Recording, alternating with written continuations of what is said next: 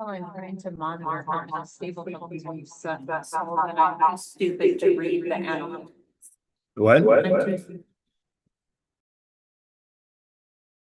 There, how's that? Yeah.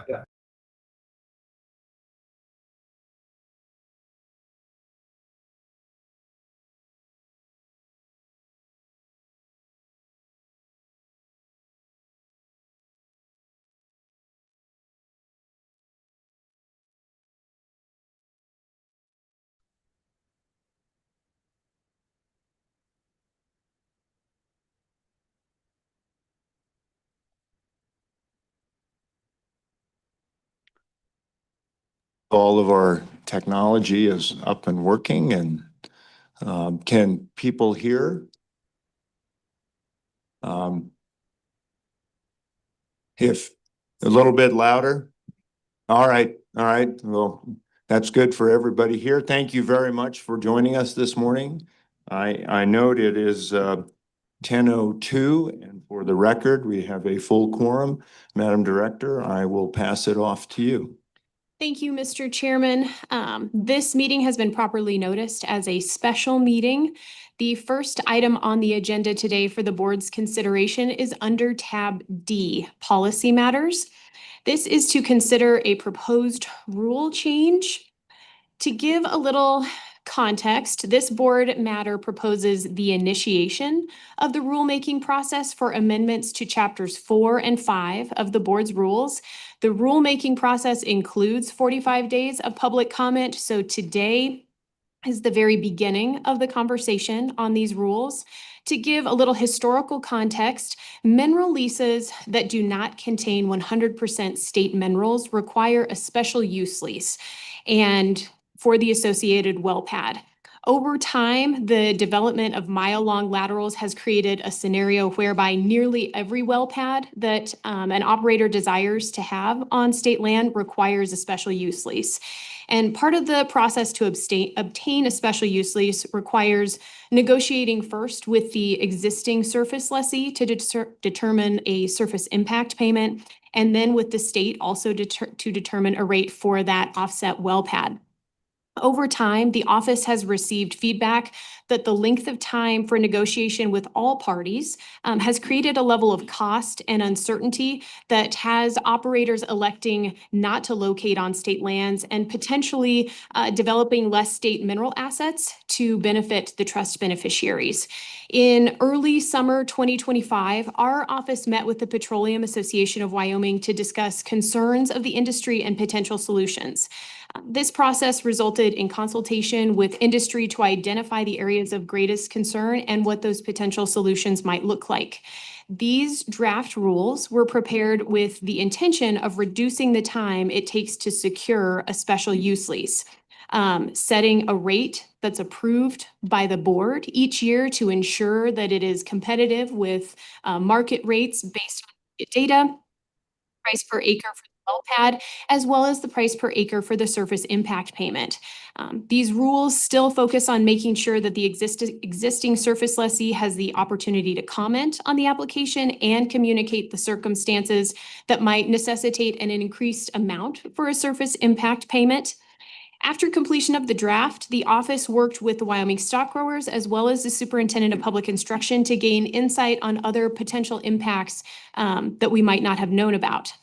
The design of these rules is to create consistency, predictability, and a time-efficient procedure for operators looking to secure a special use lease for a well pad on state lands.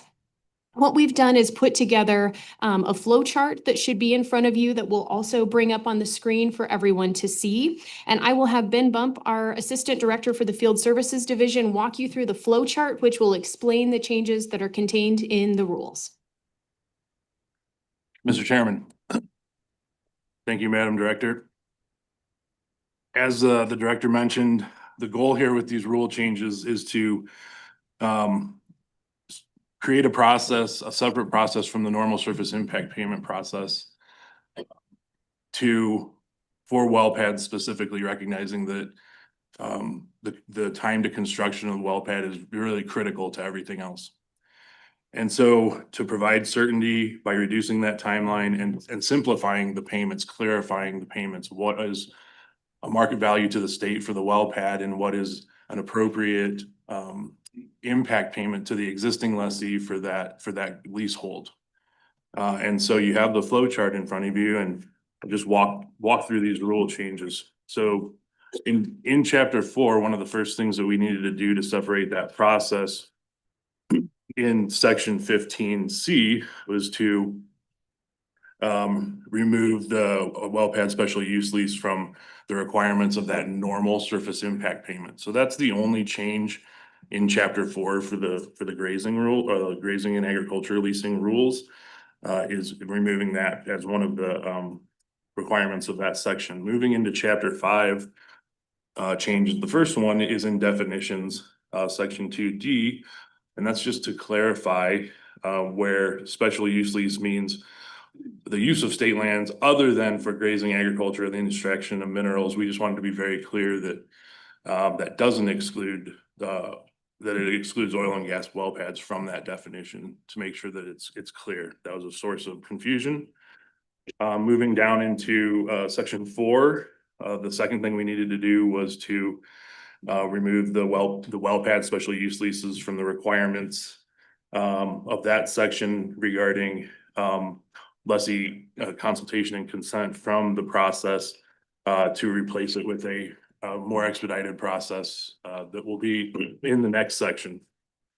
And so in section 6H, this is really where this process comes into play, the process that is explained graphically by this flow chart.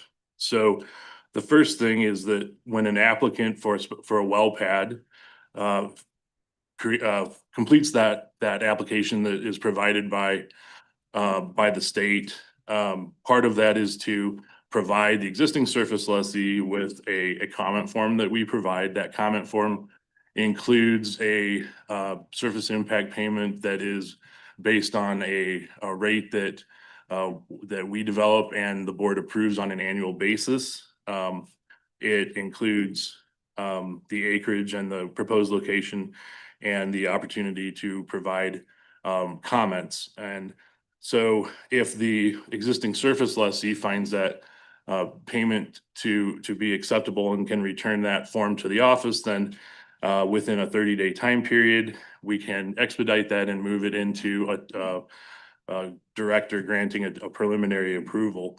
There's also an opportunity there if that surface impact payment is not adequate for some reason, if there's some extenuating circumstance where that surface impact payment doesn't cover that leasehold impact to the existing surface lessee, they have a process to provide comment back to the office. And this is where, trying to decrease the timeline and also decrease the burden on the operator and the existing surface lessee, where OSLI will step in and contact the applicant and sort of mediate to try and come to an agreement in that situation. And if an amount can be agreed to, then we can also move forward to that director preliminary approval. If it's not, then within a 15-day time period, the office will evaluate both sides. And if the amount is not agreed to, the director can provide that amount, and then it would go not to a preliminary approval, but to the next available board meeting for final approval by the board. So that's essentially the process laid out in that section 6H. And then finally is the change in section 7 to indicate that for oil and gas well pad leases, the rate would be set by a market similar to the schedule for the surface impact payment, where we would set that based on market data, review it annually, and have it be approved by the board so that there can be certainty on what these costs are for the expedited process. Thank you, Mr. To answer any questions. If not, the superintendent was very helpful and may have comments to offer as well. As I think Petroleum Association of Wyoming will also be able to provide some insight, as well as stock growers, since they helped develop these rules. Very good. Madam Director, let me ask if there are any questions from the board to the staff. Yeah. Mr. Treasurer. From what I recall is that we really didn't have any problems with well pads. It was more on easements. And so it doesn't look like we're really addressing the surface impacts of the rest of the section. You're just addressing the well pads rather than the whole section. Is that correct? Mr. Chairman, Mr. Treasurer, I think one of the things that are encompassed in these surface use leases, oftentimes you'll see the ones that come to the board through the normal process is you will see a request for offset well pad and associated access road. And so the contemplation here is that the acreage included in that cost would be part of what is brought forward. Yeah, but it doesn't say that in the rules. I would say that, you might make that express that it includes easements. Otherwise, you're just talking about the well pad. And then in the easement thing, I think that we probably need to do a little bit of identification about what the private market is getting and why that is, because there's a great degree of a variance between what the private sector is getting and what we're charging for easements. So I'd say delve into that. That might be an entirely separate section or something but as we go through the 45-day process, we need to understand that and understand that there's basically more than one market. You got road access, you got pad access, and then you have other types of easements. Thank you. Thanks, Madam Director. Any other questions? If not, I'll turn it to the superintendent. And I do see Mr. Obermuller, you'll be following that. I see your hand is up. So, Madam Superintendent. Thank you, Mr. Chairman, and thank you to staff for the explanation. I think this has been a good process. As the director noted, we had a working group with the Petroleum Association, the Stock Growers Association, myself, and the staff.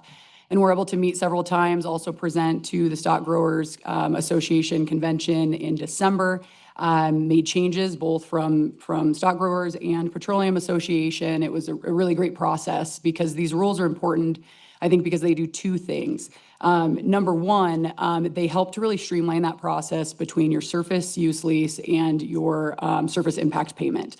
We've had operators that have been waiting for almost a year and a half to get a well pad constructed. We don't want to be slow in our state land development there of oil and gas production. And so it does that really significantly, speeds up the process for our oil and gas producers. And then two, I think these really are meant to encourage contact between the oil and gas operator and the ag lessee. And so that's built into this flow chart, as you can see. And it also allows for our ag lessee to be able to work with the state lands office to determine if there are those extenuating circumstances where there are impacts that need to be further covered above what that standard threshold is. And then I would just note, Mr. Treasurer, that we will be evaluating that set amount is at an annual change that we approve as a board to ensure that that's keeping up with the appropriate amount for surface impact payments.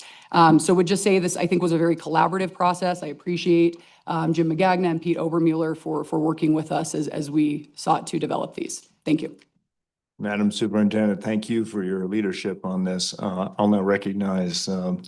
Obermuller from the Petroleum Association. Good morning, Mr. Chairman. Can you hear me okay? We can. Great. Good morning to you. Good morning to the board. I appreciate the board taking this matter up today. And I very much appreciate the involvement of the superintendent and, of course, my friend, Mr. Magagna with the Stock Growers Association in this collaborative process. Mr. Chairman, our driving interest in this was to try to shorten the time frame between when there is interest in producing state minerals and when a lease can be secured, so that construction can happen on a timeline that makes sense for the short drilling windows that we have in Wyoming. And very much appreciate the collaborative work that went into this that will work for us. And I think Mr. Magagna will agree will work for the grazing lessees. And I'm happy to answer questions about the details if necessary. I think that I have member companies in the room that could also answer questions if necessary. But I will leave it at that, Mr. Chairman, and thank you for your time and the board's consideration. Thank you, Mr. Obermueller, and I see Mr. Magagna, your hand is up. So I'll recognize you now, and then I think I'll move back to letting the good director run comments. Thank you.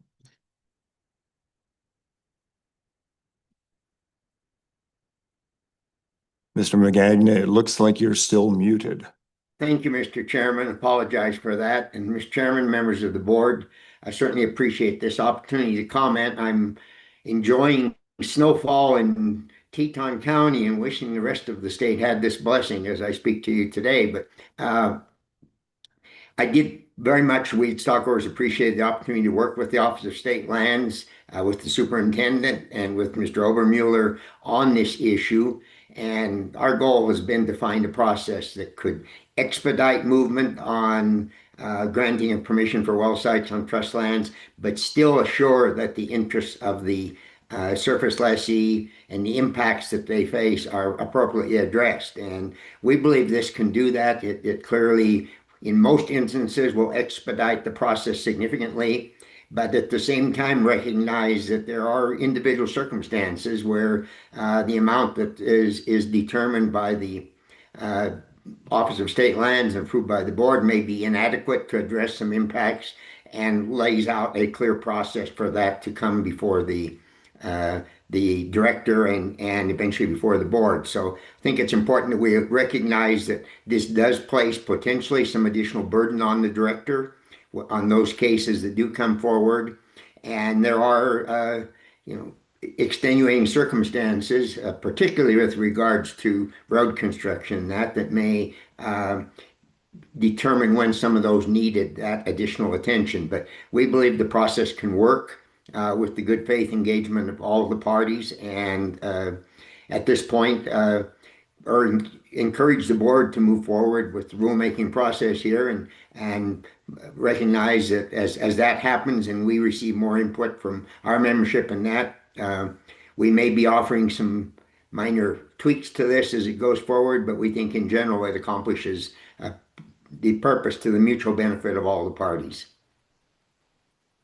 Thank you, Mr. Magagna. Madam Director, I'll turn it over to you. Thank you, Mr. Chairman. If there are no further questions from the board, there may be individuals wishing to comment to the board on this matter. If so, we would ask that they would come up to the left here at this table. I think there may be a few in the room.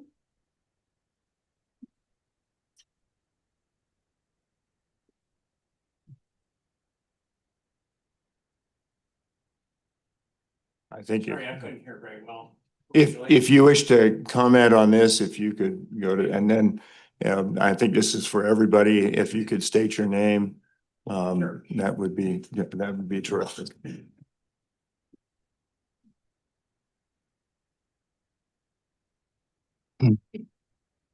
Mr. Chairman, members of the board, my name is Frank G. Ethorn.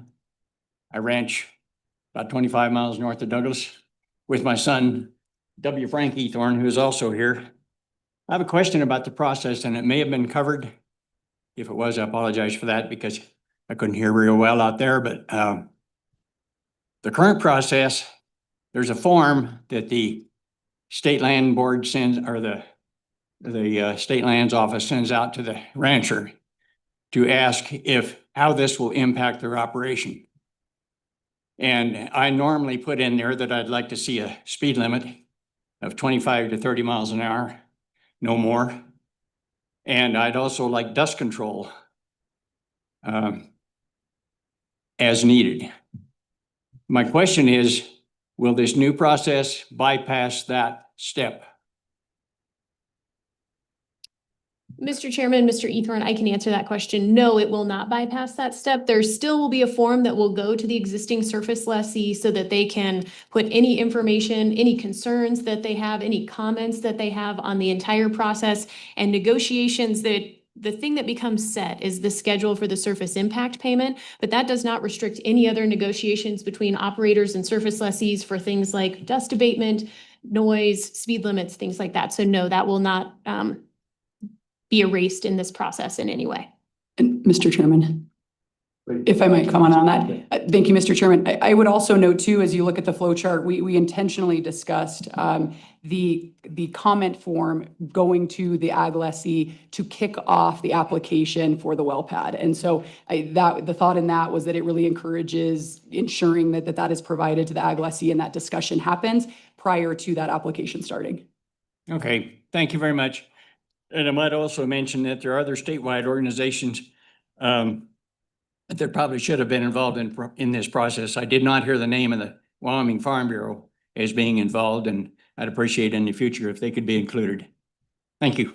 Mr. Eathorn, I think, as the director mentioned at the beginning, this is the kickoff to the comment period. There'll be 45 days that the Farm Bureau and others, I raised some of the same issues, but wool growers, others would have the opportunity, plus independent oil producers and others with interests. I hope they will participate in the rulemaking process and the comments. Thank you. Thank you.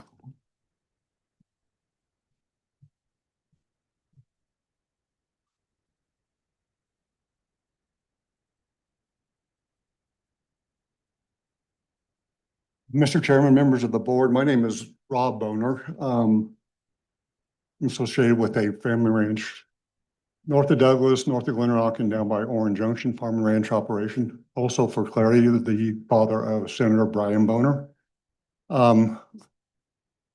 Also, frankly, have had a contested case in front of the state land office, and I think came to the board. And just want to make a comment on that specific case.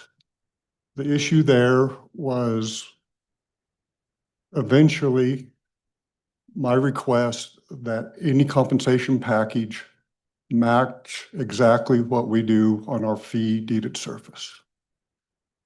Operator refused to do that. And so I refused to agree to any kind of the forms. So just for clarity, and it took quite a while. I think we've been messing with this for 1.5 or 2 years. From my perspective, this could have been settled quickly and easily if the operator had agreed to what I consider reasonable terms, simply match the rates on state land as you pay for your operations on our private surface. Still have not come to that conclusion. Then so just want to clarify that. Also wanted to comment on the proposed rule changes. And I think it's important to understand that the market rates for surface use are completely different throughout the state.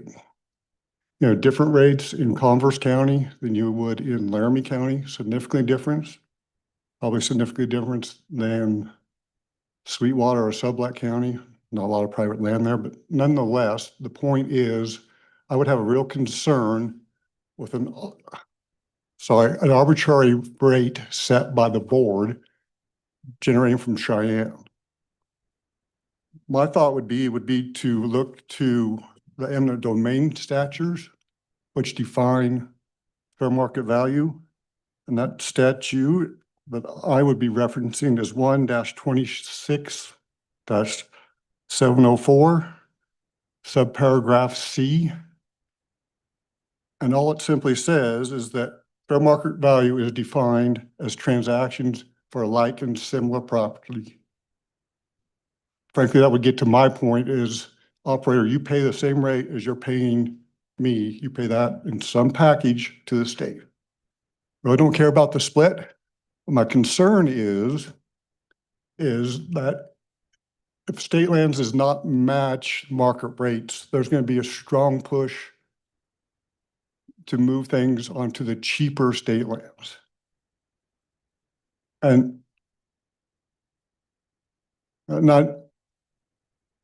don't think that's fair to the private landowners or fair to the state.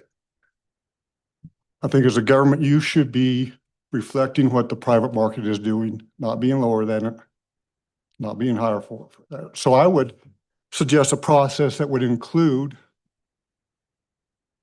that the state land office seriously consider and give strong weight to the eminent domain statute's definition of fair market value. And just as a little tiny exhibit, if I may approach. Absolutely, I get a little frustrated. Also, part of what somehow I got stuck on something. I'm also the president of a little group called the Converse County Landowners Association, which is ranchers in Converse County who meet and discuss compensation rates for various activities. We got oil and gas, wind, uranium, transmission lines, pipeline, just several things. It's a reflection of what folks have negotiated for compensations rate. And I actually have one caveat to there, and I understand this man's point. There's been a landman for an operator that says his concern about that is that we kind of cherry pick the high rates and everything. And sometimes all these are a negotiation. And so somehow we got to kind of come to a conclusion there that just because you're high here, you don't get high here also. But frankly, that's what those rates are, full disclosure. So what I would like to share with you is an exhibit from an 8M application from WRC. And they are submitting, when they do that, they submit their AFE, their budget for the well. And what I've highlighted here is simply what WRC has budgeted for surface use for this well. And the total budget is like $12.5 million. The surface damages and right of way have a budget item of $35,000. When you do the calculation for that, that is 0.28% of the total budget for this well to compensate the landowner to use his property to drill the well.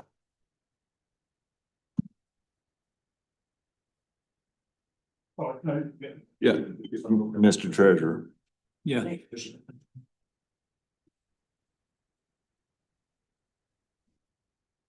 Thank you. Okay, yeah, I'm just wondering, if we're gonna try to get some, reasonable amount, would that be done on a county basis? Would that be, rather than I tend to agree with you, one size doesn't fit all in every area, but is a county basis, I guess, good enough for a starting point? Or do you have, different landowners are just a lot better at negotiating than others, and so you have a wide variation? I think that's more accurate, the latter description. And frankly, this example I've given you has the landowner's name in there. Pretty good negotiator, so that's probably pretty high. I would, if we look to the eminent domain statute, it says like and similar and like property. So my thought would be that if there's a contested compensation package, that the director's office look at the last 2, maybe 3 agreements that landowner has done, and those would be the rates that the director's office would agree to. Okay. And here's my problem with setting rates in Cheyenne. What I'm afraid of is you could end up with something similar to what has happened with the forced pooling statute. And again, an arbitrary rate of 16% if you're forced pooled for unleased minerals. That has now become the standard because operators like that say, well, I can either pay you for a lease or I can force pool you for 16%. And I can tell you in Converse County, that overriding, that royalty rate is significantly higher than 16%. So now the operator could, not that happened, but could skip out on the lease bonus payment and then pay a lower royalty rate. So it's really caused a disadvantageous marketplace for the private interest, at least in Converse County. Thanks for the information. Thank you, Mr. Chairman. Thank you. Rob, I just wanted to follow up, there's some similarities, it seems to me, with what happened during the late 1990s, early 2000s with coal bed, which I think it caused this eminent domain statute to be revised at that time. And, I think what you're talking about is trying to find the sweet spot between, let's hold up development, and, try to hold hostage the operators that are trying to get things done. And then what happened there, which was to drive a lot of operations to state lands with the idea that you would force development of the coal bed methane. And I think that that sort of caused the problem. And I'm hoping that we, in the process here, are able to avoid that kind of a situation. So coming with the local rates probably helps, but there are some pretty sophisticated landowners in Converse County that probably set a market. Do you have a thought on how a person can sort of make sure that we don't hold up production or hold hostage development and find a fair way to be able to compensate both the state and the land interests? So just as an aside, my frustration with this contested case we're in is, in my opinion, it could have been settled a year and a half ago, but we just couldn't get there. So folks have probably heard, well, landowners are holding things up. I was clear from day one. This is what it's going to take. You agree with that, and we're good to go. Well, we never did get there. So in the timing, I understand that you do not want to hold up development. Also takes two to tango. I guess I would just go back to, without getting overly complicated, something you would do in an eminent domain case here. Here are the last transactions I've had. And in this case, we have had several with this operator, SUAs, and we just couldn't get there. So I would just go back to history and say, I don't think you want to go back 10 years because market rates change frequently, but I would say the last 2 or 3 transactions and use that as the rate that the director's office would approve for a compensation package. Madam Superintendent. Thank you, Mr. Chairman. Question for you. You had mentioned that you don't care about the split. A lot of states don't have a split on the surface impact payment. And so I'm just curious if that would be acceptable to you in terms of only actual impact to the ag lessee or shown damages. So here's the issue with when you think about compensation for impacts, because everyone's different. So if you have a situation where there's limited road access or none, then as a rancher, your impacts are very few. If you have a situation where they got to come through us for 10 miles on a road, and now here come the sand trucks and all that traffic to get to a state section, well, those impacts are significantly different. So I don't know. The split, I don't have, frankly, an opinion with the split. My point is that the state should not be looked at as a cheaper alternative to private land.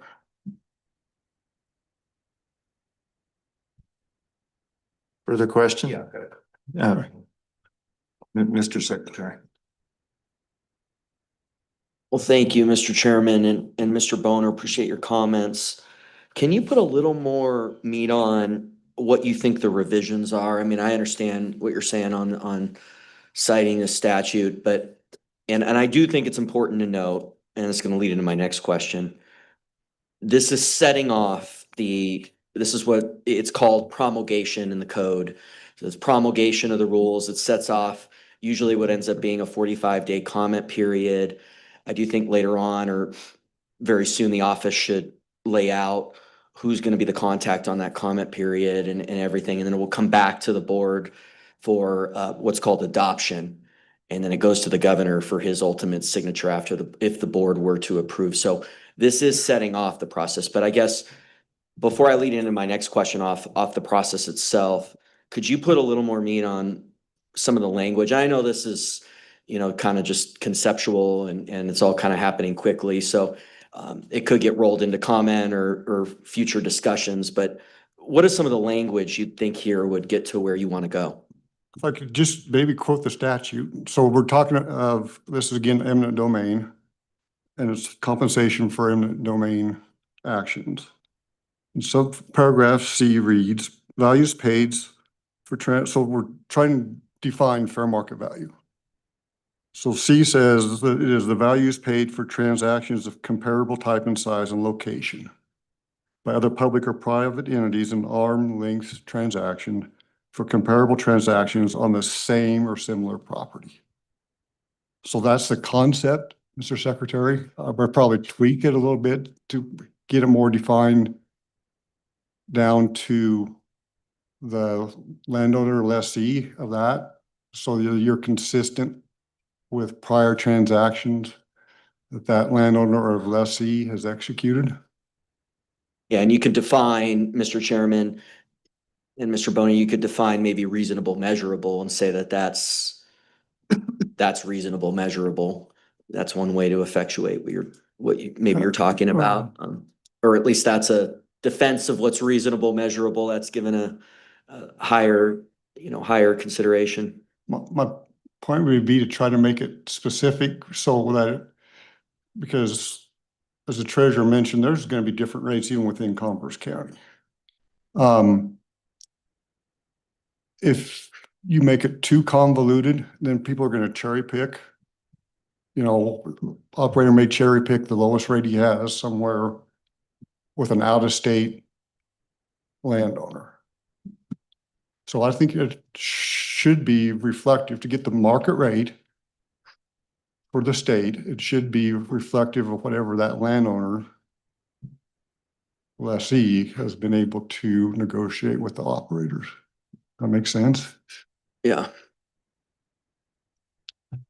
Mr. Chairman. Okay, did you have a follow-up, Mr. Secretary? Otherwise- No, I'm going to go down a different trail. If she wants to go, she can go. Madam Superintendent. Mr. Chairman, I just thought it might be helpful if the office could explain how we do reach the rate, because it's not arbitrary. It's based on market, but statewide. So maybe Mr. Bump can do that. Mr. Chairman, Madam Superintendent, so currently, when reviewing well pad applications that come into our office, we review each offer individually based on the market of where it's located. That takes some time, but that's currently how we evaluate those, including any data that we can find from operators, from landowners. What these rules are contemplating is to provide a rate based on likely an average to expedite that process. So with having a schedule that the board would approve on an annual basis would be taking all the data, coming up with a range, and then identifying a spot in that range that would be equal across the state. And follow up, Mr. Chairman. Yeah, Madam Superintendent. Thank you, Mr. Chairman. And Mr. Bump, that would be based regionally. Mr. Chairman, Madam Superintendent, it could be.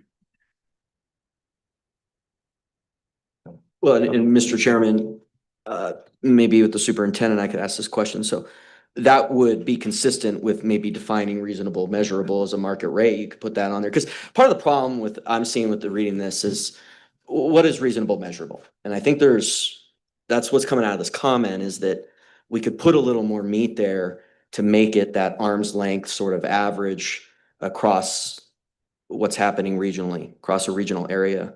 And we could put that in the definition of what is reasonable, measurable, or just put it in the rule itself outside of the definitions. I think the definition would be better.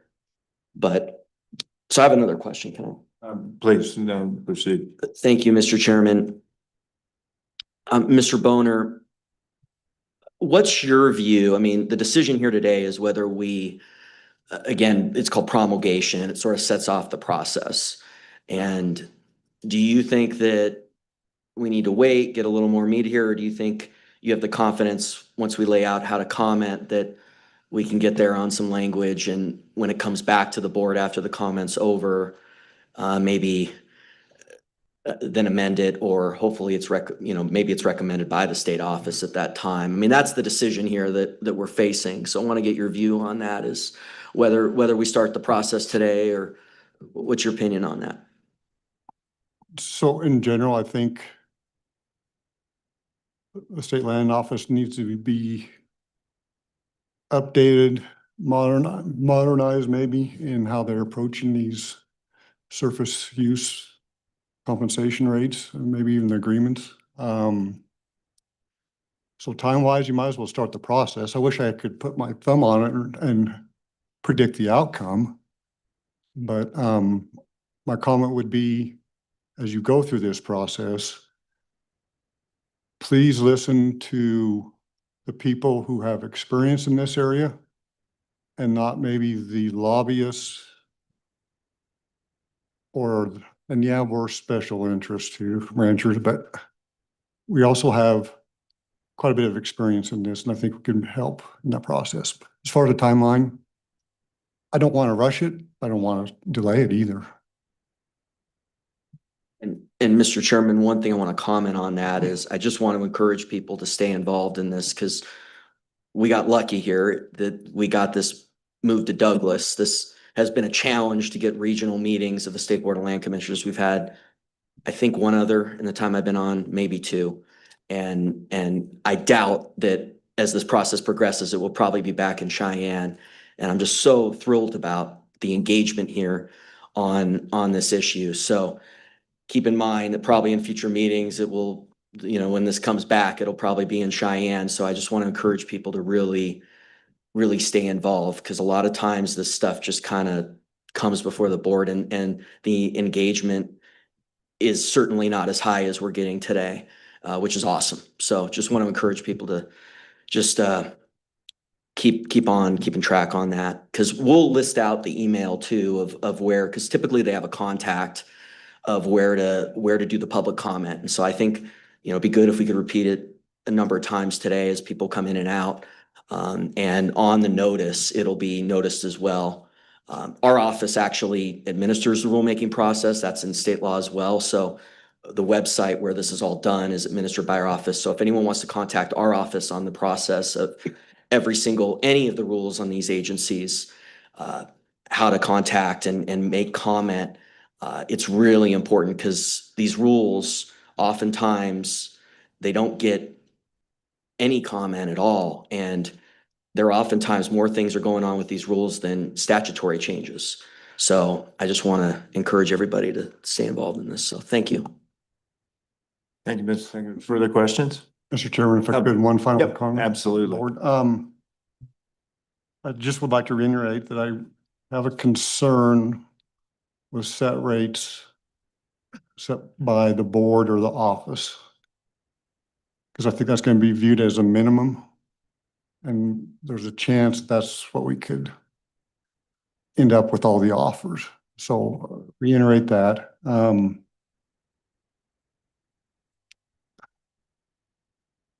then the final point is, I know we're here just to talk about rates. I don't know how to describe what goes into this. I have in front of me a comment form. It's this wide for saltwater disposal line. Our current saltwater disposal agreement is 13 pages. And I'm supposed to put my comments in a space that big. So it's just, there is to your point, Mr. Secretary, we need to be engaged. I would say that maybe the director's office needs to be a little bit more engaged and more understanding and more communicating with landowners also. Mr. Chairman. Madam So Superintendent. just a follow-up question on that. So you wouldn't be satisfied with any rate set, been based on market rates and the analysis by the office? I don't think so. I think I would rather have the operator submit something and then have the opportunity for the landowner lessee to dispute it, and the evidence would go to current rates that landowner and maybe that operator have negotiated for private use agreements, use of private land. Okay, further questions? Yeah, Mr. Chairman. Mr. Secretary. Question for the office. Could you lay out, I think it's important we repeat this as people are in and out across the day, how the comment is going to work for formal comment and who's the contact lead in the agency? Mr. Chairman, Mr. Secretary, should the board approve this board matter, it will then work with the governor's office and the Secretary of State's office to set up the process. As we mentioned, there's a 45-day comment period where anyone wishing to submit comments to the office are encouraged to do so. The email at which that is to be sent is slf-public-comments@wyo.gov. When these rules are released for public comment, it will be in that notice. When these rules are released for public comment, it will also be on our website. So we encourage anyone that has any interest to do so.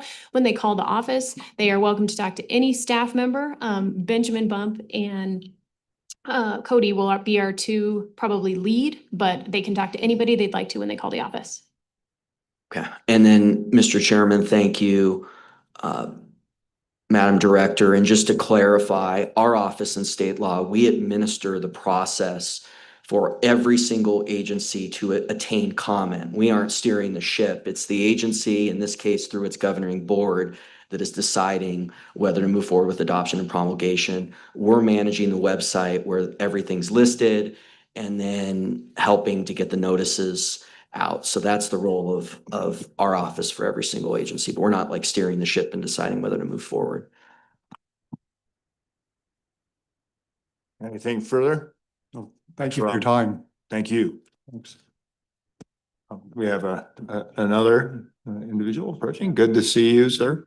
Oh, yeah, come on up.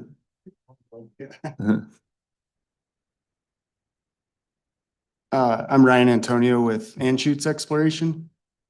So I'll be quick. I know we've covered a lot. But basically what I like about these proposed rule changes is it really, I think, increases the collaboration between the operator, the grazing lessee, and also the state lands office. Under the current process, it's really just kind of up to the operator and the grazing lessee to negotiate that SIP payment. So that's one thing that I really like about this process. And it also keeps the timeline on track. So where we don't get, delayed. So that's one thing I like, and it kind of all goes back to timing. The other thing, just to point out, and I'm sure you're aware of this, there's been a lot of focus on the SIP payment with the grazing lessee.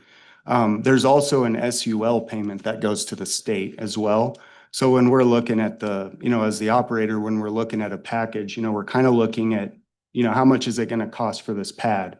The SIP payment and the SUL payment. So that's just something to keep in mind, but we're supportive of the rule changes and happy to answer any questions if you have them, but that's all I had.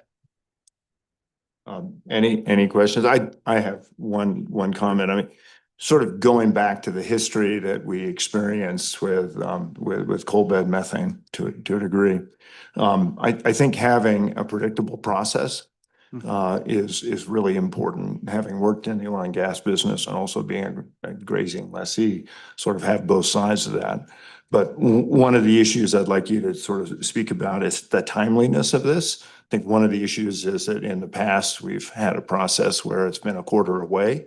And the way price volatility occurs, the way mobilization costs occur, the way all of those things happen for the industry. Could you just reflect a little bit on sort of predictability and timeliness? Oh, absolutely. So yeah, like my job is to, find a surface location, the best surface location for the company. And there's a lot that goes into that: topography, environmental, wildlife, all kinds of stuff, access.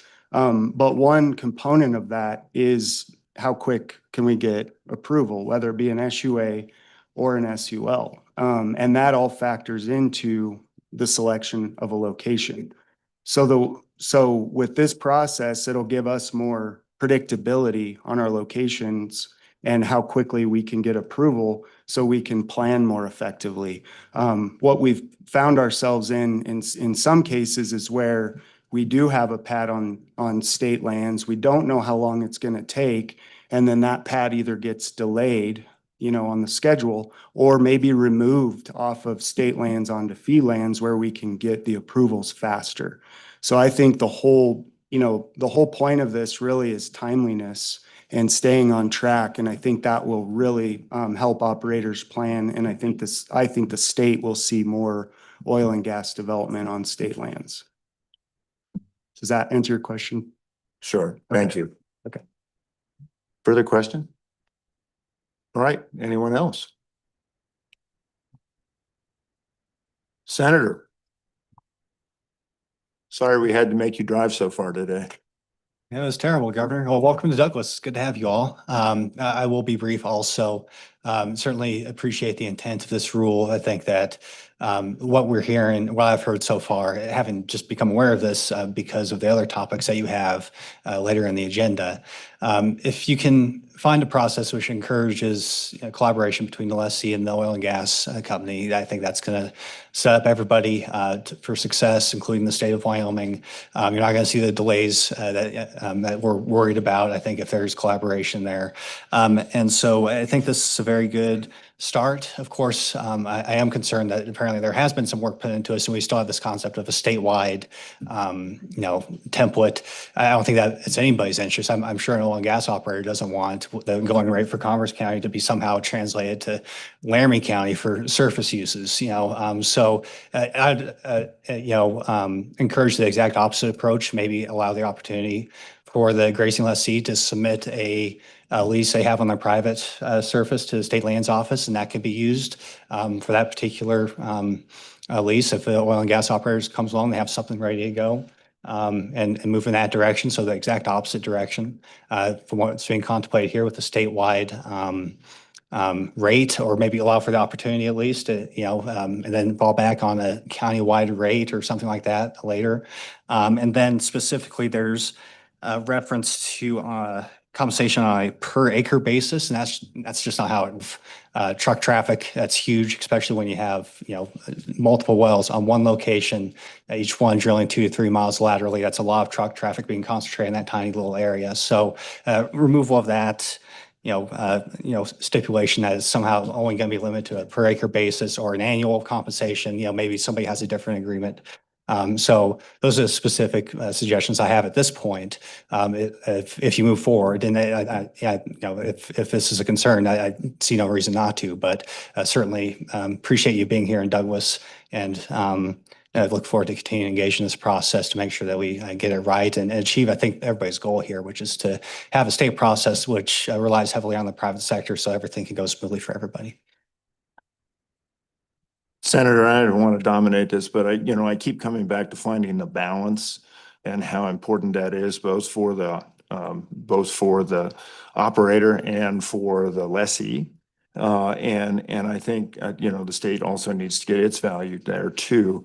Going back to 2000, when literally the way we balanced our books was to have somebody die. We sort of pulled our way through.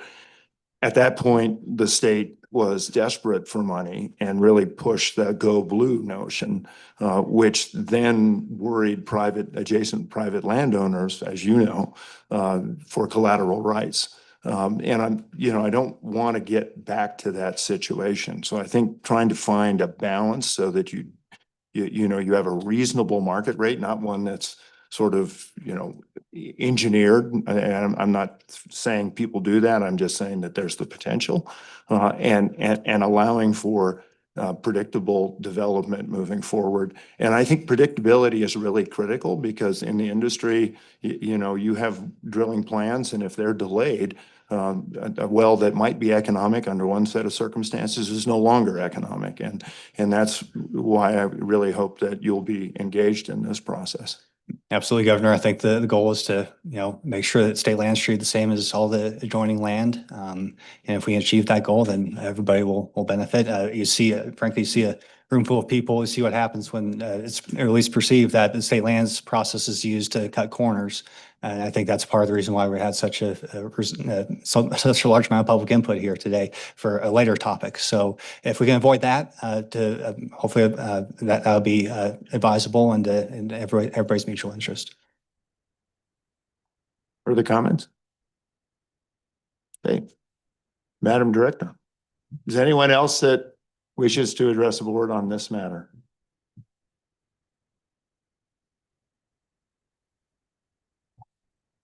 Is there anyone online? Comments from either Mr. Obermuller or Mr. McGagna? Okay. Oh, Madam Superintendent. Mr. Chairman, thank you. I appreciate all the discussion that was had. The intent with our work on this has always been to find that sweet spot. And so I think, with the rulemaking process, we have the opportunity for comment to fine tune that of exactly how we regionalize it. But that has always been the intent in the discussions. And so, Mr. Chairman, with that, I would move to begin the regular rulemaking process for the amended rules for Chapter 4 and Chapter 5.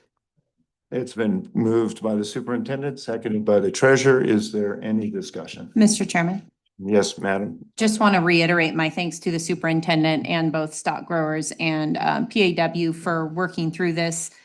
We make our oil and gas operators jump through a lot of hoops to work on state land, and I think this start is a good move to at least making sure they can expect how big and how high the hoops are. So that's all. Thanks. Further discussion? Hearing none, all in favor signify by saying aye. Aye. Nays? That motion carries. Thank you, Mr. Chairman. Next on your agenda is under tab F, number 1. This is a request for a lease term extension for an oil and gas lease. This lease was held by Phoenix Energy One. They have requested a 1-year lease term extension for their lease. If approved, this lease extension would expire December 1st, 2026.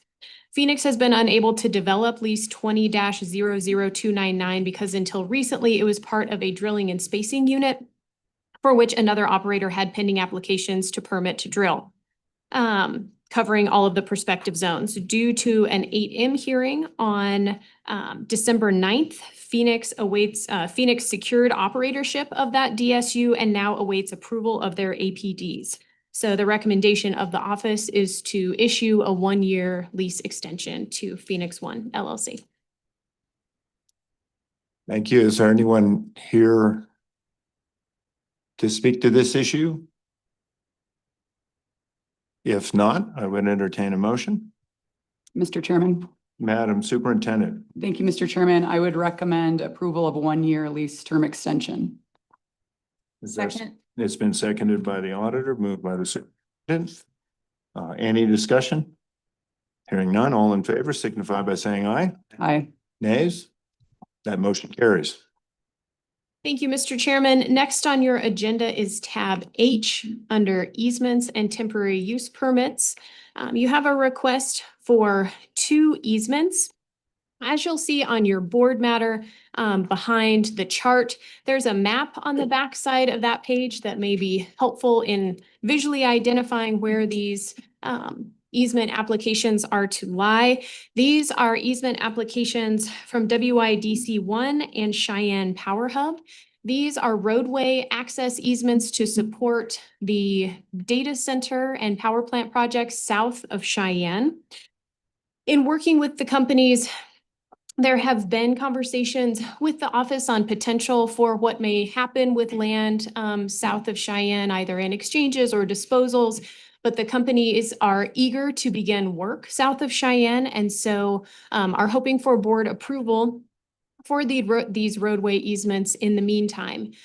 Given the time frame that the companies need to move forward, the office did offer temporary use permits, which are 5-year terms. But given the size of the project, they were more interested in a longer term easement. So the negotiation done with the office was for a 35-year term on both of these easements, each for 39.36 acres at $20,000 an acre. So that would be the recommendation of the office. And I believe there are representatives from the companies here today that would like to address the board. Please, if you'd like to approach, that'd be wonderful. Thank you.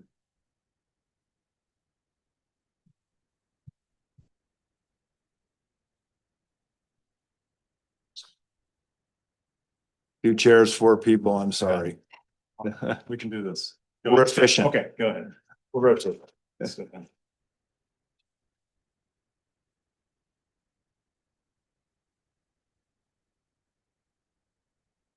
Ready to run? Confirm that this is on? Okay, so we can hear you. Thank you, Mr. Chairman. Thank you, Commissioners. My name is Scott Prestige. I'm with the company Tallgrass.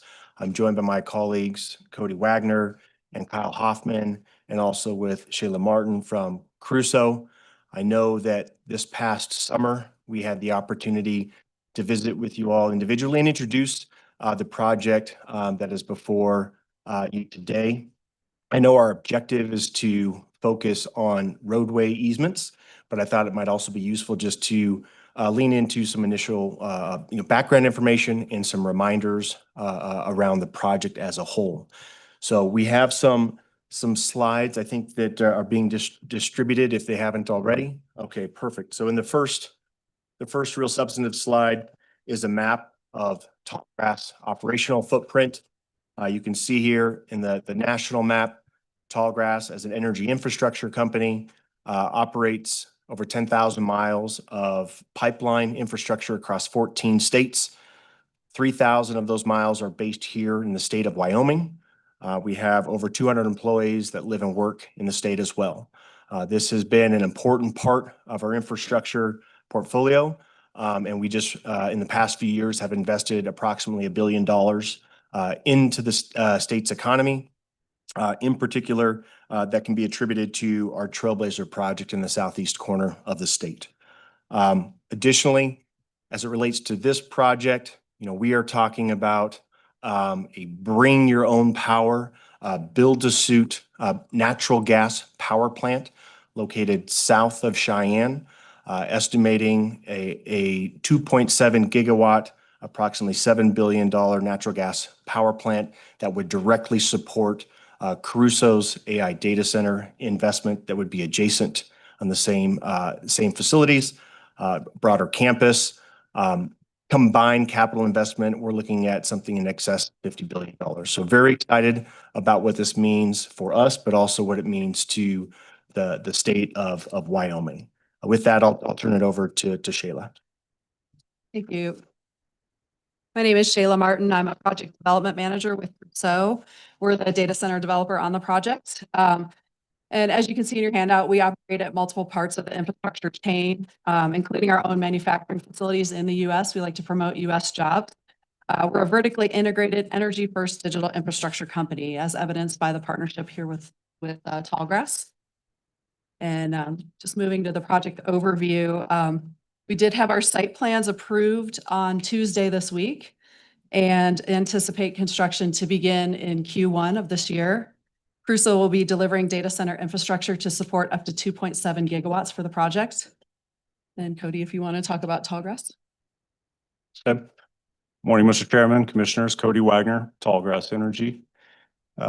So Tallgrass is developing the power plant component of this project. We have recently acquired as well. So that being said, we are ready to start moving dirt We have equipment, there and more ready to mobilize to the site to get started on this project. So there's a project overview slide regarding the industrial park, Switchgrass Industrial Park. The nature here, we're looking at a couple, two accesses off of Highway 85 to be the main access points into the property. So both of those would need to cross state lands to get there. This will incur approximately 3 miles of state land between the two.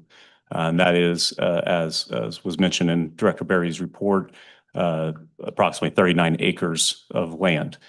That 39 acres across that approximately 3 miles is primarily driven by a 100-foot wide easement. So we do have a slide in here that shows a profile cross section of that. As related to the project, we're requesting a 100-foot wide easement due to the amount of traffic and trying to manage the traffic and safety in and out of the site. So the 100-foot wide easement would accommodate 4 lanes of traffic, and then of course provide for sufficient drainage and shouldering along the road as well. We are in agreement with the staff's report. However, we would like to request that the board consider a longer term of easement. So instead of 35 years, we would respectfully request a perpetual easement. And this is driven primarily, by the amount of capital investment going into this. So of course, with power plant investment, as was mentioned earlier, we're talking between the power plant and the data centers, upwards of $50 billion. So, we anticipate this infrastructure to be in place for a very long time. And so we would request that the staff consider that. Now, we do have several maps in here. As was mentioned also in the staff report, at $20,000 an acre for the consideration. That is on a per applicant basis. So, this is a non-exclusive easement that both Tallgrass as well as Crusoe would have rights to utilize.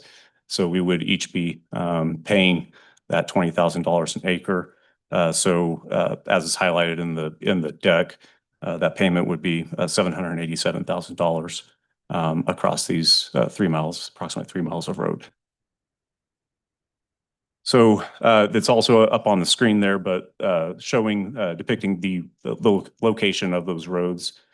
I would, we've aligned these roads to follow section lines, property lines, as well as existing encumbrances and easements that are out there. We are working around what's referred to as the South Cheyenne Solar Farm out there. So that is, we have 2 roads, and you can see on the screen, the south one would be the south access. That's on the south side of that solar farm. And then what we call the mid access would be north on the northern one on this map here, as just on the north side of that solar farm. So we're bringing 2 accesses. We've been working close collaboration with YDOT regarding traffic studies and improvements that need to be made on Highway 85. And we're very close to implementing those. So the one thing just to highlight would be the Section 8 routing there. It does kind of make a U shape down and within that half section of state-owned land, and that again is following the existing encumbrances that are out there and the property lines, and then allowing for what we think would be the maximum utilization of the long-term utilization of the state property for future development. So that is the reasoning for that routing.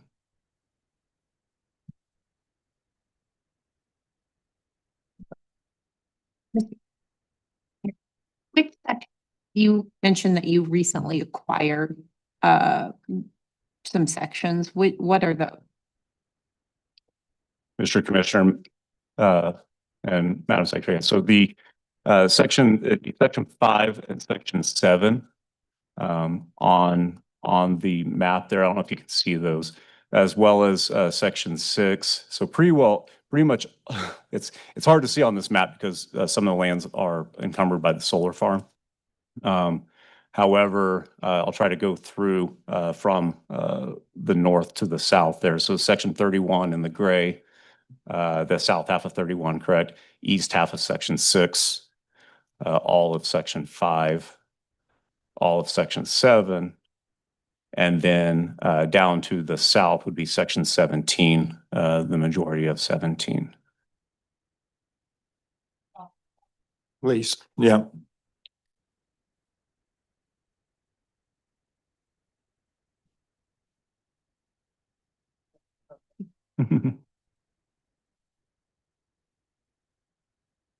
Quick follow-up.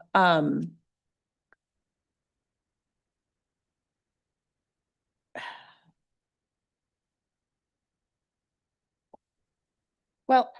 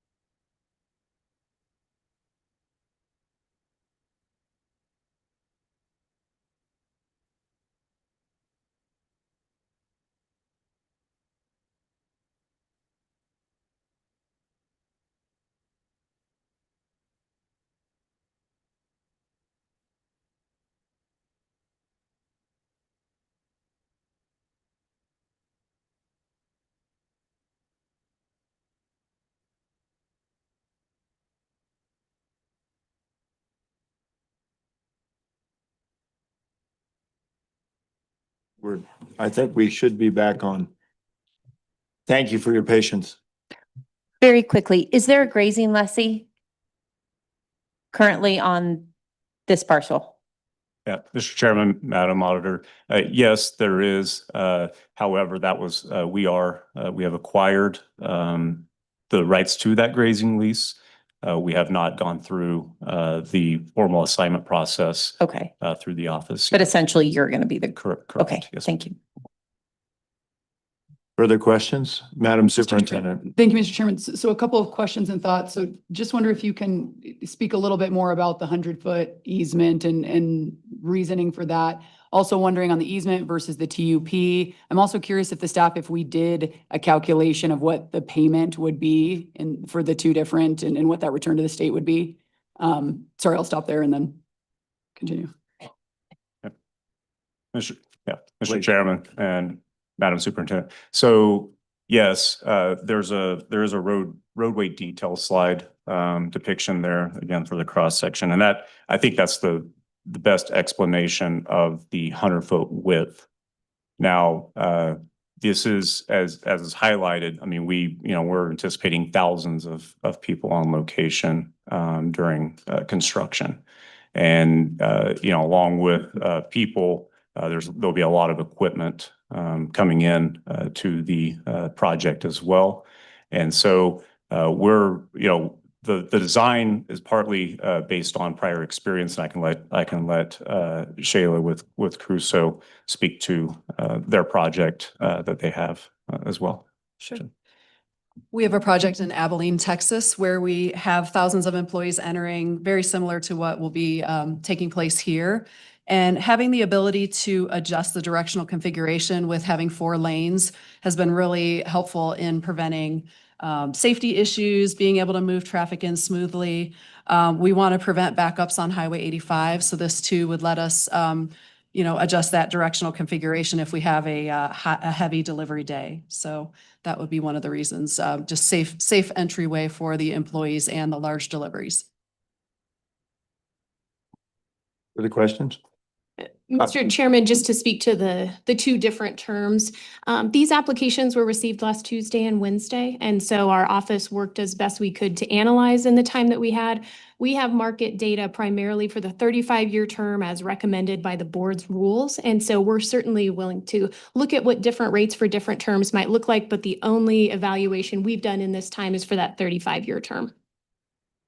Mr. Chairman, just follow up on that. And that's kind of where I'm going with it. I trust me, I know about easements, operated oil and gas, and your Wamsutter in the checkerboard. So I get checkerboard dynamics and need for easements. I think what I'm worried about here is the size, the TUP versus easement. But then also when you look at Section 8, I mean, we have a higher level problem here of what we need to do with that section.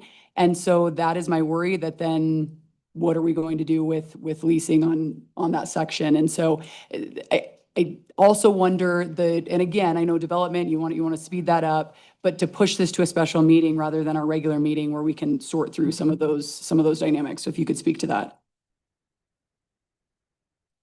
Mr. Chairman, yeah, so absolutely. And we greatly appreciate the staff's time and efforts that have been given to this project. And, we have had some discussions moving in. Now, yes, the applications, formal applications just recently went in, of course, over the holidays. However, yeah, we have certainly taken into consideration the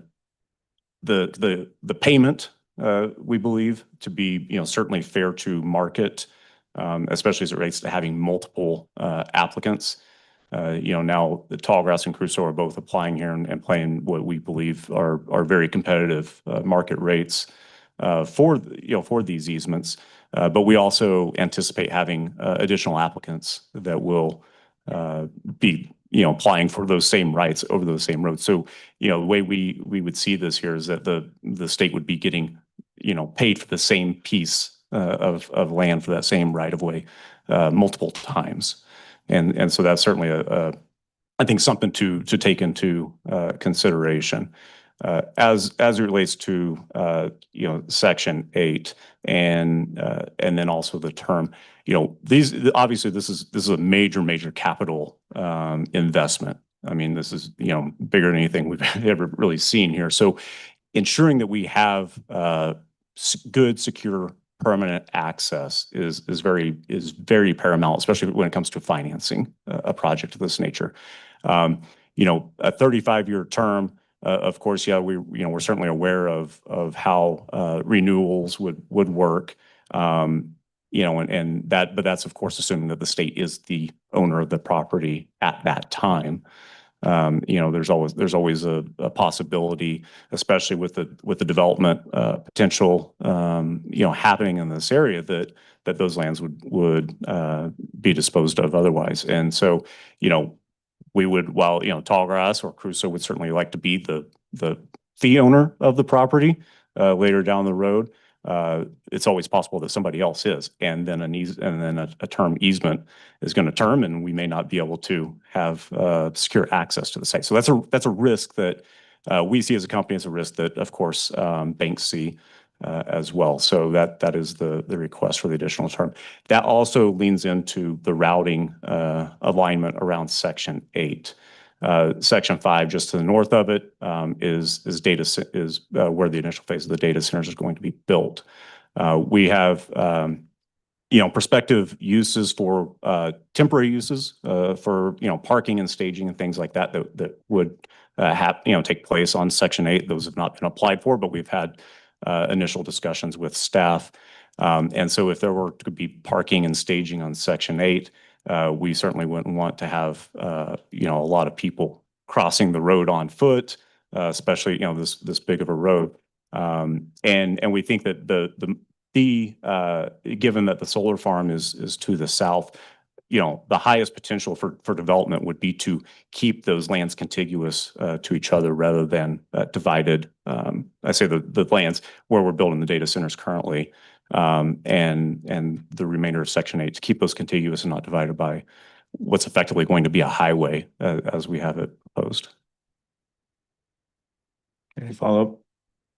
Any other questions? I do have one for Caruso.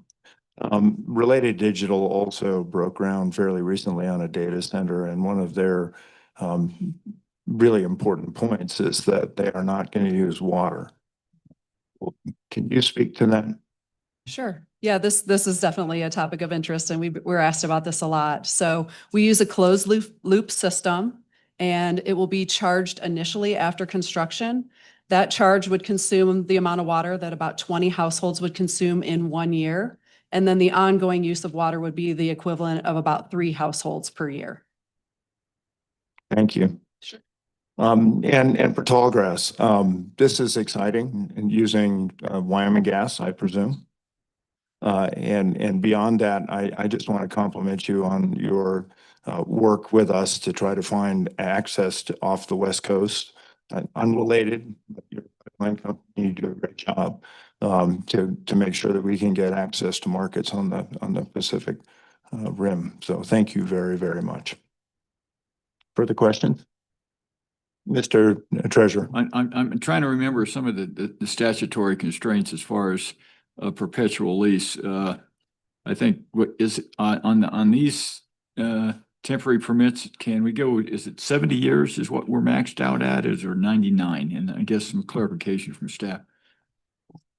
Mr. Chairman, Mr. Treasurer, when we're considering easements, section 4 of the board's rules and regulations reads, the board may grant easements in perpetuity for any term of years whenever possible and practical and consistent with the purpose.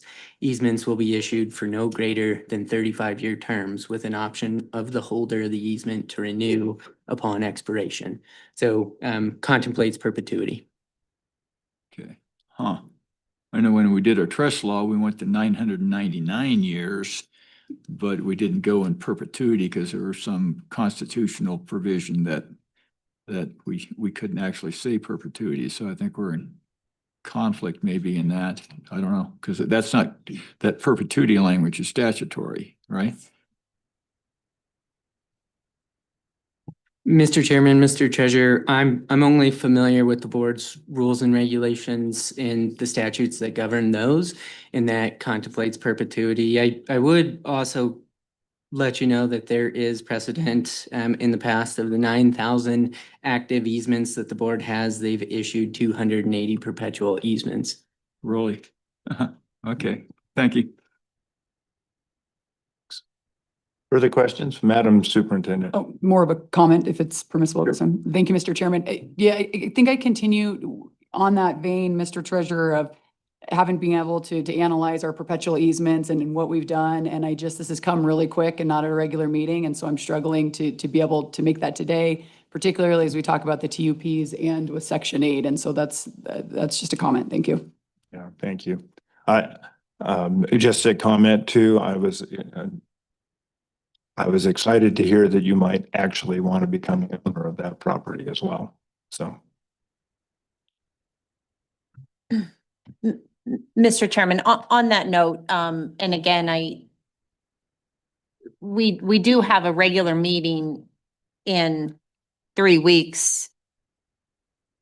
Does that unreasonably, and again, had it not been sort of, luck is not the right word, but this meeting was not going to be held, but for other issues that we've brought up, and it would have gone to February anyway. Does that have a substantial impact? Or is there any reason it can't wait till February? Mr. Chairman, Madam Auditor, yeah, certainly, I think it's an absolutely fair question because this project is moving very, very quickly. But I will highlight that is the that is the nature of the kind of AI arms race, if you will, and trying to get these projects in service as soon as possible, and speed is certainly the name of the game. As we highlighted before, we just received the approval from Laramie County for the site plan. Certainly, we need access to go really effectuate the activities under those site plans, and so we would respectfully request consideration of the board for decision in this hearing. I will say, as it relates to the question of perpetual, and that's certainly a fair, fair question. 35 years in the world of, I think, kind of, financing is short when it's tied to multi-billion-dollar investments. However, I think we would be certainly open to, if the board would contemplate, maybe even a longer term, if a 99-year term would be amenable, we would certainly support that as well. Madam Director, just a sort of a process question. If we did a 35-year lease, is there any way in our rules that we could revisit a longer term lease within that period of time? Mr. Chairman, yes, certainly. The leases are amendable, so they are not set in stone. And so this can be revisited over time to amend for a different term.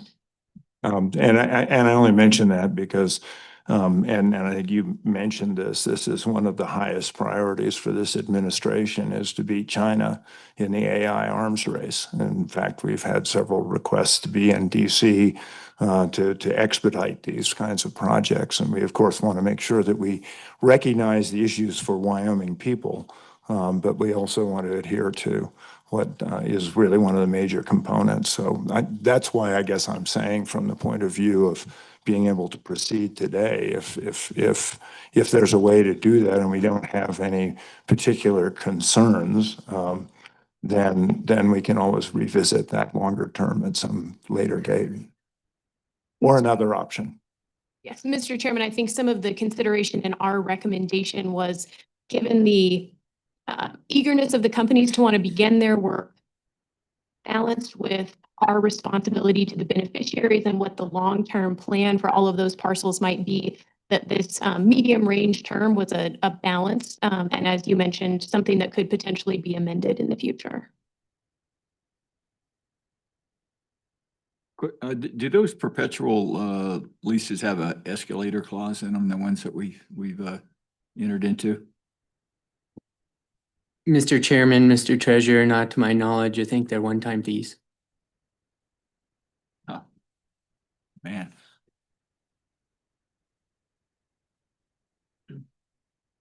Let me ask Crusoe and Tallgrass, understanding urgency. Is it conceivable that if we approach you with how do we want to look at a longer term lease or some other arrangement down the road, that you would entertain that reasonably? I mean, I understand I don't want to commit you to that, but I do want to have an answer. Yeah, we would entertain that. Mr. Chairman, appreciate the opportunity to, contemplate that. Yes, in the short, I mean, we're certainly balancing the interests that both Tallgrass and Crusoe have, and I will be remiss if let Shayla speak up on behalf of Crusoe, so I'm not speaking on their behalf. However, I think Tallgrass, one, there's a balance of urgency, right, to get out and begin the work and ensuring that we have sufficient right. And given the investment, even the investment that's going into the roads themselves, I mean, these are going to be paved, this is going to be a large undertaking in and of itself.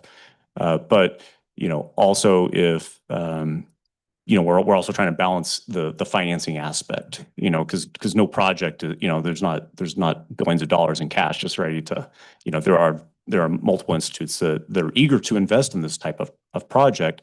However, as part of that investment process, in due diligence, they're going to certainly be looking at the rights to the property, right? And do you have, are they comfortable with 35 years? We don't believe they are. And that's where we're trying to get to a longer term.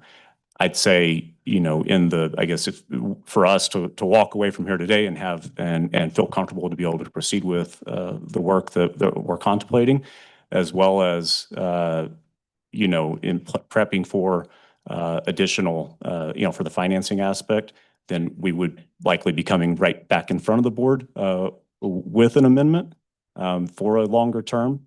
And we can continue to collaborate and work with staff and director on what that actually looks like. So I'll leave it at that.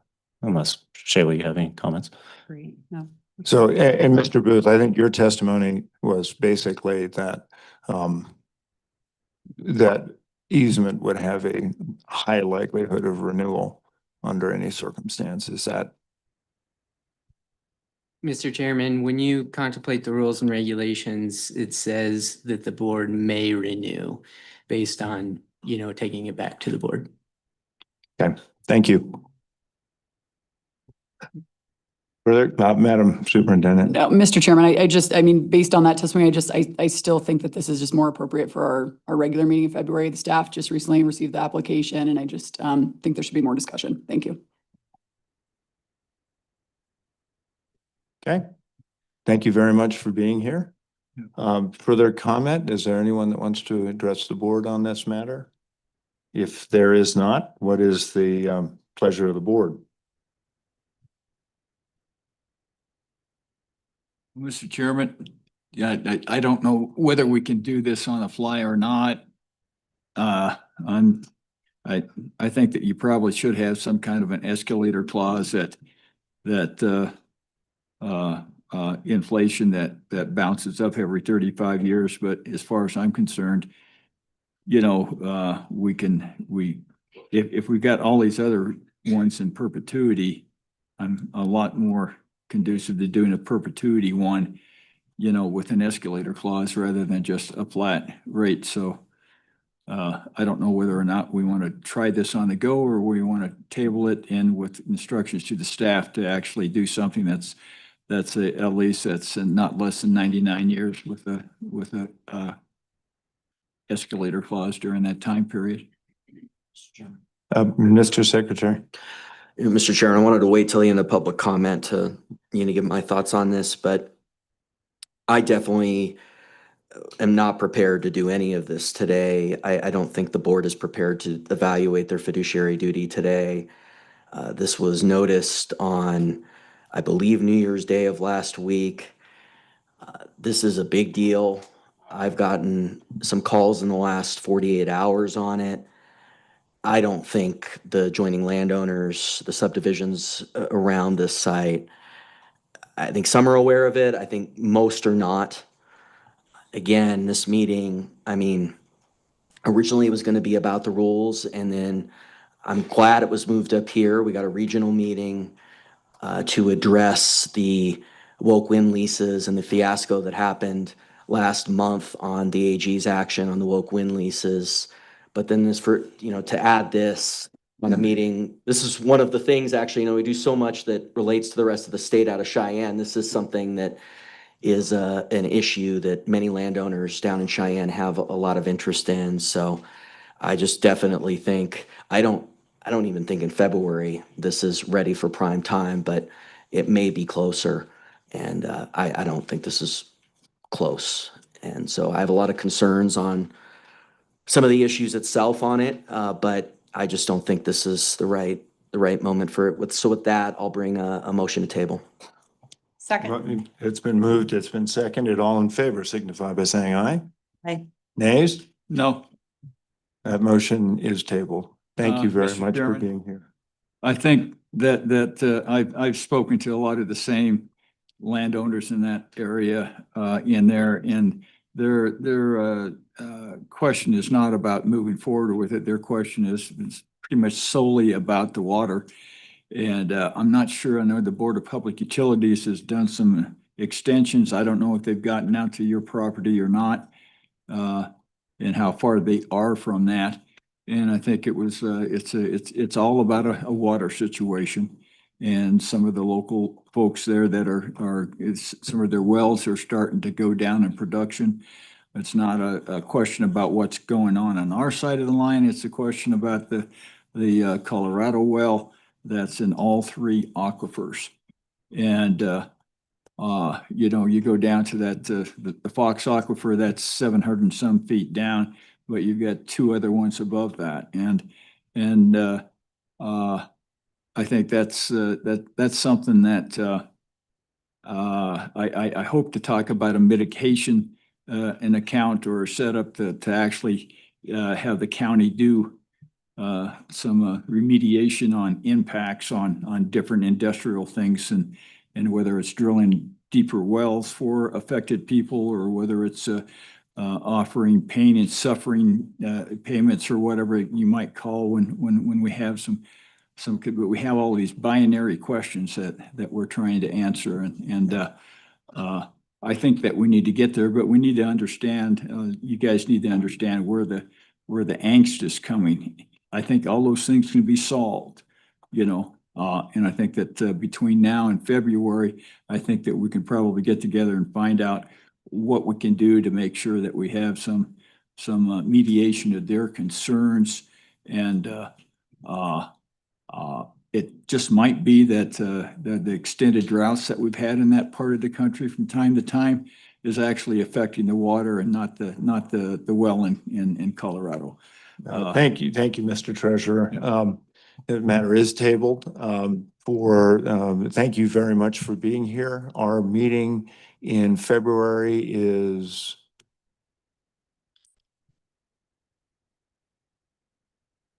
the 5th. And of course, that would require it to be pulled from the table to which it can then move on. Thank you. Thanks Thank you. very much for being here. You want it? Okay, we'll do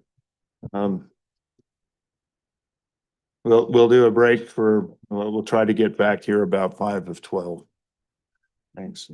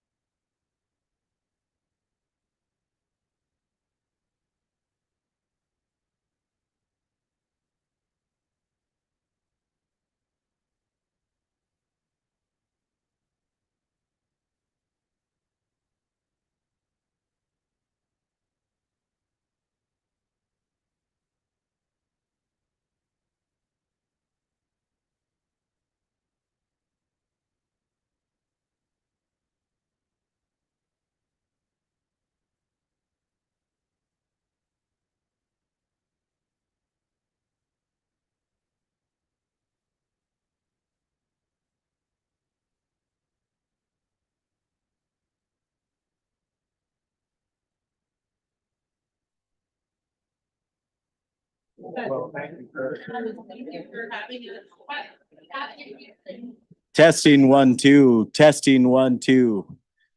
Testing 1, 2, testing 1, 2. I don't think so either. Are you getting anything, Austin? Oh, you are? Okay, so how loud can you go? Testing 1, 2, testing 1, 2. Testing 1, 2. Testing. We might have to point that other mic back in a little too. We might have to point, so we put one of the speakers out there because that's what they were thinking, but. Yeah, you do get echoes if you're gonna have multiple on. When you have multiple speak.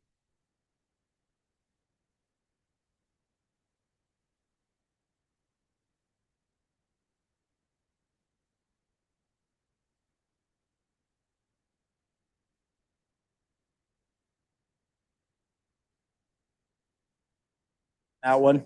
Okay.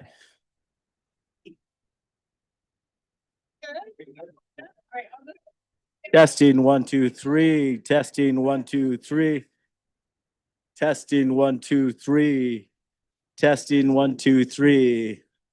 Mic test 1, mic test 1. Testing, 1, 2, 3. Testing, 1, 2, 3. Mic test 1, mic test 1.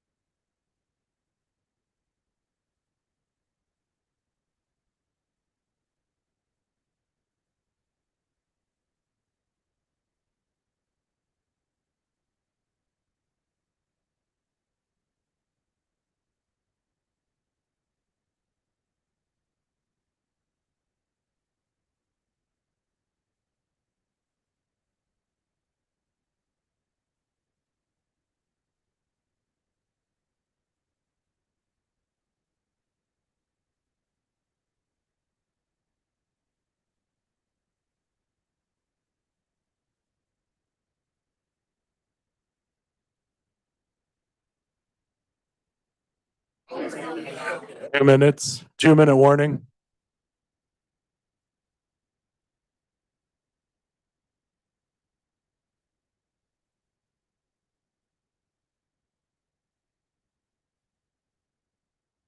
Yeah.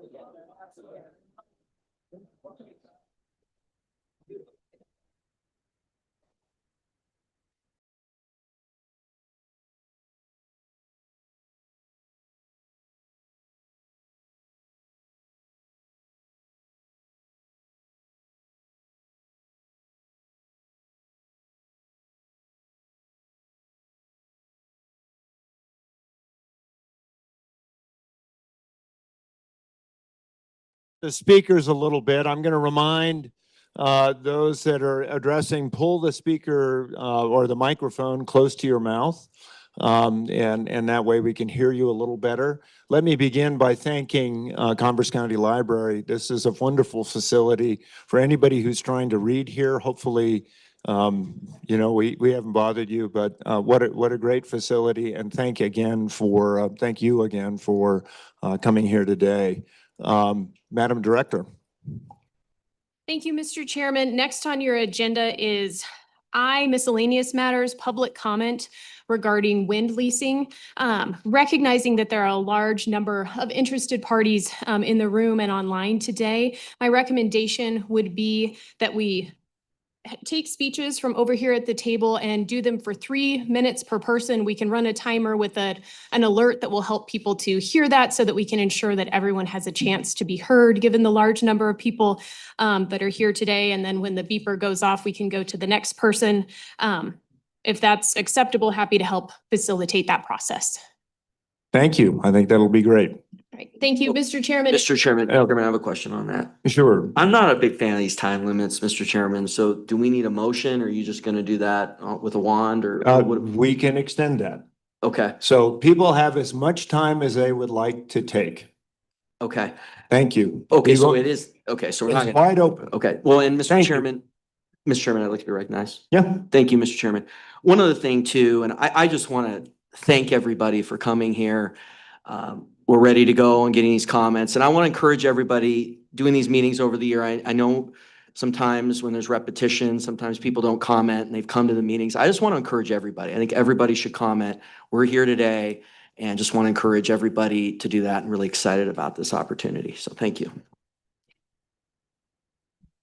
So if you, Madam Director, I guess probably you can't see as well. So if somebody wants to address the board, please come forward and state your name, and we'll be glad to hear from you. Mr. Chairman, before the testimony begins, we just ask that if you have any handouts for the board, if you can hand them to this table first, we'll make sure it gets distributed to the board.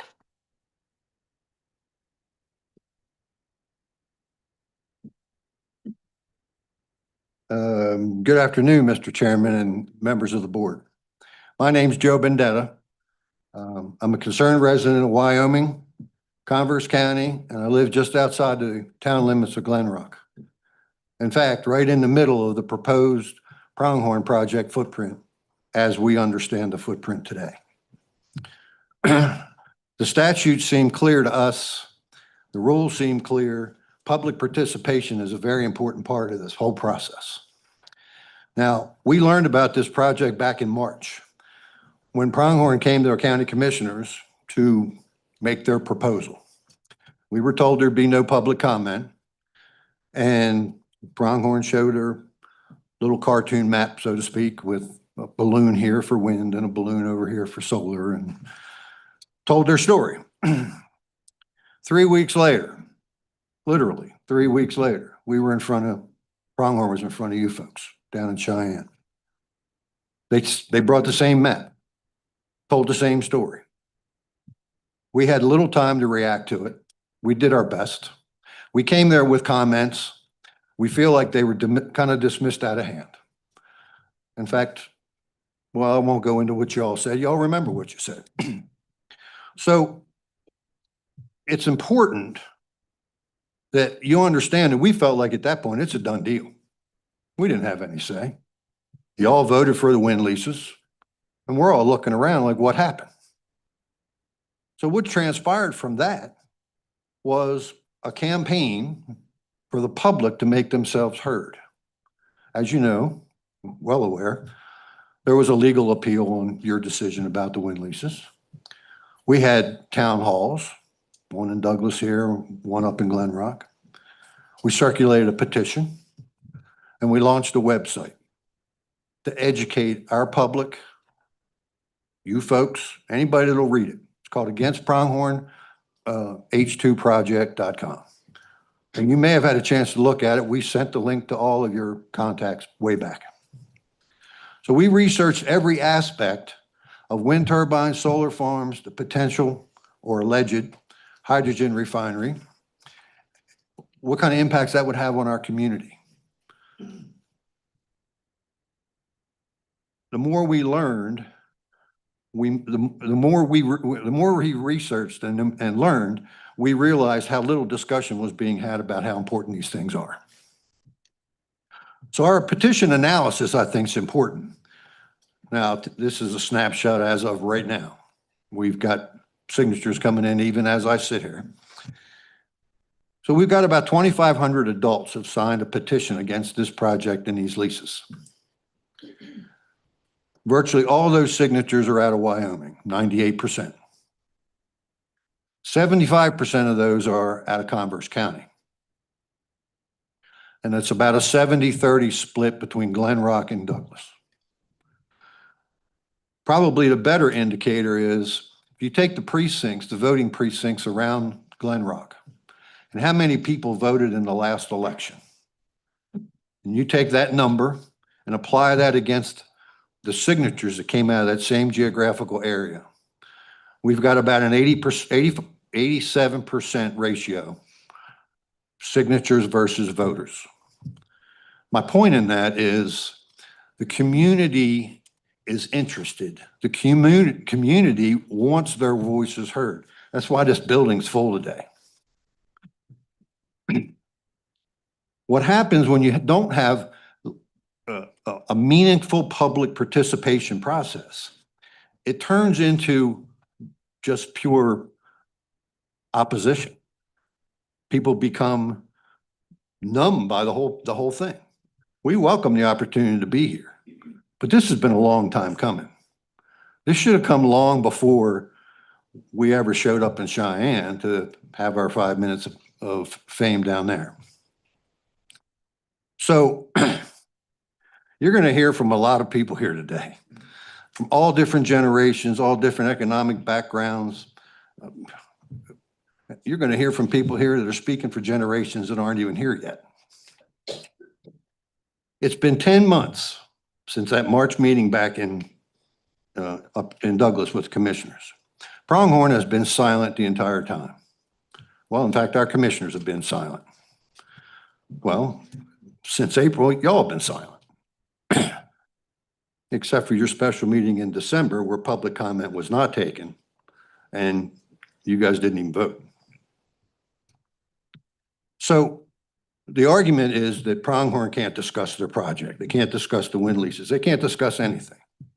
Yet somehow or another, back in April, they were able to discuss with somebody something that convinced this board to vote for the wind leases to propagate this project. Our concern, my concern, is that I'm not sure you had all the information. I don't know how you could have, unless you had information that we didn't know about. Or you relied on the cartoon map and lofty promises that they throw at you. So I guess what I'm trying to say here is, as you all know, we've all spoken about this fiduciary responsibility. It's not just about the money, not just about how much the state's going to get off of a wind lease. This is a bigger deal. It's a big deal for this county, and it's a big deal for Glen Rock. More importantly, it's a big deal for the people that live here. So whenever you're considering this kind of stuff, whether it be the other discussions you just had here today about public notification and a comment period and what's fair compensation, why should that be any different on a wind lease? I don't think I have much more to say, but I want to round it out with this. And I guess I just want you to keep those things in mind as you listen to other people tell their story. Everybody's got one. Some of them are the same. Most of them are not. So it's going to be a tapestry of stories that you're going to hear today. I think it's important that you listen to every one of them. Thank you for your time. Please follow our website. We're trying to educate you guys. Thank you very much. Any questions? Mr. Bandetta, I think the secretary has a question for you. I'm sorry. And Mr. Bandetta, I wanted to ask you, one of the things that I've wanted to get more meat on and they haven't been really clear on, and I'd also want to double check anything they said too. But they were very clear in the March meeting that these woke wind leases, that they are contingent upon domestic subsidies. But remember, I mean, the parent companies are out of Spain and Germany. I thought it was really interesting and ironic. Remember, a week after that meeting, the whole Iberian Peninsula went dark because of how they're totally reliant on these disasters. But have you thought at all, I know it's difficult to come to a conclusion, but have you thought at all about the potential that they might be getting EU subsidies on these things? Because it always fascinates me how they're papering it out. And that's one of my theories. Well, and I wouldn't disagree with that possibility. We can't identify it, but we do know that the European markets are falling apart. Some of them are cutting them down, pushing them over, blowing them up, whatever, getting away from wind. These companies are right in the middle of that. So their market share is suffering. Now, they're worldwide companies. That's a piece of their market share.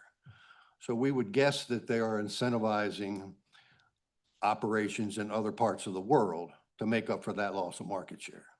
That's just business. Whether it applies to this project, we don't know. What we do know is they talk, and they don't talk much. They say a couple things here and there, and they drop a little nugget, and it's usually an offhanded comment. In your meeting, and down there, they were questioned about the subsidies. Now, they had told us that they were not interested in the subsidies, it wouldn't matter. But if I recall correctly, and I don't remember who asked the question, the subsidies were paramount to their operation when they met with you guys. Where they are today, we don't know. They've been stone cold silent, and it's all about, you know, again, they say things like, well, our Met study's not done yet, so we don't even know where we're going to put the turbines. Well, that's interesting. You told the state you're going to put 14 of them on their property, and you're going to pay them. Or the next story is, well, we don't really know about it. Well, we're still working on the economic analysis. Again, they told you guys, $347 million is going to go to county, Converse County.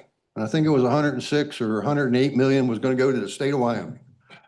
Well, how can you still be working on an economic analysis when you're throwing numbers out there that are influencing a decision that you folks have to make? If those numbers don't come back to the penny, somebody should be held accountable.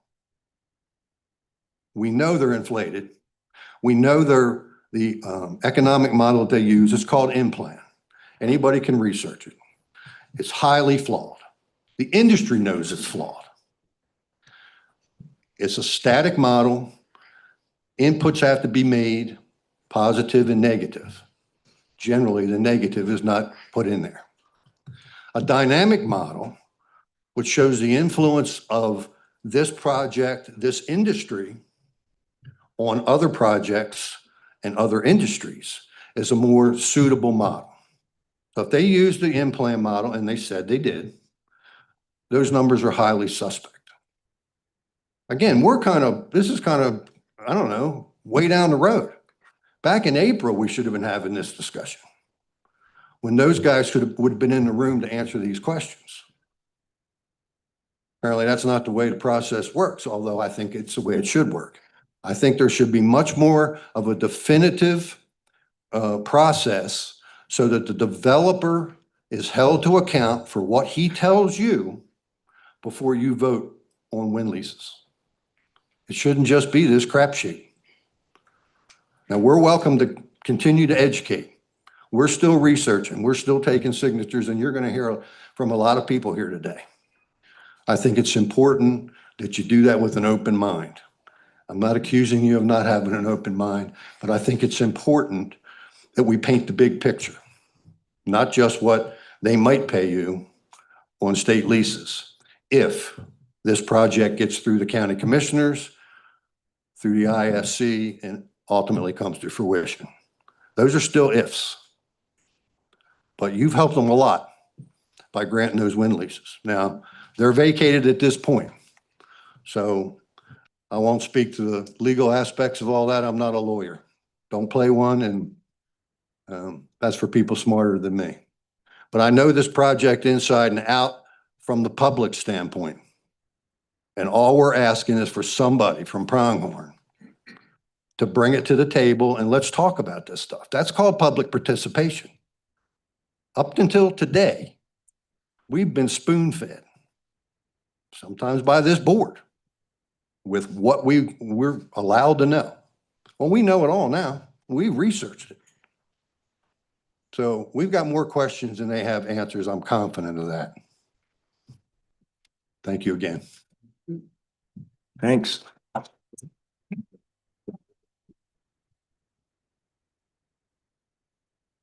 Mr. Chairman, and I so apologize. I recognize this is out of order, but I'm just wondering if board members are going to have a chance to make brief comments at some point, either before or after. And I'm not trying to take away from you, sir.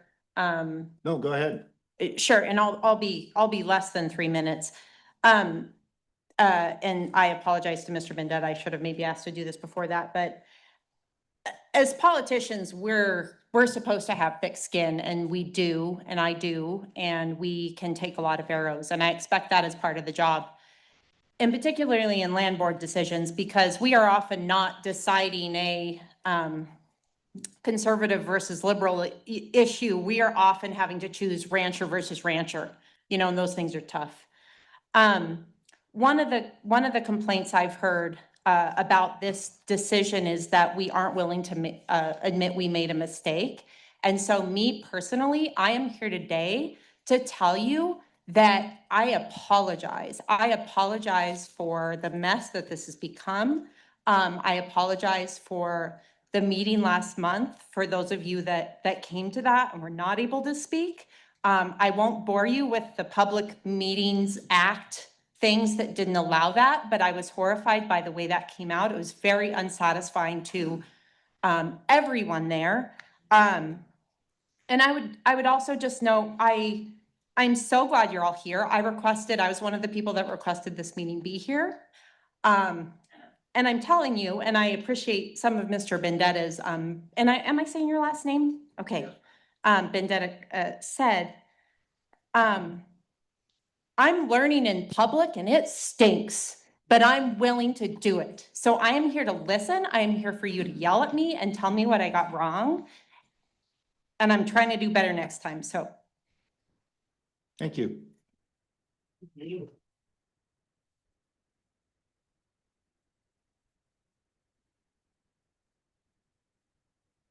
Mr. Chairman, ladies and gentlemen of the board, my name is Bobby Giese. I'm the general manager and chairman of the board of Magoon Ranch LLC down in Lusk, north of Lusk.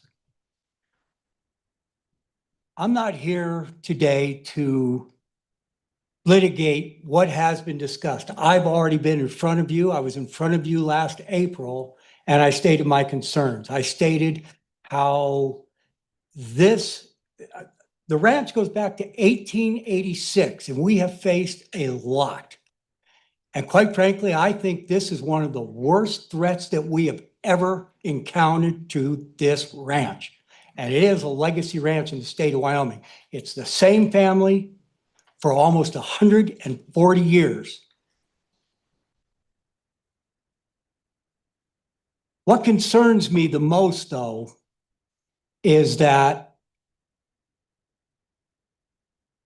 this meeting's been called to appease us, simply to appease us, because some people are starting to get a lot of flack from a lot of people, and they're concerned for their political futures because of the flack. You wouldn't listen to us ever. At the meeting that happened in April, I would say there was at least 85, if not closer to 95% of the people that spoke against it. All of the meetings that I have gone to in Converse County and Niobrara County and various other places in the state, not just on these two hydrogen projects, but windmills in general, I would say 90% of the people of the state of Wyoming are against it for lots of reasons. Partly, like I told you then, this is new. The automobile was new at a certain point, and it took 80 years for it to overcome the horse. We're getting our cart before the horse here on this whole thing. And it does scare me that you're just appeasing us. But now action can still be taken. We had a judge that said this is in violation of Wyoming law, but yet instantly, Mr. Gordon, Governor Gordon, you wanted to take it to the Supreme Court. I don't understand why. I'll tell you what, I've heard from a lot of people that I talk to, and I'm not pointing any fingers, but the big question is why? Why is it when 90% of the people are saying we don't want this? It's against things like the oil and gas industry. It's against tourism. It is in direct conflict with agriculture, but yet it's getting pushed down our throats and people aren't listening. So the question is why? Why? What personal agenda is going on that we're ignoring the things that have made the state of Wyoming great, powerful, and have always protected us? You are part of the executive branch, and your job is to enforce the laws, not to make them, not to interpret them. That's for the courts. It's to enforce the laws and to represent the people of the state of Wyoming. But yet, with all of this, all of these people saying this, here we are. It would be kind of interesting, and it might shorten up the meeting a lot. Maybe we could just ask for a show of hands from the people that are here in the audience and ask them, how many people here are in favor of this? And then ask, how many are against it?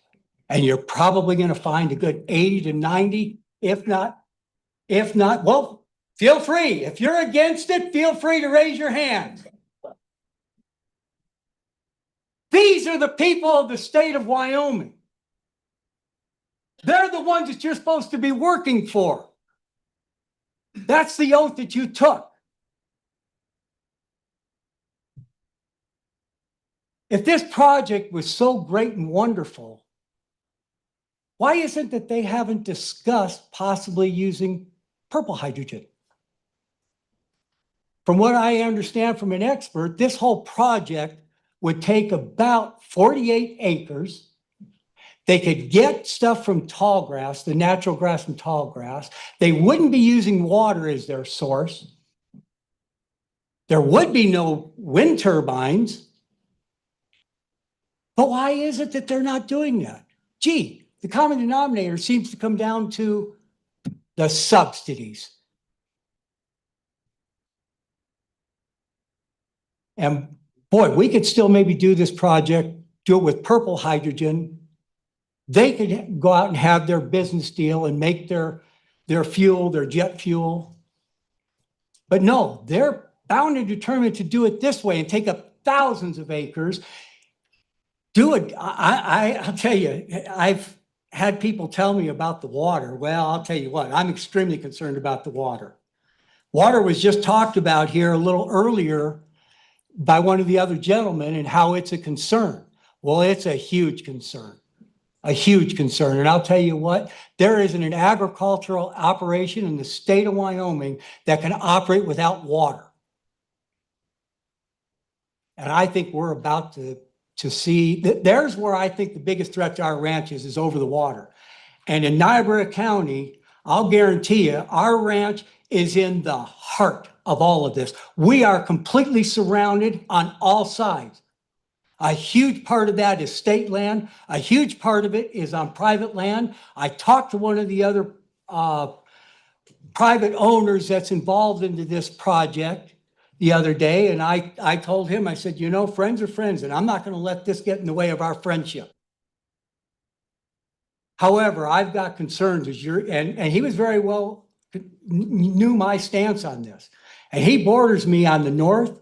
He now borders me a lot on the east, and he also borders me a little bit on the west.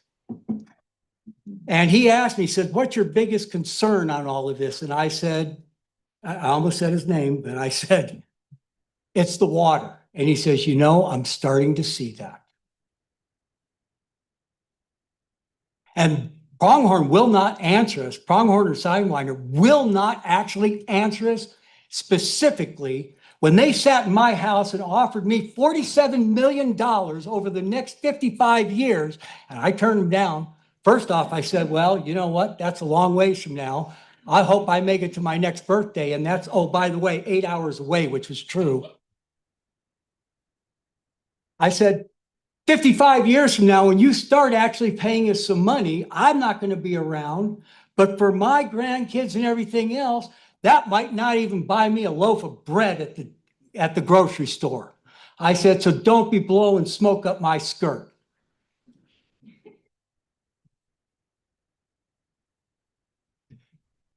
This is not good for the state of Wyoming. It's going to hurt our tourism industry drastically. It's going to hurt our ag industry. Like I told you in April, let's let the entrepreneurs and stuff start to develop this, just like the automobile was developed over years. Let's find out the facts. Let's just don't jump the gun. Just because it sounds like it's going to give some money. And to Mr. Meyer here at the last meeting, I said to him, I said, the state of Oregon and the state of Colorado thought it was a really good idea to go ahead and legalize marijuana because look at all of the revenue we're going to get off of that. Sure sounds like a great idea. In retrospect, years later, it's costing those states a whole hell of a lot more money in the medical industry. It's costing them a whole hell of a lot more money in enforcement and litigation than they even think they're getting. It is costing those states a lot more than what they're bringing in. And this is another one of these that is just going to be a boondoggle, and it's not a good idea. With that, I would like to thank you for your time, and I greatly appreciate the fact that we've been allowed to address you this time.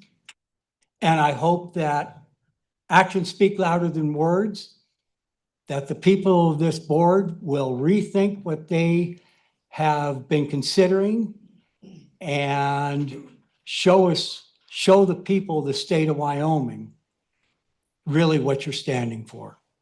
Thank you. Questions? Okay, Mr. Treasurer? Just because I don't want to have anybody get the wrong idea, while I was in the Senate, I had several opportunities to address the marijuana issue, and I never voted to legalize it and never worked on any of those bills that did. And I appreciate And I that. agree with you 100% on the marijuana issue there. But to put it in perspective, the first windmill was put in the state of Wyoming in 1982. That was 42 years ago. It was funded, 100% with federal monies from NASA and from the Energy Department.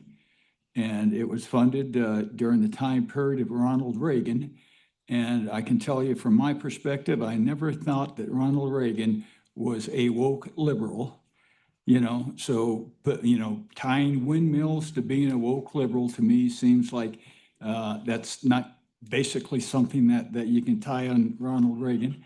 And I know that in the development of the Permian Basin, when they couldn't get power to go on the grids, the energy companies down there basically put in windmills so they could pump oil. And I don't think one Texas oil man down there is a woke liberal. So the blanket statements that we get on these things is that, I'm not a big favor of wind, but I'm a big favor of property rights.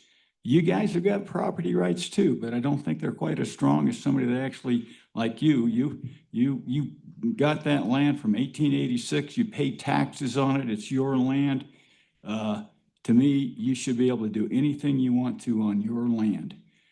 And so the property rights, I think, is my issue. And I talked about the fiduciary duty before and who I represent. And as a land board, it's a constitutional office. And we're bound to represent the school children in the institutions of the state of Wyoming. And that's where, in that particular case, that's where we're bound.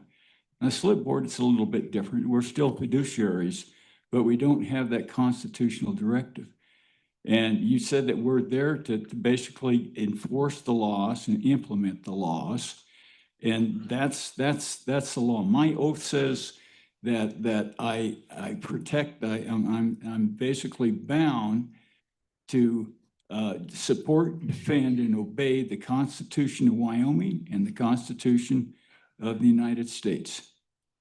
And that's what the oath says. And I didn't get that by doing anything wrong or running a crooked race. So that's what the oath says. And I'm gonna continue to live up to my constitutional duties. I can't do anything less. I understand the situation that you guys are in. You're impacted. There's no doubt that I know you're impacted, and I feel your pain on that. And I tell you, walking away from $47 million, even though the future value of that, like you say, it might be worth, in 50 some years, it's probably, you could probably get $5 million today, and it might be worth that much over that time period. But yeah, I understand that you guys are against this, and but basically look at that oath on the Constitution and what a state land board is. It's a different cat. It really is. And I think that there's a way that we can try to mitigate the impacts on these things. But right now it's in the Supreme Court. And when it gets out of the Supreme Court, there'll be a decision. But even though we are a substantial part, the state is a very substantial part of the number of mills that are going to be out there. This thing's going to go on without us. And I got the same information that you guys did, is that no, we don't need the subsidies. we can go on without it. And this thing will probably drag out by the time it gets out of the courts where all the subsidies are going to be gone, you know, and we'll come back here in a year and the subsidies are gone. And I guess we'll find out the truth as to whether they need subsidies or not. You know, I think it'd be a heck of a lot more profitable for them with them. There's no doubt about that. You know, this is a long thing. You guys are you know, basically running out the clock on this deal. And I think we'll find out in a year or so what, you know, just what's going to happen. But you're delaying circumstances here are going to probably set this thing back to where there's not going to be subsidies aren't going to be an issue. So, you know, I think every one of us understand the concerns that you have, and I know that there are impacts. But from my perspective, is that you know, everybody that has land that they have the right to use it if it's legal. If it's legal, can't grow marijuana on it in Wyoming, that's for sure. So, Did you have you want to respond? Yeah. Yes, Mr. Chairman, Mr. Meyer. I'm an extremely big advocate of property rights. The issue is getting a lot more confusing though. A person that owns a piece of property has a right to keep the value of that land. And we do know there was one gentleman, he spoke to you in April of how up by Glen Rock, a project went in around him and his property values just dropped. What's wrong with his property rights? Years ago, people used to put in things like a salvage yard. It was pretty easy. Put up a big fence and nobody else has to see it. This is one of these topics that is a real toughie with property rights, real toughie. it is. And with that, I guess I need to temper myself here a little bit. I've taken the oath myself twice. I very much understand the oath and I very much respect of what you said in reference to your oath. But we as the people of the state of Wyoming need to also be recognized. And I really hope that we can and do it with your fiduciary responsibility. Really think about this. Is this a good idea or a bad idea? How is this going to affect everybody's property rights? Not just the person that wants to put on his property, but his neighbor. How is it going to affect the property rights of somebody that loses water on their ranch and now it's no longer a viable operation? We've got so little of water that we can't afford to lose any, not any. So yes, property rights are, I gave my oath to uphold the Constitution. And with that, the possibility that I would lose my life. And I very strongly believe in those oaths. And I very strongly believe in the Constitution. And I very strongly believe in property rights. But that's part of the point I've been making. This is only 42 years into the making. It took the automobile over 80 years to overcome the horse. This is too new a technology to gamble too much on, especially when it's at odds with our oil and gas industry, and it's at odds with our ag industry, and it's at odds with our tourism industry. Those have protected the state of Wyoming, and we need to protect them. I think that this could be a great and wonderful thing someday, and I hope it can. I hope solar and wind can take its place in history like the automobile and certain other inventions have, like the light bulb. But it's too early yet. Well, I would say that, you know, I agree with you on the purple hydrogen. I think that's probably the right way to go about that. You know, it makes more sense in that regard. Now, on the water situation, is that the county commissioners could basically do an agreement, a water use agreement with the state engineer's office to put the protections in there that you need. Now, if these guys get a water right that's a water right now, the only thing they can get is a consumptive use, which means that it's going to actually help people who still have a well, because that water stays in the ground. So, because the consumptive use is actually what something's used at the crop, making the carbohydrates and all of those different things. But all the evaporation goes away. If they bought somebody's well or leased that water, then that water would stay in the ground and it would benefit the people that actually have current wells. And I know that you guys have got, I think, a past with the state engineer up there where I think some things weren't honored when you were in the control area, and actually they let some wells go in that probably shouldn't have been in there. So I understand your apprehension about whether or not there's going to be the protections that you need to have in these situations. From what I heard, and I don't know whether they've actually got the water, that they were going to use water from Pathfinder. And now that carries a whole bunch of baggage too. And I don't think that they understand the water rights as well as probably you or I do. And so, but in the next year or so, they'll either sort them out. But I think this whole thing is going to take at least a year to sort out when it gets through the whole process. And we'll see what the court says on the backside. Meanwhile, what I've got to do as the state treasurer is try to continue to make money for the education of our kids. And we're doing a good job of that. But we want to make sure that we can use our state lands, because that's basically what Congress told us we could do. And that's basically what the Constitution said we have to do. So we've got to figure out how to get the best returns off those state lands. And at the same time, trying to make sure that we're not impacting the other property rights or other landowners. And if they are impacted, we got to figure out some way to make it right with them. Thank you. Thank you. Are there other questions? Madam Director, I see Wendy Volk is requesting an opportunity. Before that, there was a Joseph Kibler. Mr. Bump, can we let them in?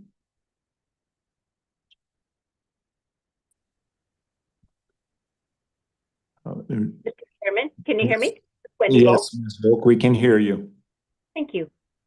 I'll just want to read my comments, and I will also submit it. I intended to be there today, and I apologize. I had an unexpected real estate transaction that I'm involved with that kind of required my attention. My name is Wendy Volk, and I'm here to comment on the rapid expansion of industrial wind energy leasing on Wyoming State Trust lands and the emergence of what many now refer to as the Wyoming Wind Wall. This is no longer a series of isolated projects. It is a continuous or near continuous industrial corridor stretching across multiple counties and landscapes. Wyoming is undergoing one of the most dramatic land use changes in its history. From Cheyenne up to Douglas and Glen Rock, and from Cheyenne to Rawlins, there's more than 200 miles of proposed wind turbines, haul roads, substations, transmission lines, and associated infrastructure that are forming across ranch lands and wildlife habitat. These projects would create a continuous landscape on the eastern half of Wyoming of 600 to 700 foot turbines and round-the-clock blinking lights. While developers often present these projects as independent, the impacts are cumulative, visually, operationally, and ecologically. Our regulatory framework designed decades ago was not intended to address development at this scale or concentration. Evaluating projects one by one while ignoring what surrounds them creates blind spots large enough to affect entire landscapes, surface lessees, and communities. Wyoming deserves better than a piecemeal process for decisions of this magnitude. By way of background, my husband, Todd Dreamer, and his family operate our family's historic ranch in Horse Creek, Wyoming, about 26 miles northwest of Cheyenne. For 6 generations, our ranch has emphasized conservation, sustainable grazing, and wildlife habitat protections. Our ethic has been stewardship, improving the land and not industrializing it. This summer, we were formally notified of a proposed 170 turbine Laramie Range wind project near our property. The letter was mailed to us saying that we were within 1 mile of this proposed project. The application covered 56,000 acres, 2.5 times the size of Cheyenne. And through our own research, we discovered the project would border 2 sides of our ranch. The wind company said we were not even touching the project. In September, the Laramie County Commissioners denied the site permit. We are grateful that for that decision, and we agree with the Commission's conclusion that the project did not meet standards necessary to protect residents, infrastructure, and the rural character of the Laramie Range. That experience made clear why cumulative review matters, because these impacts are not theoretical. They affect real families and working landscapes. My comments today are grounded in Chapter 6 of the Wyoming Office of State Lands and Investment Wind Energy Leasing Rules, and in the board's constitutional fiduciary duty to manage trust lands for the long-term benefits of their beneficiaries. While Chapter 6 provides a solid framework for individual leases, the pace and scale of current development raise serious concerns that the corridor level impacts are not being adequately evaluated before leases are approved. I respectfully urge the board to consider several actions already within your authority. First, require corridor scale or regional analysis when multiple leases are proposed within the same viewshed, watershed, or transmission corridor. Section 3B allows you to assess the manageability and income potential in combination with adjoining state lands, and the authority is critical here.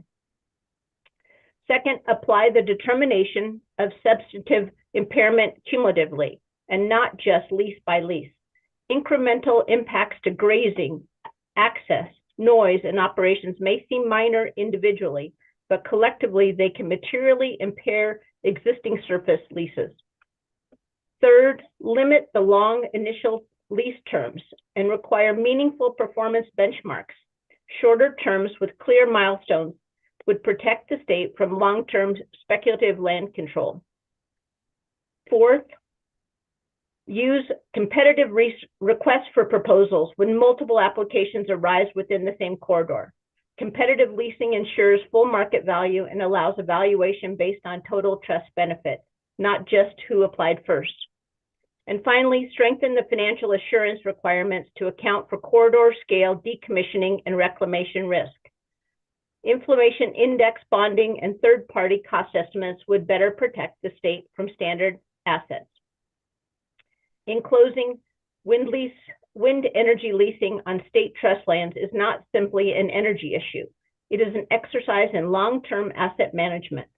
Your fiduciary duty requires not only maximizing near-term revenue, but preserving land value, flexibility, and stewardship for future generations. Once agricultural land is converted to industrial use, it is effectively lost forever. I know this as a 30-year real estate professional. Once you change it, we're not getting it back. Wyoming's working landscapes should be treasured. There are no other places in the world that you can see the vistas you have in Wyoming. And our landscapes are not only productive ranches, they are wildlife habitat, open space, and cultural heritage. Thank you for your time, your careful consideration, and your service as stewards of Wyoming trust lands. I appreciate this opportunity to submit these comments for the record. I would like to emphasize that asking for cumulative corridor level review is not opposition to wind energy. It is request for responsible asset management. Wyoming's trust lands are finite. Once they're fragmented and industrialized at this scale, the loss of flexibility, productivity, and landscape integrity cannot be undone. The board has both the authority and the obligation to look beyond the individual applications and consider the full long-term consequences of this development pattern. I urge you to do so deliberately and carefully. And I don't know if you can see this, but I took all of the projects that I've researched in the last 7 months, not only here in Cheyenne, but going all the way up to Glen Rock in the Douglas area where you are, going all the way over to Rollins. But I've seen maps showing that there could be potentially 4,000 wind turbines in Wyoming, and that will destroy what we have so sacred here in Wyoming. Thank you very much, Commissioner and members of the board. Thank you, Ms. Volk. I think the secretary has a question for you. Well, thank you, Mr. Chairman. And one thing before I ask a question, I just think that we should go back to testimony in the room after this, 'cause I've been looking at the chat and they're just asking to speak. But we've always had the convention of first receiving testimony in the room, those that have traveled here. And I've long been for virtual testimony, but the convention is that it comes after the in-person. But Ms. Volk, I appreciate your comments, your work on the Laramie County issue. And I do want to delve into this briefly because after the approval in April, we held a series of town halls across the state opposing these woke wind projects. And we heard one of the points that I wanted to make on these town halls, I thought was very important that was out there, was that county commissions have to approve permits for these wind and solar facilities. State law is very clear on that. And there was a town hall in Converse County. There's another one in Platte County where commissioners, supporters of commissioners pushed back on that and said that that really they have to agree to these things. Now, we're not saying that they can just do it arbitrarily, but that there is a clear process in state law for them to deny the permits for these projects, and that getting a permit is predicate, is on, meaning the project cannot happen if the commissioners do not approve the permit. And what happened in Laramie County was the commissioners said no. And so you were very involved in that. And that happened in September after all these town halls. And it was really disturbing the way that this misinformation and the media started picking it up, saying commissioners couldn't do anything. And I just want to take this opportunity, if you could just speak to the fact that it is very clear in state law that commissioners can deny the permits for these projects. Mr. Chairman, through you. Yeah. Yes, I mean, we were notified in June of the letter from the Laramie Range Wind Project, and they had a brief public comment open house, and then I started reaching out, trying to find out from the company where our property was in relationship to this. And then the county notified us from the Laramie County Planning Department and setting up their website and all of the documents. And I did read the 490 some page application submitted for the site permit. And almost every other page, I started putting sticky notes of questions and concerns. And I thought that as when I reached out to the company to ask, can you please tell us where we are? What's the scope? And because it pertains to Laramie County land use regulations, the company had submitted their application on our former land use applications for our county, which are different than our most recently approved ones. Once we got the word out to people about the application, to read it, to understand it, that was when it became more apparent that no one knew about it. I took the map that the company gave us, which was on an 8.5 by 11 piece of paper, and you can see at the top, maybe, there was Chugwater at the top of the piece of paper, Laramie over in the right-hand corner of the paper, or left-hand corner of the paper, and there's a postage size stamp showing 56,000 acres. They didn't show us where we were. And when I blew that up to 11 by 17 size paper, I could show that there is in fact 6,100 acres that state land trust, and there's 50,000 acres that are owned by our two neighbors. We respect their property rights, but we're changing prime agriculture land to a major industrial use that is 2.5 times the size of Cheyenne, the largest city in the state. And we do lease land. And thank you. We do at the Dreamer Ranch, we lease land for agriculture grazing purposes on a 10-year basis. These projects could go up to 75 years, forever changing the landscape. I'm 60 years old, and I hope to see the land continue to thrive for another more generations of our 6th-generation family. But to address you, Secretary Grays, is yes, that was the first part of our land use regulations was saying the site permit needed to be approved first, and then it would go before the Industrial Siting Council for approval. Thank you very much. There's a person online, Niffy. I'm not going to call on you now. We're going to call on you in a few pieces, but having been a soccer ref for a long time, I know not to wreck names. So if you could please, when you identify yourself, when we call you, tell us your right name or how to pronounce your name. Thank you. Please, back in the room here.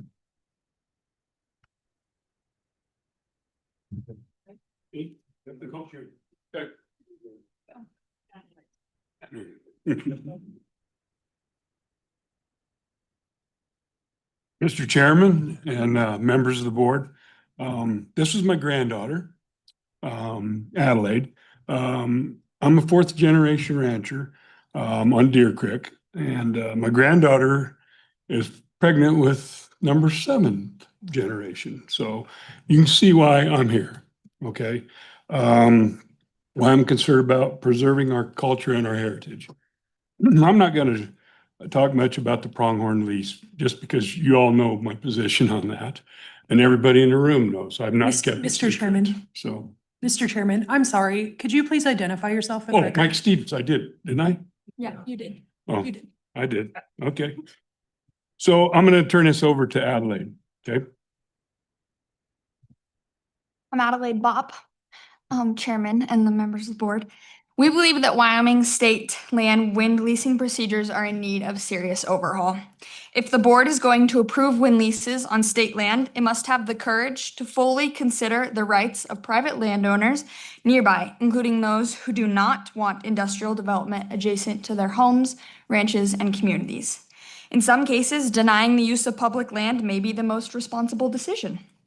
Wind leasing is not comparable to grazing leases that families have held for generations. Leases where the land is stewarded as if it is their own.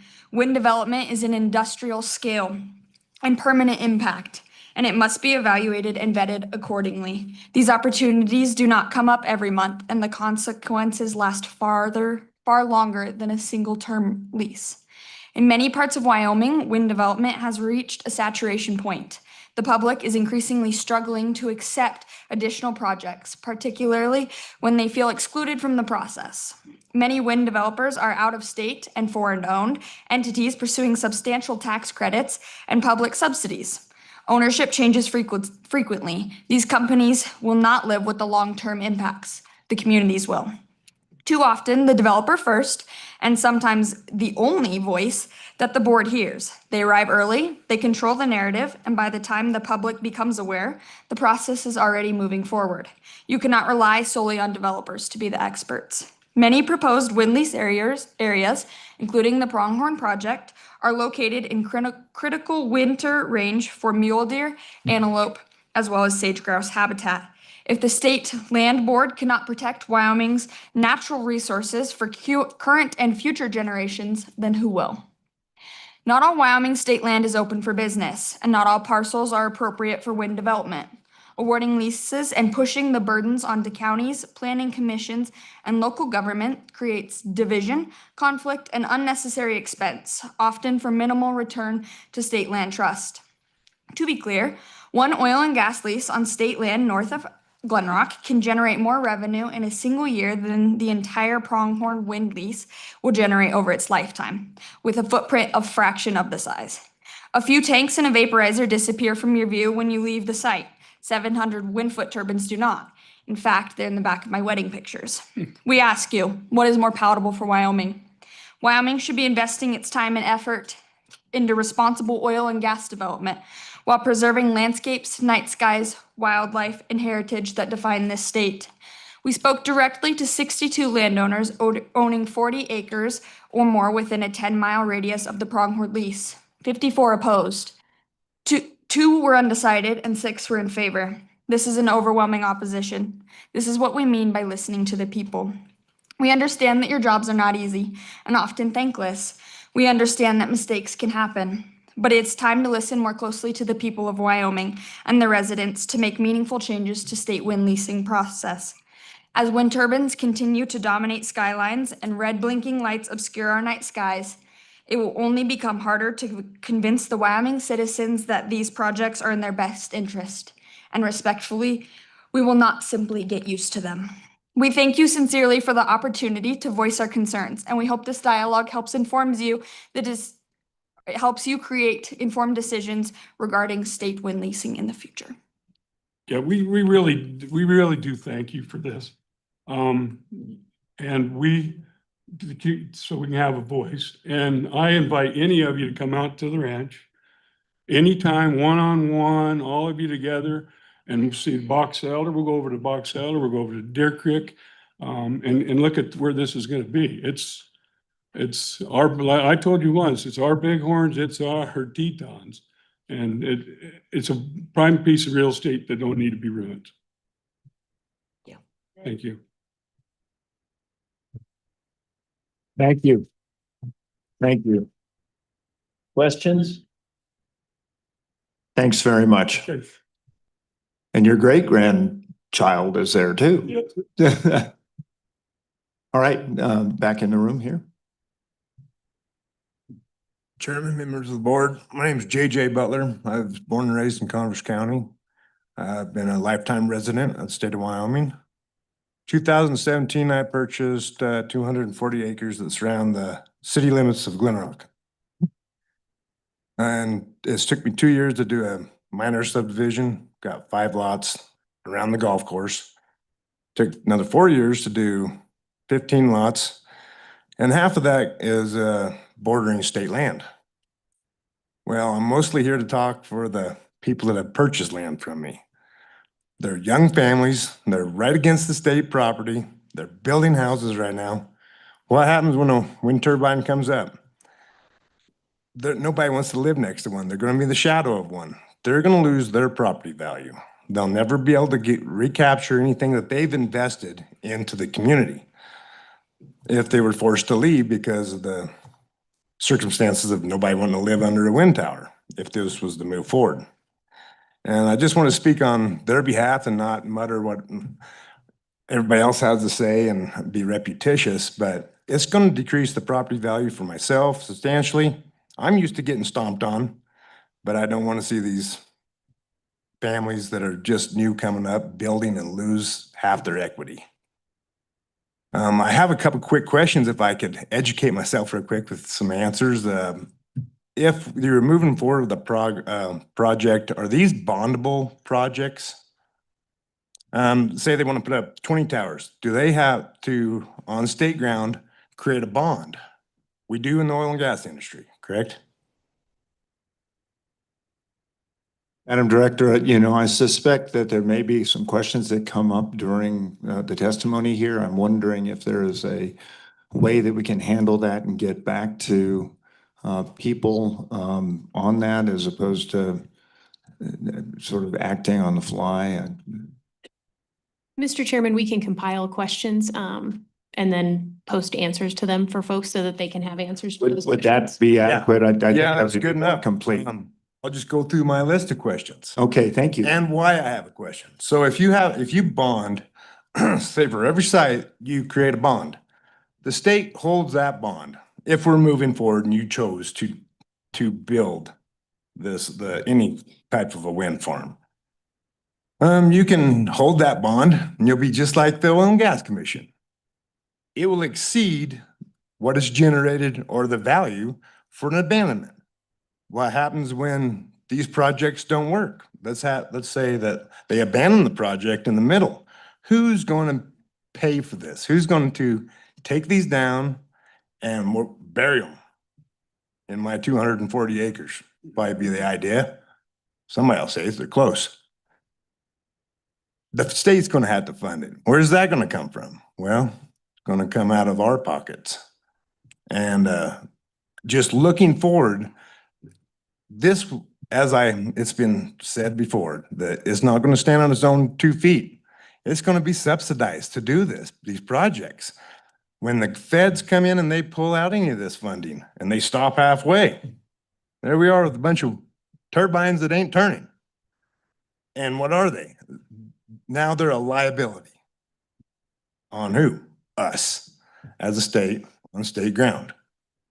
And I just want to know that a lot of these issues need to be covered and thought about. And if we're worried about losing money in our school boards, it's gonna come out of all of our funds. This is state ground. This is, as you've took on, your responsibility, but it's still our grounds.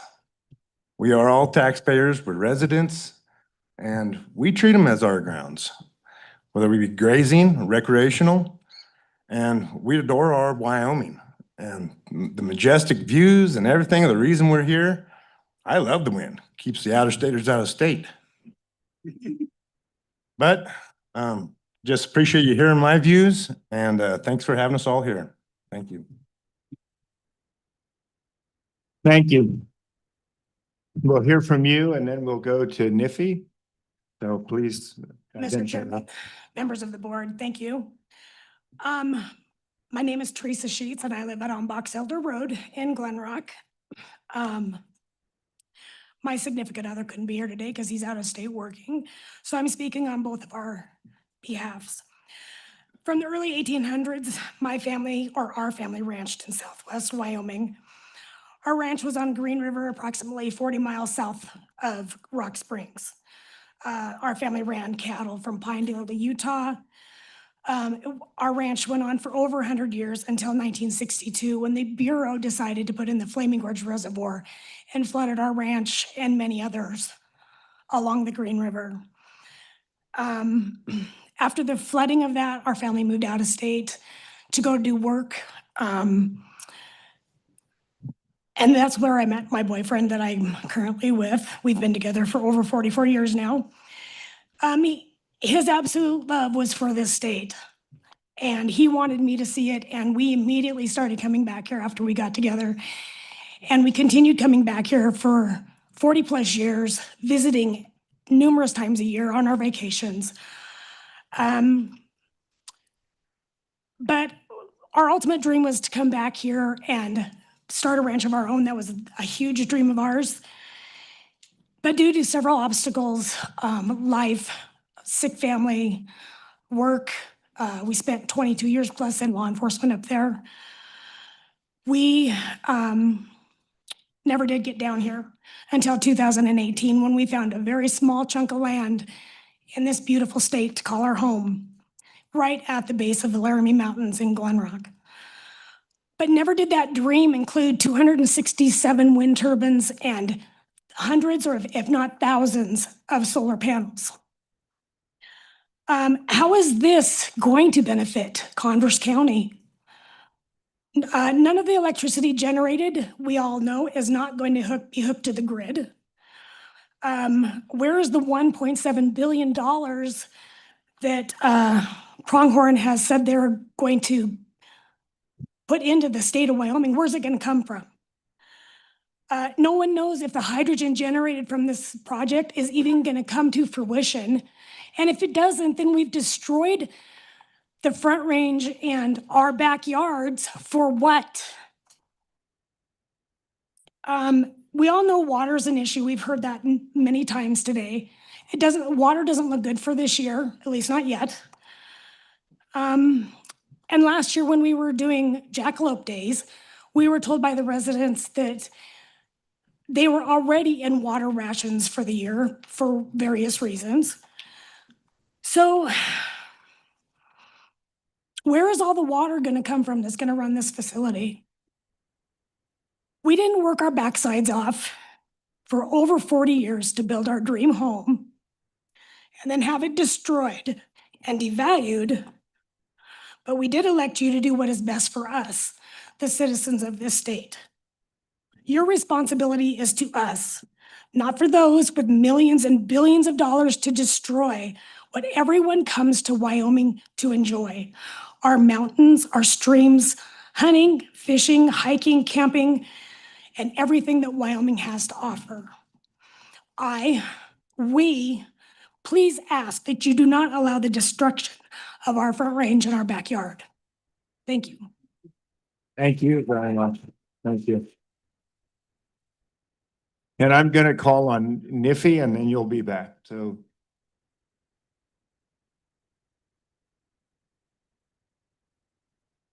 Niffy, if you're trying to address the board, it appears you are on a muted microphone.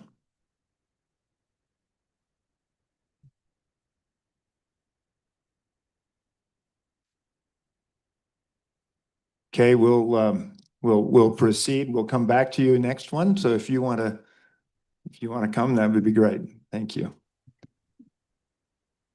Mr. Chairman and members of the SLIB board, it's really nice to be able to talk to you. The last time I talked to you at Can you identify yourself for the record, please? my name is Anne Brand, both have an E on the end.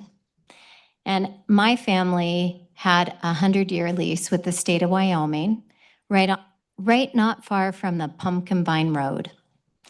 And we no longer have that lease because this board decided back in the day when I was in college that their responsibility to the schools, it would be best served to sell that lease. And while my family asked to be able to purchase that land, we were notified that we had to pay attention to the local paper and show up on the courthouse steps, right? Fast forward, I started a nonprofit in 2020, and that's when I took this board on a tour of that area of the Highway 287 Tice Siding Pumpkin Vine Zone. So for people in this room who don't know where that area is, if anyone has ever read My Friend Flicka, if anyone has ever seen one of those 4 movies that have been produced from that book, it is my personal opinion that book has done more for the tourism of this state than any other thing. And my family has run Wyoming's oldest downtown business since 1905, a photography business, and I can't tell you how many Japanese tourists and German tourists have quoted that book, which is why I started the nonprofit, is because of wildlife habitat and history. And so that's how I took a deep dive into the Rail Tie Wind Project. And that is why in 2020, I made public comment before this board, and the board voted against leasing to that developer. And then very similar to the December 18th executive session, although it wasn't an executive session, gossip hit. That's the beauty of Wyoming. And we learned a couple days before that Rail Tie Wind would be discussed again and put up for a vote. And there was a lot of concern because Rail Tie Wind was not on the agenda. And so I took the same tactic on December 15th, I believe, as was taken back in 2021. I sent an email to the administrator of this board, and I wanted to clarify because I had received emails, text messages, phone calls from, and I have to refer to my map, Albany County, Carbon County, Converse County, Goshen County, Platte County, Laramie County, Natrona County, and Niobrara County in concerns to this. So I want to know what the difference was when I sent my email asking if public comment would be taken on December 18th, what the difference between rail tie and this conversation regarding pronghorn was. I think we have a real opportunity. I'm listening to people in this room and their concerns, and I think many wonderful comments have been made today, and I'm an optimist. And I agree with many of the comments that have been made that say that this board needs to take a broader view regarding what is optimal use of state land. I think we are not taking into account the full cost of permitting over 4,000 wind turbines, because those are approved permits. We're talking of over 3,000 square miles of wind energy in this state. So when we're discussing fiduciary responsibility, we're not taking into account economic externalities. So I have been involved in multiple wind projects. I sued the Bureau of Land Management in 2023 for failing to notify the Wyoming public regarding the Rock Creek Gen Tie Line, which is a connected action to the Rock Creek Wind Project, which spans from I-80 all the way to Wheatland Reservoir 2. So that is a large project. That was a remand, and that project is up and spinning. I see it every night. It's 28 miles from Laramie, Wyoming. I see it blinking. I came before the Public Service Commission to communicate clearly on behalf of supporters of my nonprofit. I have a large number of supporters of my nonprofit that are ranchers, that are farmers, that have conservation easements. I have a large number of retired professors with specialties regarding wildlife and geology and water. And I went before the Public Service Commission because Rock Creek was not a benefit or a necessity to the people of Wyoming because of eagle externality. And the head of the Public Service Commission at that time, Mary Throne, asked the economist hired by Rocky Mountain Power. That project was built by Invenergy Corporation, but it sold to Rocky Mountain Power. And that economist, under oath, told Mary Throne correctly that yes, eagle externality, in other words, eagle death, is something that economists calculate. And then Mary asked, without skipping a beat, if eagle externality had been calculated regarding the Rock Creek Wind Project. And the answer was no. And I also watched that project get approved that day. And the irony of that is when I saw the wildlife study that was supposed to be out, that we all waited for after that approval was issued, it was redacted. And I asked for access to that information. And I was called by Rocky Mountain Power, and they told me that they would give me access to the wildlife information if I would agree to a non-disclosure. I told them I wasn't interested, and I filed my federal lawsuit on behalf of my members. So I'm here today because eagle externality is a real issue. And Chairman, you and I met on March 17th of this year, and you were very gracious. I was told by members and supporters of the Albany County Conservancy, in particular, Mr. Degenfelder, that I would be lucky to have 25 minutes with you. So it was very nice to have those 40 minutes and have you address concerns from the representative I had there from the ranching community and the representative I had from the defense community and also Mr. Degenfelder. And I would like to bring us all to central point. We need to do what's in the economic interest of this state. When I took this board on a tour of that state leased land, I know that you were there, Auditor Racinas. And then I know that Balo was there as the superintendent of the public school system. The rest of the board was not present. But that was 5 years ago. And rail tie wind was approved at the county and the state level. And that project is owned by the same Spanish company as the wind project that Ms. Volk referred to today. So these issues aren't going away. And I also hear all these comments. So I have done a lot of research.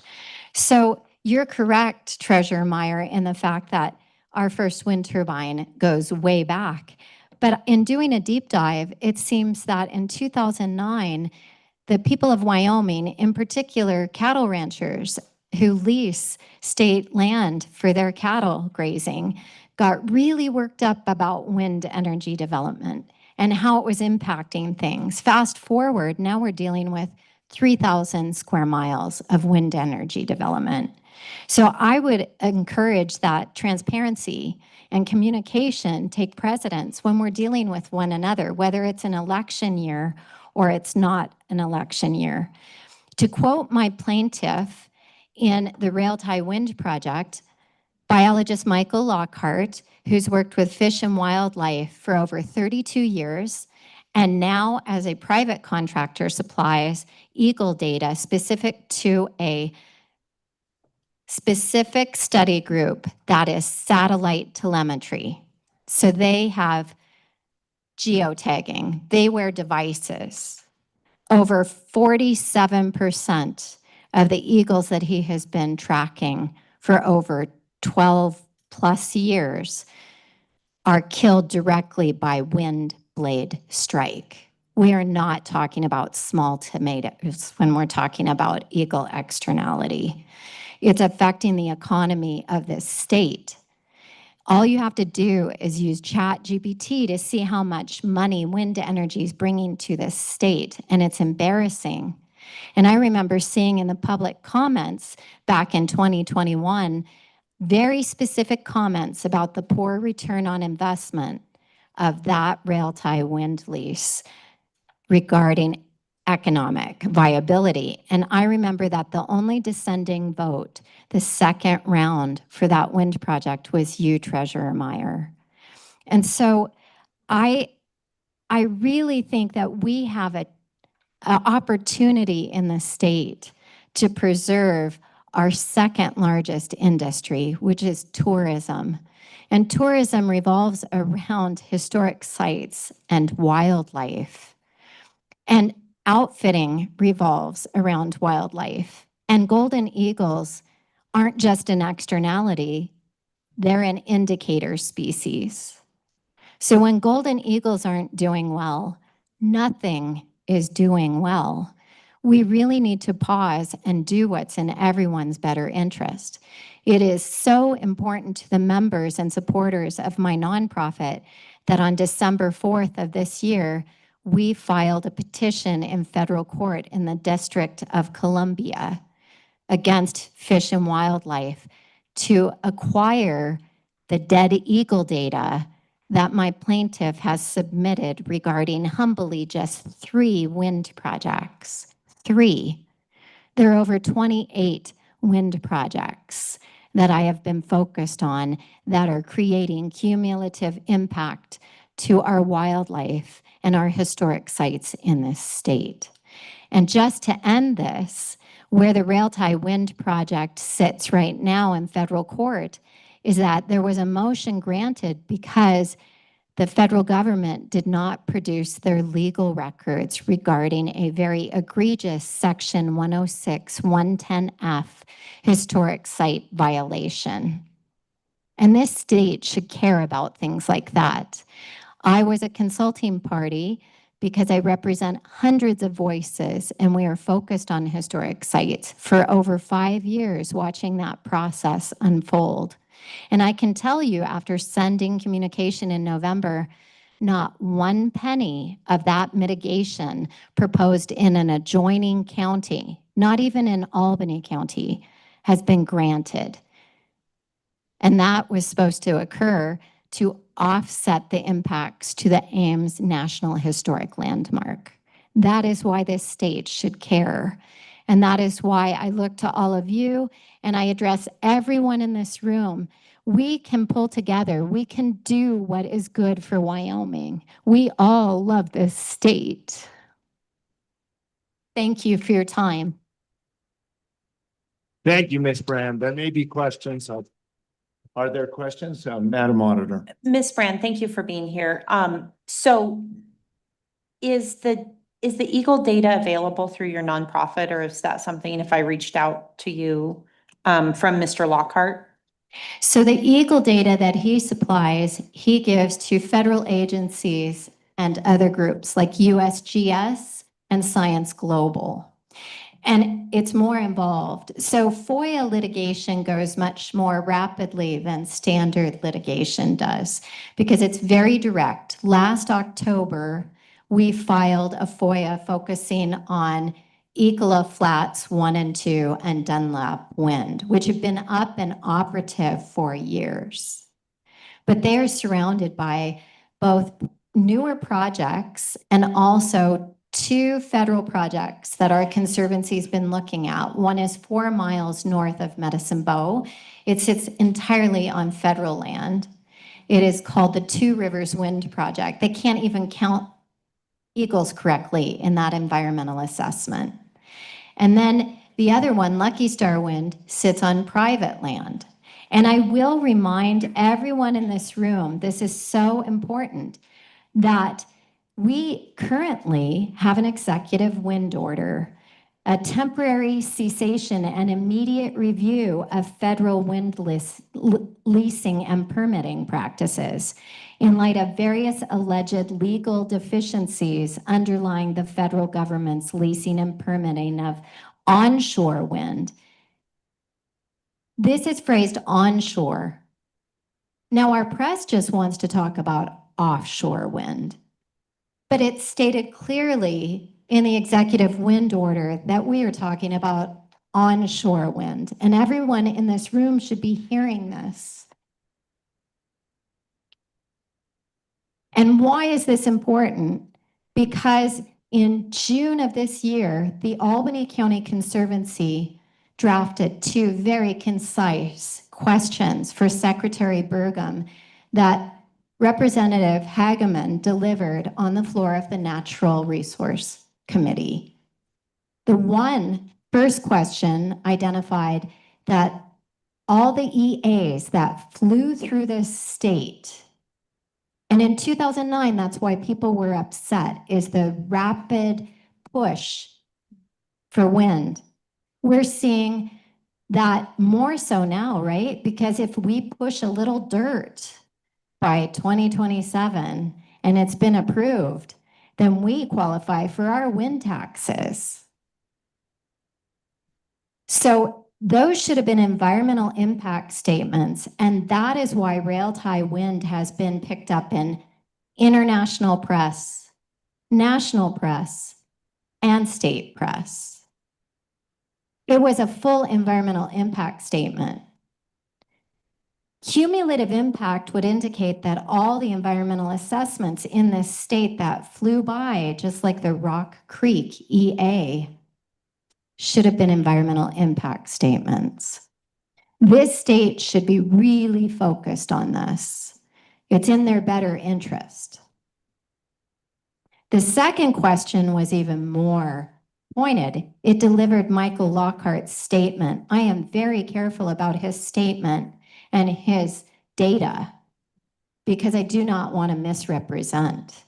And so what I said today is exactly what Hageman delivered to Secretary Burgum. And she asked him if he would be focused on the protection of eagles. And he said he would. We need to ensure that we protect our own wildlife in this state.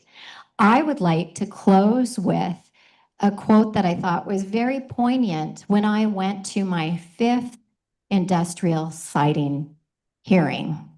So when I hear bonding questions and I hear all these other things, notice you can sign up at the state of Wyoming, go to industrial siting hearings because they're a real eye-opener. Okay? I'd like to quote Angie Bruce with the Wyoming Game and Fish.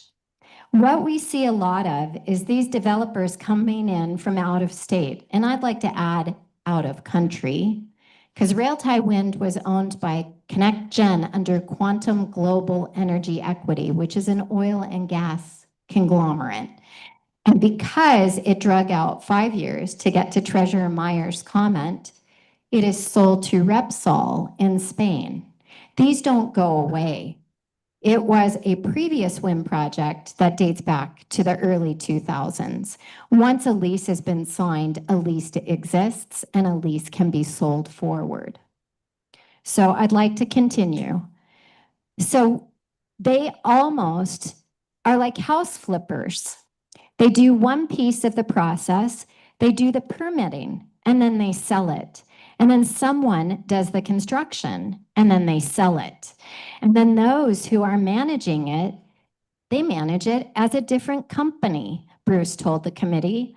That's when our job gets really hard because we're just constantly revisiting with them and talking about what their obligations were and when they were made. It's a mess. Let's help our elected and appointed officials. And please do your homework. I saw people pro se means for yourself, at the Chugwater Wind, Solar, and BESS Lithium Battery Facility Industrial Siting Division hearing. That hearing went 3 full days. It was approved like all the others. And I can't tell you, I've not seen any attorneys in this state do any more professional job than these pro se individuals. And I tend to question the ability to read a 2,500-page application. I would like to encourage that we take the time that the constituents in this room take all the time. I have yet to meet anyone that I haven't had high regard for who's been extremely educated and done their homework regarding this issue. You can reach out to any one of us and we can tell you about this. So I would expect nothing less from our elected and appointed officials and staff, because that's our future. We need to manage our resources. When tourism's our second economic driver, I'd like to also point out a great employer. Just take the Boswell Springs Wind Project near Rock River. The advertisements that were sent out by the Wyoming Employment, and I don't even know their title anymore, the Workforce Center, were in Spanish, and the interviews were conducted at a local motel. Thank you. Thank you, Ms. Brand. I appreciate it. Thanks for your time and effort in this.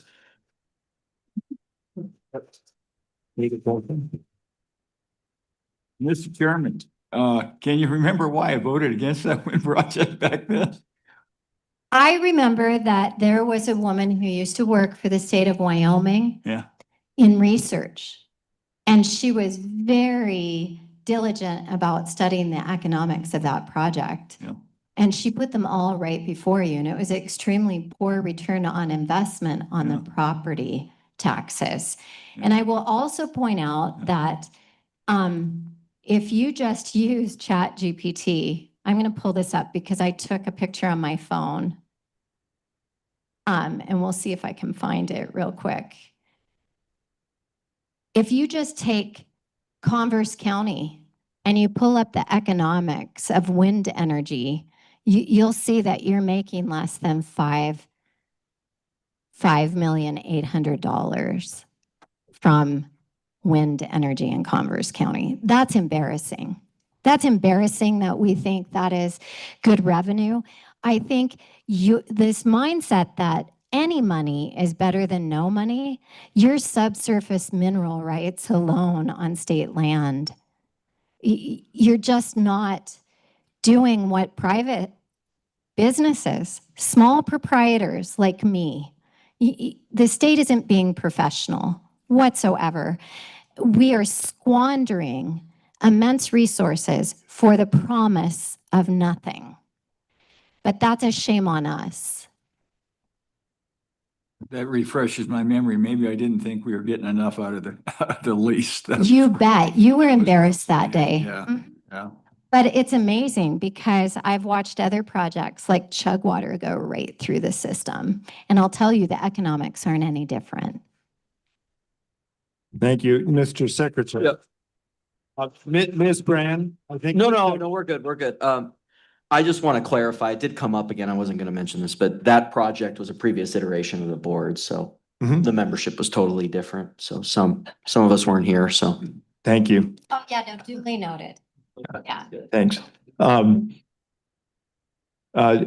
We have Niffy. Thank you. It looks like you're open for being able to address the board. Thanks. Can you guys hear me? We can. Oh, great. Good afternoon, Chairman and members of the Wyoming Board of Land Commissioners. Thank you for the opportunity to speak today and for your service to the state of Wyoming. My name is Niffy McNiff Buby, and I'm a member of the D.R. Whitaker Ranch. We're a legacy ranch that borders the Laramie Wind Range project in Laramie County. And I'm here simply as someone who cares deeply about Wyoming land and the people who work it and the long-term decisions being made on behalf of future generations. I want to start by saying I appreciate that the board is taking public comment at this time. After recent events and the court's decision, it matters that voices from the ground are being heard, so thank you. I'm not here as a policy expert or as an energy specialist. I'm here as someone who understands that land is not just an asset on a balance sheet. It's a working landscape.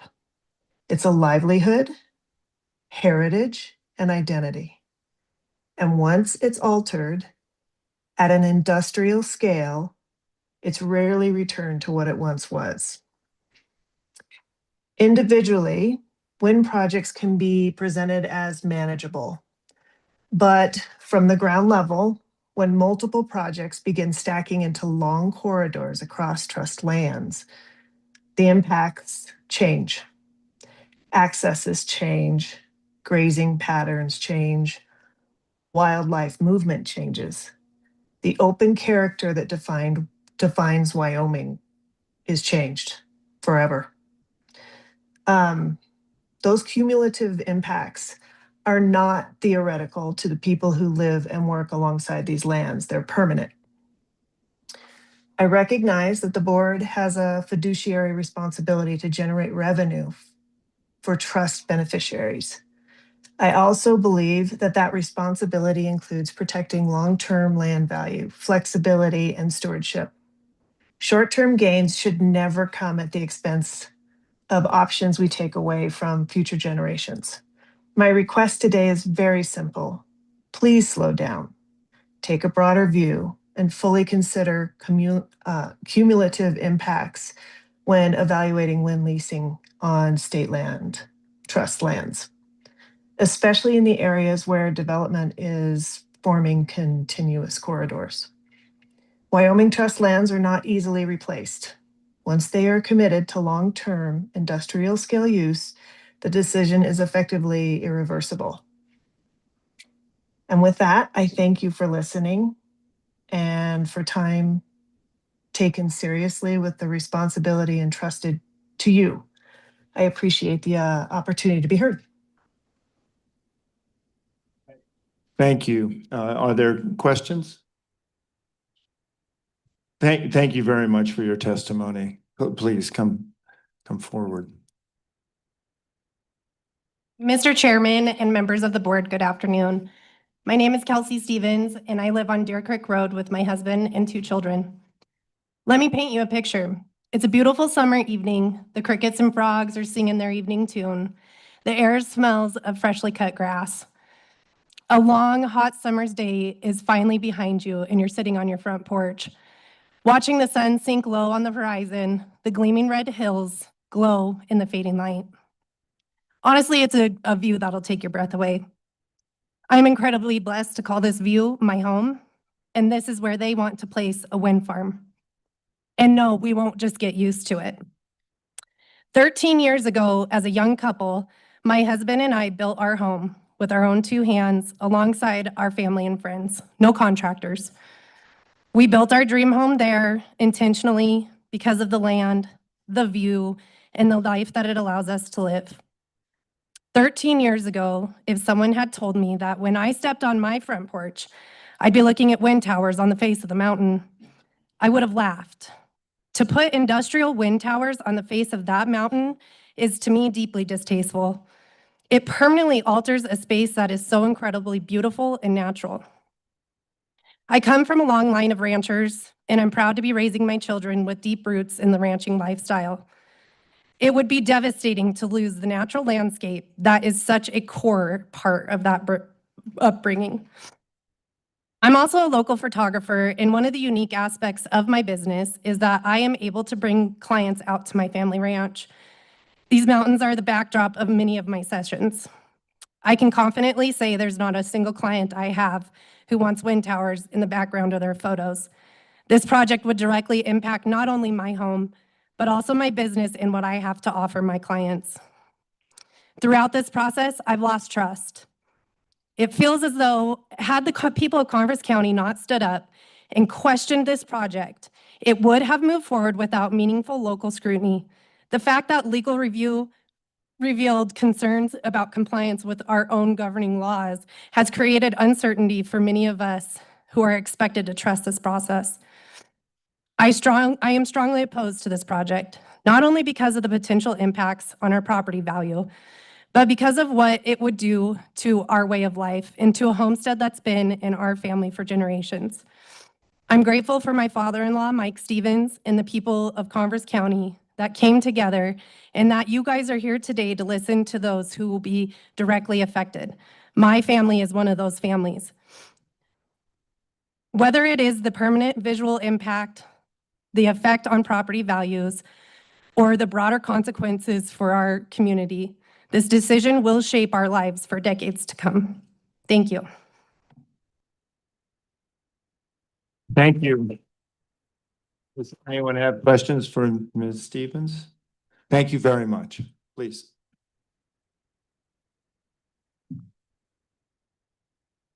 Good morning, afternoon, chairman, members of the board, elected officials.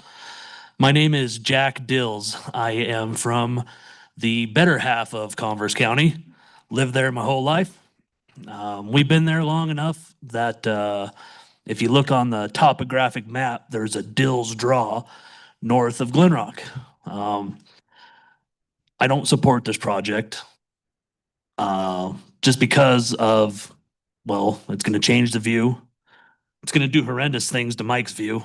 I'm out on that state land every day. When I have a day off, I'm utilizing it. Now I know state land's not just for me, but a wind farm of this scale, what's it going to do to my access? You know, assuming they let me on, you know, I'm going to be able to take my kids out and my grandkids in 40 years and be like, kids, right here next to wind turbine 72B used to be teepee rings, but they got plowed under. You know, what are we doing? It's 40 years, you guys, 40 years of tying it up and making it ugly for everybody. You know, the travel and rec committee is going to have to redo all their come to Wyoming slogans and be like, look at our wind turbines. Never mind the Grovont. Never mind the Snake River. Never mind the Laramie Range. Look at what we got here. We've got wind turbines. Woohoo. It's just frustrating to me whether it's defending my home from wind turbine and industrial projects like this, or continually having to fight the game and fish every year for legislation that would be a detriment to us or to the residents. We shouldn't have to do this every year, but here we are. Just take into consideration. Thank you very much. Thank you.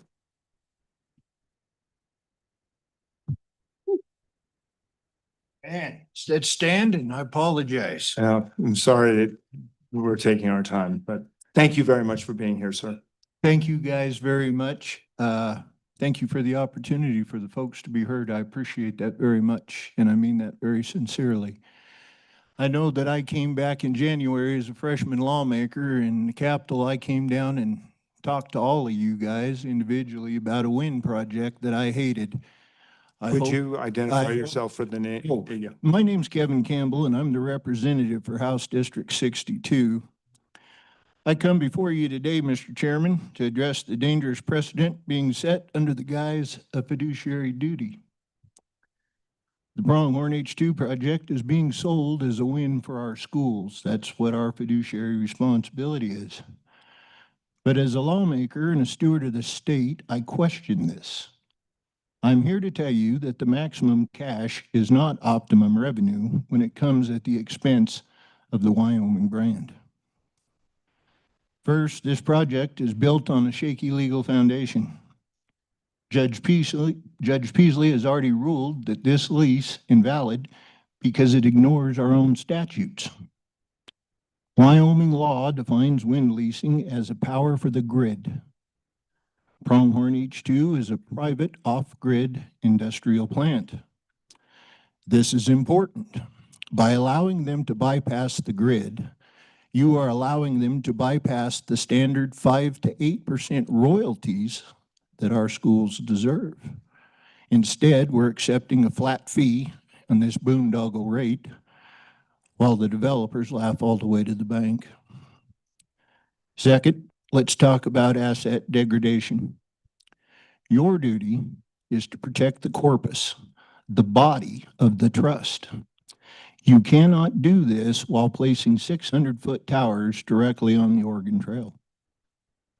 We're talking about industrializing a pristine segment of our nation's history. Once that viewshed is gone, it's gone forever. You are trading a national treasure in the multi-billion-dollar tourism industry for pittance. Pittance.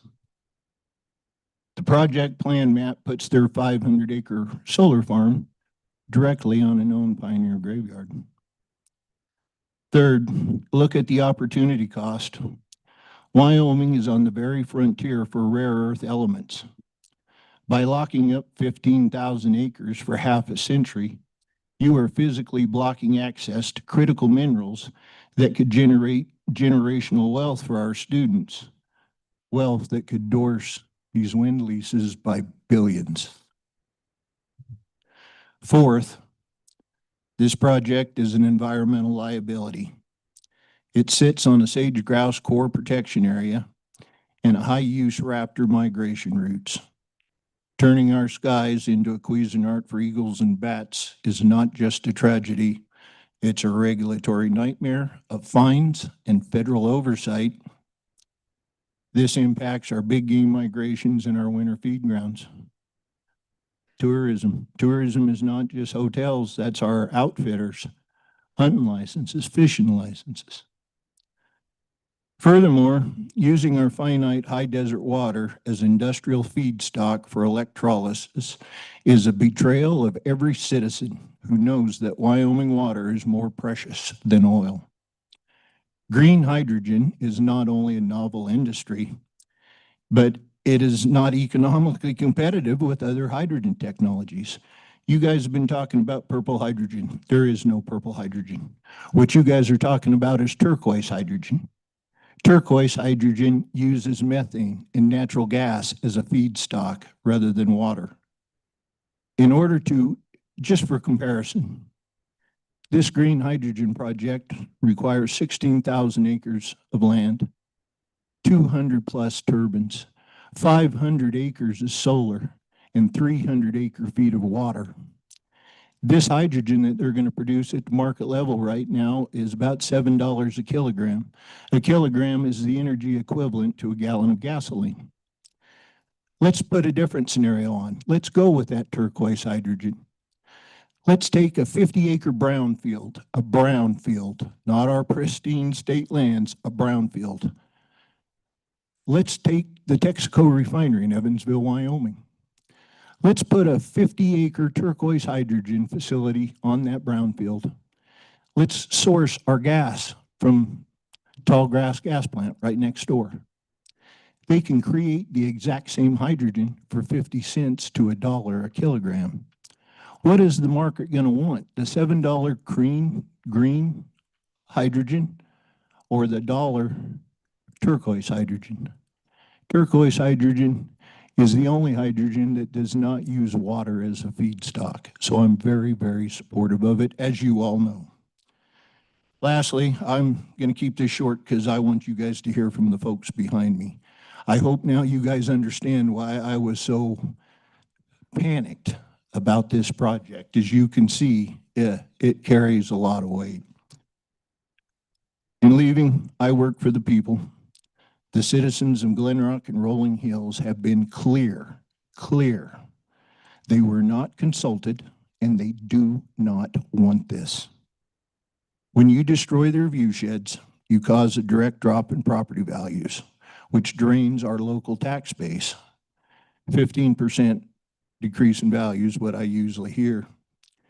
You are not helping our schools if you're defunding the local infrastructure. Please take that into consideration.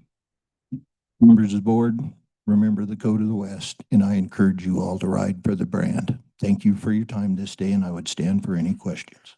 Thank you. Are there any questions? Representative, I have one. Representative, back in the 1970s, when we passed the Environmental Quality Act, there was a provision in it that was called rare and exceedingly uncommon. It allowed for a nomination to be done that could set aside portions of state land. And through the years, that has been used very sparingly. It would go before the Environmental Quality Council. Back in the early 2000s, I think they got a little bit overzealous and they decided the entire red desert should be designated rare and exceedingly uncommon. That prompted the legislature then to make it so that there is no way that rare and exceedingly uncommon lands can be designated. They can only be taken off the list. I have been trying for at least 4 years to repurpose that provision so that citizens like these could say, this is a very special part of Wyoming. This needs to be protected, which would then give this board more of an opportunity to say, here's a reason why we shouldn't be talking about fiduciary. Is there a chance that you could help support that if we can get that in this session? I would be more than willing to work with you on that, Governor. Fantastic. Thank you. Thank you, guys.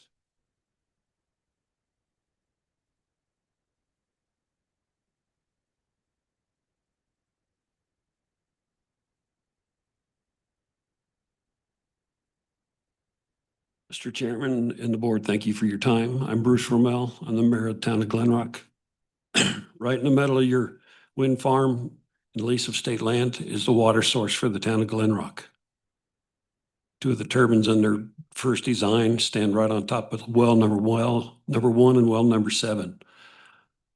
They also have the right to drill for water. In the future, is the town of Glen Rock going to have to compete for water or have to kind of go find a new water source? I hope you take that into consideration for the use of the water and to make that type of hydrogen. Please consider that. You're affecting a community of 2,500 people in the future. Thank you. Thank you very much. Madam Auditor. Mr. Chairman, thank you. And continuing on my other theme, I'm always happy to ask dumb questions in front of lots of people. But Mayor, help me understand a little bit of the history and I'm just trying to think about how we move forward. And I think the legislature has some good ideas. Glen Rock has a lot of wind energy around it already. Help me, and I don't want to name names or anything, but help me understand how those came to be and if those concerns were, I mean, I know they're not on state lands, but were those concerns equally as not addressed and how as a board, our business is state lands, but how can we kind of look at that as a bigger picture? I think if you would have, in the times of those other projects being done and through the Industrial Siting Council and the council would have listened and our commissioners would have listened, the people of Converse County would have asked for those. They were not in favor of any of those wind farms to be in and around our community. This one threatens the very life of the town of Glen Rock if something happens to that water out there. That's what I came to talk to you about. It very much affects a standing long community in the state of Wyoming and 2,500 people that live there. It's something to be very concerned about. I'm just wondering where the harm's going to come. Is it from the volume, from pollution, or for what? They have the right to drill. They can drill and take use up the water there. They have the right to drill and take water rights that way also. If they drill in that same area and it reduces the water flow in that aquifer, where's the town of Glen Rock go for water? Well, is that aquifer recharged by the Platte, or how far is the Platte from Glen Rock? I just Platte River to that is probably 9 miles away. 9 miles, yeah. This is against the mountains. It's a long ways from the North Platte River. Yeah, from what I heard, it's fed from probably a lot of that aquifer is fed from the Deer Creek and the little Deer Creek drainages. Yeah, to the south. Yeah, from what I heard that they were going to get it from Pathfinder, but they're trying to get water out of the Platte River drainage, but they have the right to drill for water also, which could very much concerns me in the future of the town of Glen Rock. I won't be there because I'm 70 years old, but I'm still concerned. Are we threatening the water source for a community of the state of Wyoming? Yeah, the amount of water they said they were going to use, I doubt if it would, but we have to really look at our water across. I'm concerned about any water usage that way in the state of Wyoming. Yeah. For our arid state. And thank you for your time. Thank you. Thank you very much, Mr. Mayor.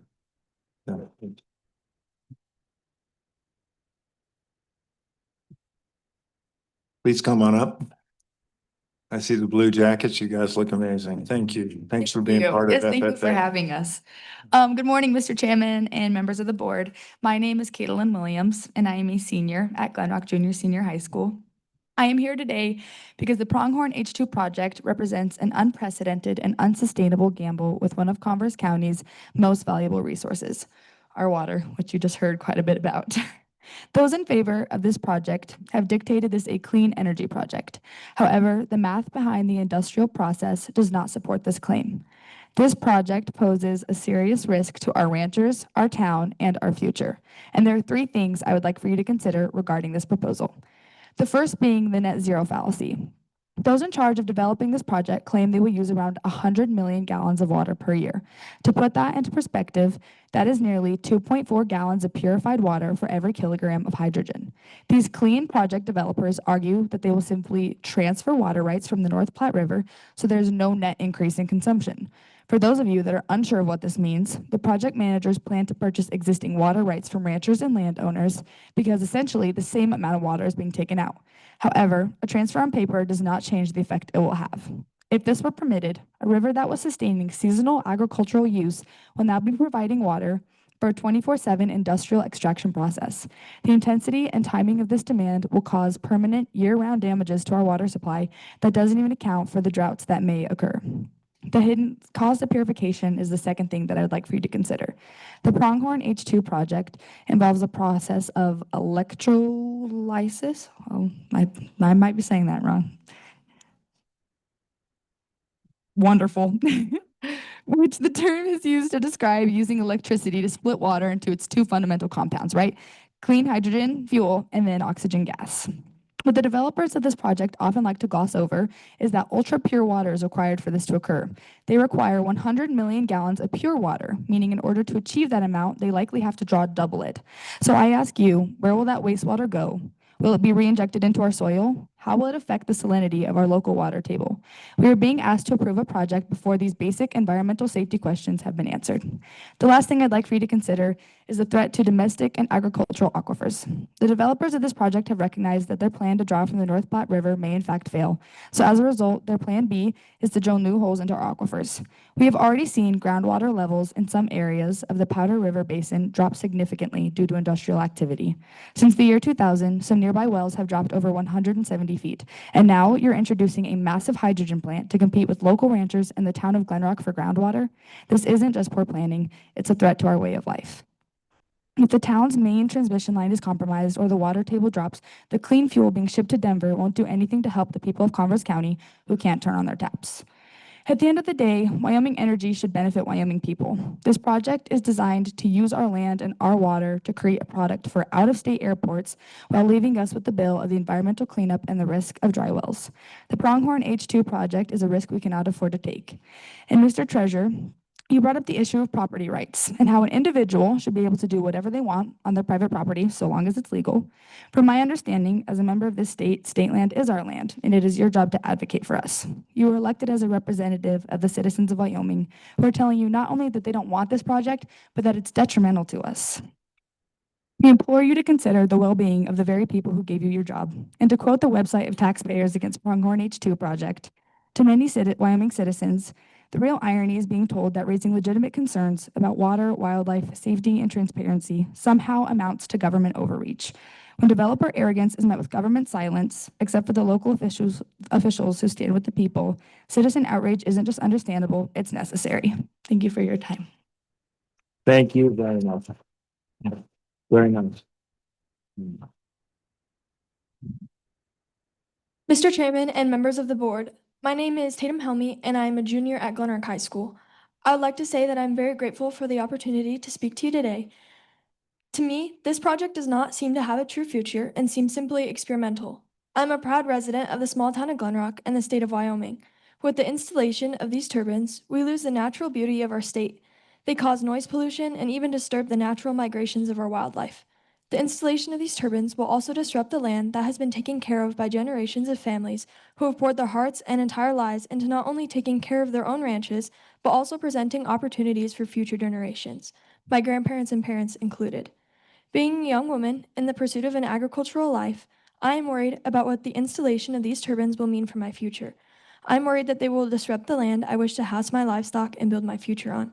I'm not only worried that they won't benefit my future as I pursue agriculture, but I am also worried that they won't benefit the futures of my fellow young agriculturalists, the agriculturists that are here with me today, as well as the ones that did not get the opportunity to come voice their concerns. As a young agriculturalist, I stand against this project in hopes of not only protecting the lives that have been built by generations above me, but also the futures of myself and people beside me and the futures of generations to come. Thank you. Nice job, Liz. Do you have a question? The secretary has a question. I just want to say that was awesome. And we need your guts. We need your values. So stay involved in state government. Please stay involved, not just the federal, also the state side. So stay involved. If there's anything, I can do to help, just reach out. So thanks for being here.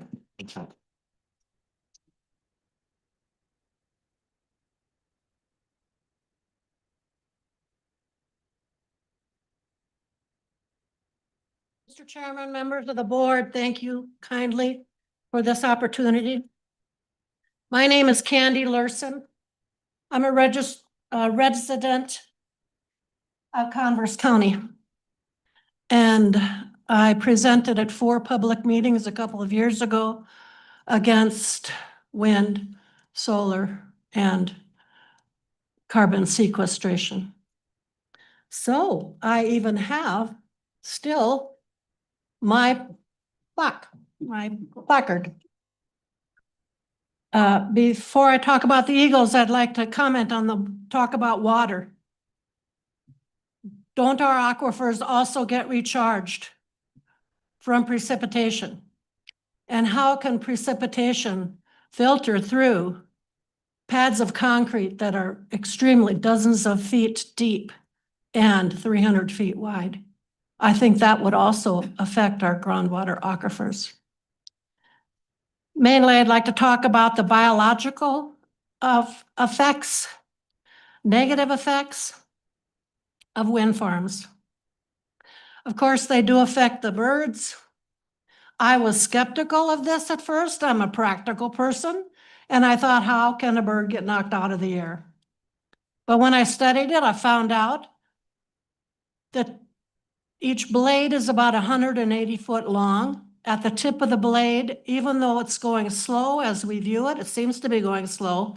Actually, the tip of the blade is moving at about 180 miles an hour. And the blades cause a vortex which suck birds of all sizes in, and they can't avoid being struck. I'm retired federal government. I worked with biologists. I was a forest writer editor.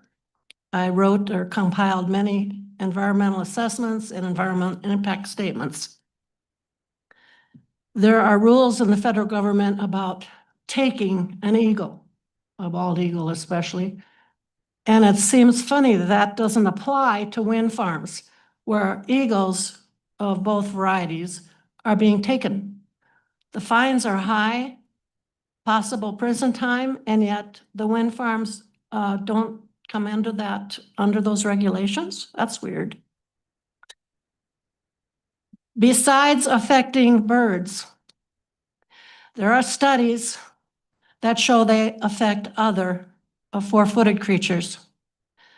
A study in Pennsylvania showed that a dairy farm near a wind farm, milk production decreased in a large measure. When milk production was down, not only that, calf production, fertility was down. Cows were not getting bred as easily. In ranching, that also applies. Lower calf crops, fewer in their calf crop, and lower weaning rates. They don't know exactly why, whether it's a vibration, whether it's a pitch, a pitch inaudible to humans, but audible to ungulates and other creatures that bothers them. They don't eat as much. So saying that cattle can graze near or underneath wind farms, it doesn't work out well for the rancher. One wonders about studies, how will this affect people? Will it also affect us in some similar ways that we are not yet aware of? I also wonder about the recycling. So you give the permit, there's an initial applicant, and they sell out, and then it gets sold out again, and it gets sold out again. And we've seen it in the news where the final holder of the facility may not have the wherewithal to reclaim the land that was used. So then we're stuck with the bill. They go bankrupt. They can't reclaim it. They're not going to take the concrete out. What are they going to do with the blades? The blades are sitting were sitting in a stack up at Casper the last I checked, which has been a little while, but. So I'm a recent resident of Wyoming, but I chose this state on purpose. I love Wyoming. We love the oil and gas here, and I don't see wind farms as being economically feasible, and they're a short-term gain for long-term expense. That's all I have to say. Thank you. Thank you very much. Ms. Larson. Are there questions from Ms. Larson? Thank you very much, and thank you also for your service.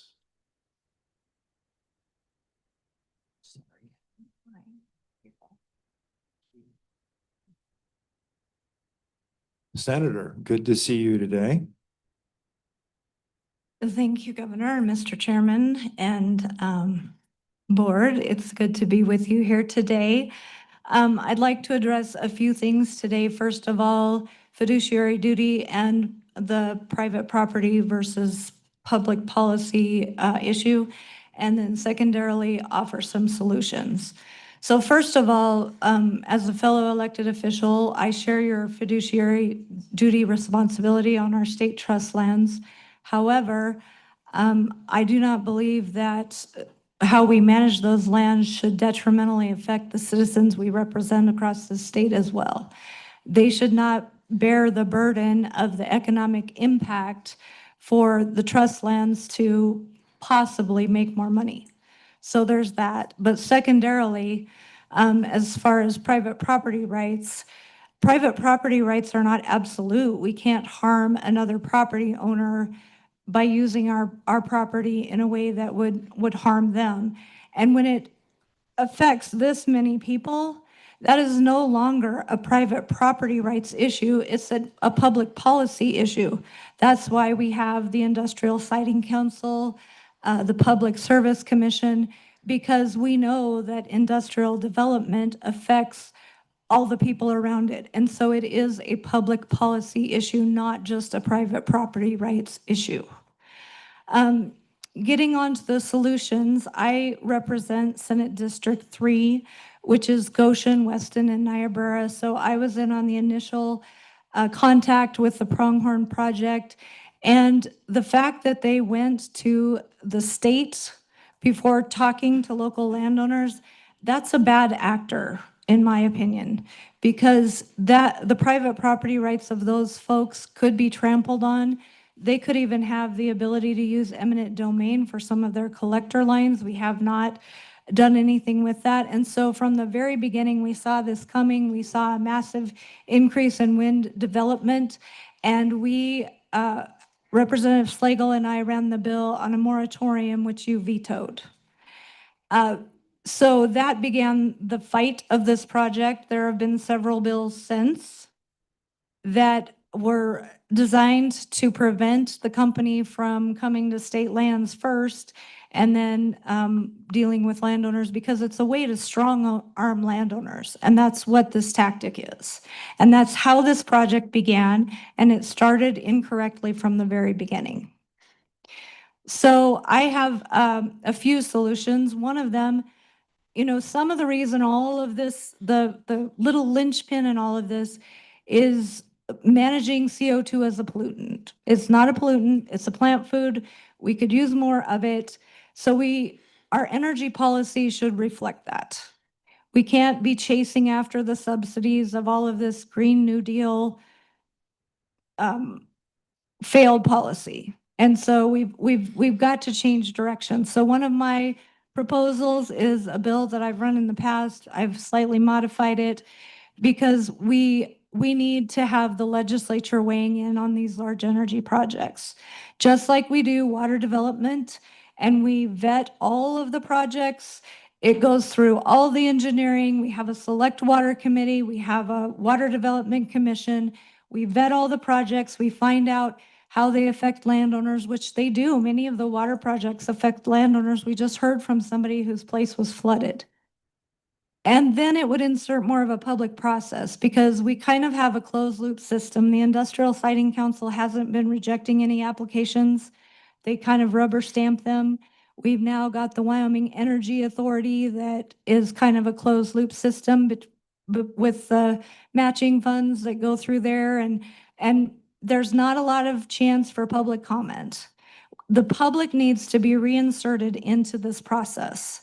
And the best way I can see to do it is through the legislature vetting all of these projects and setting an actual energy policy rather than just taking whatever subsidy comes down the pike or throwing it all at the wall and seeing what sticks. We need to be vetting these projects. We need to really be looking at what the impacts are and what the potential gains are. The other bill that I'll be proposing to select water on the 21st of January is a bill stating that the destruction of water molecules is not a beneficial use of water. Because that is not, we're taking the water molecule out of the water cycle and we're destroying it. And that has a significant impact on the state and on our citizens. And so those are a couple of legislative solutions I will be bringing, but I would urge you as the board to reverse your decision, to put a nail in this coffin. Clearly, these folks don't want it. It's very highly questionable, the math that's been used. It started out in the wrong way through strong arm tactics. And I would just ask you to revisit this whole project and withdraw your support. And with that, I would stand for questions, Mr. Chairman. Thank you. That's Senator Sherry Steinmetz. Are there questions?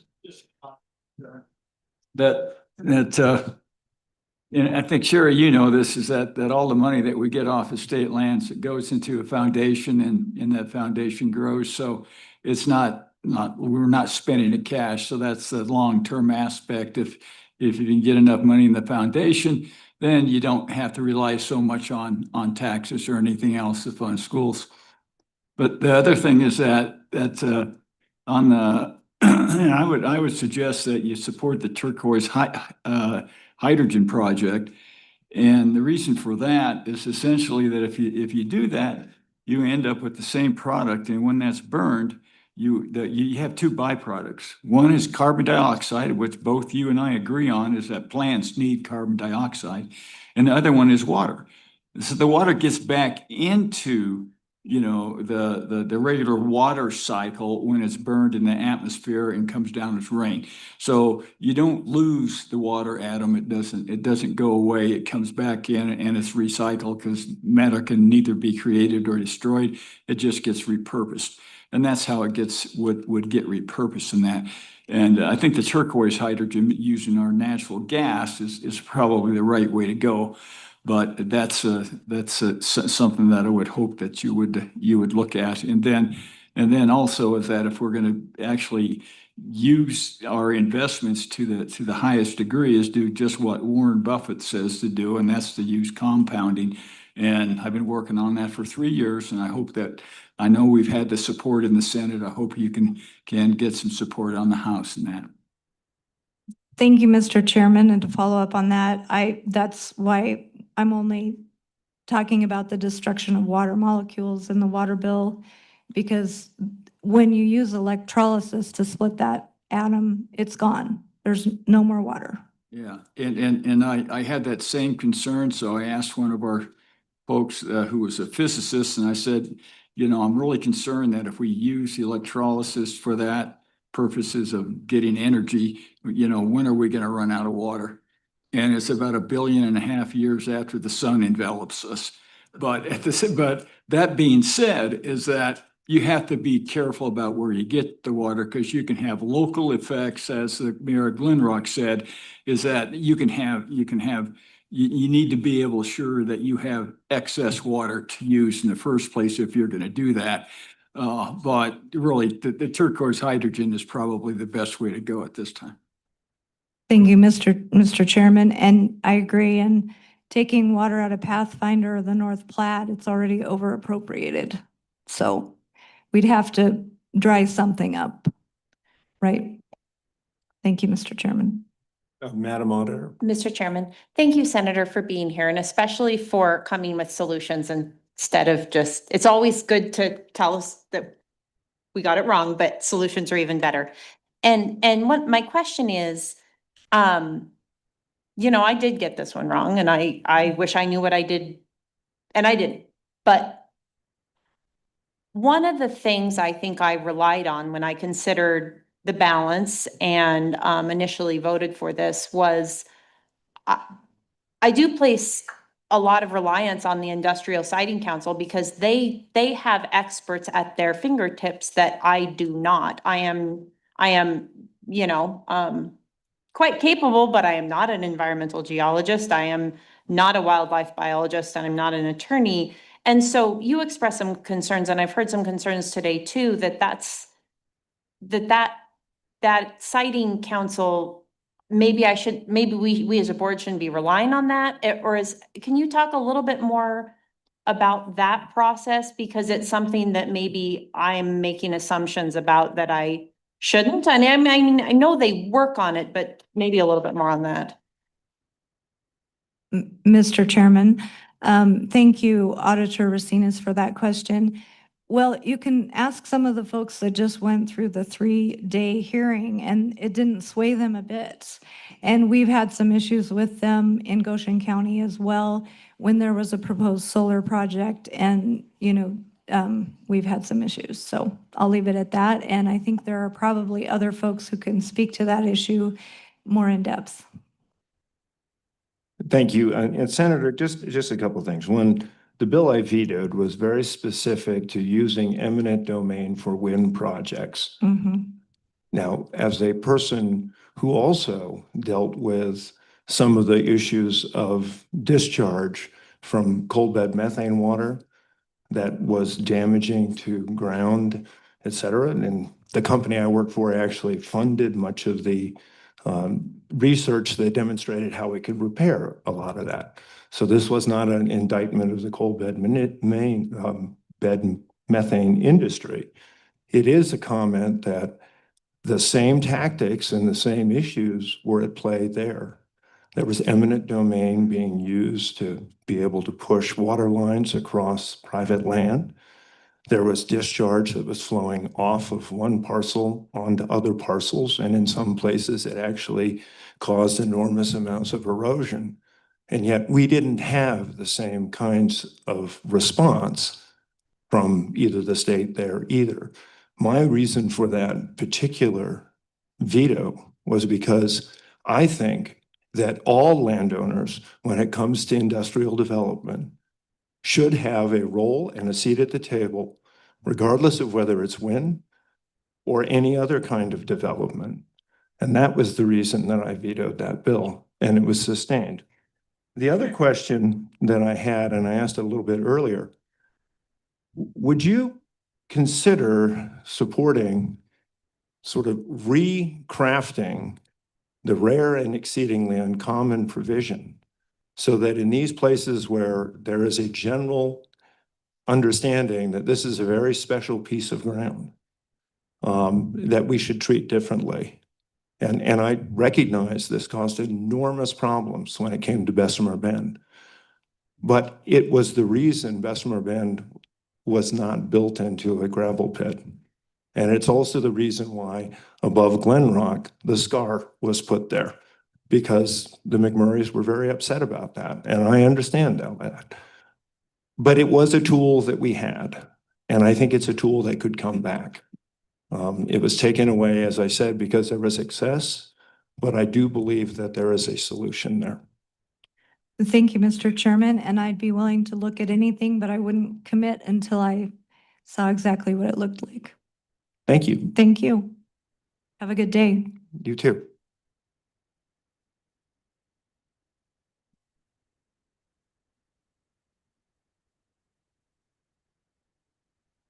Hello, panel. My name is Jill Kaufman. I come from Platte County. I'm a business owner. Just a couple of things before I start what I was going to say. The other thing that I've noticed in this, with these projects is they divide communities. And we are seeing an absolutely horrible aspect to that. And what I mean by dividing is, number one, you have a few of the lease owner, family owners, landowners, and the government employees against the people. We have been in workshops where the chairman calls the people the opposition. It's all on video. We have also been at the last industrial siting where when the people went together and do petitions and they introduced it as mob rule petition. So it's very contentious in Platte County. Platte County people are willing, we are going to prevail because this is wrong for Wyoming. Now, I also wanted to say, I am completely against this in any part of Wyoming. And here's the reason. Green energy is a lie. We all know it. We've seen the results. It has now been exposed as a hoax perpetrated on the American people by the government and accelerated by the most recent Biden administration. And by extension, you are as well if you continue to approve these projects. And what we also have found is there's no justification that is not, and it's not backed by science. And we've heard CO2 does not hurt the atmosphere. It's good for our plants. The Trump administration also said, don't do it. He said, stop it. We know that all these big corporations are coming into Wyoming, are just trying to get their billions from the Inflation Reduction Act. Do you have any understanding where that money comes from? Yeah, it comes from the people.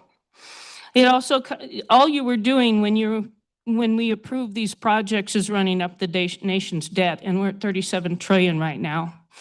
Wyoming needs to do their part along with other states. It is also known statistically, and it's all publicly available, that ever since these green energy corporations have come into Wyoming, our electric bills have continued to go up somewhere from around 24 to 27%. And they continue to skyrocket across the state. We don't need any of it. Our state already exports 80% of our energy, and we live on 20%. Probably none of this energy that will be generated from some of these projects will even stay here in Wyoming. So we desecrate thousands and thousands of acres valuable to our agricultural land, and we don't really need it. This is appalling, and this is insanity. Which this opens up the bordering property owners who are not wanting to be part of this project. And their line of fire, this is also falls into what Senator Steinmetz said was eminent domain when the transmission lines come in and they say, well, we need to get energy from these projects and we have to go across your property. Here's money or we're going to eminent domain. Who knows what's going to happen? That is not talked about prior. Also, and who do you think will pay for the transmission lines? Yeah, the consumer, the taxpayer. And the board is this board is supposed to be serving the people and providing safe and quality regulations, but unfortunately, the public is in the penalty box and paying for everything from every angle. This order by the judge should not be overturned, so I'm against it. I believe you have the authority to be able to turn that and make a decision and reverse your decision. I also wanted to remind people that our counties and our state regulations are supposed to protect the people.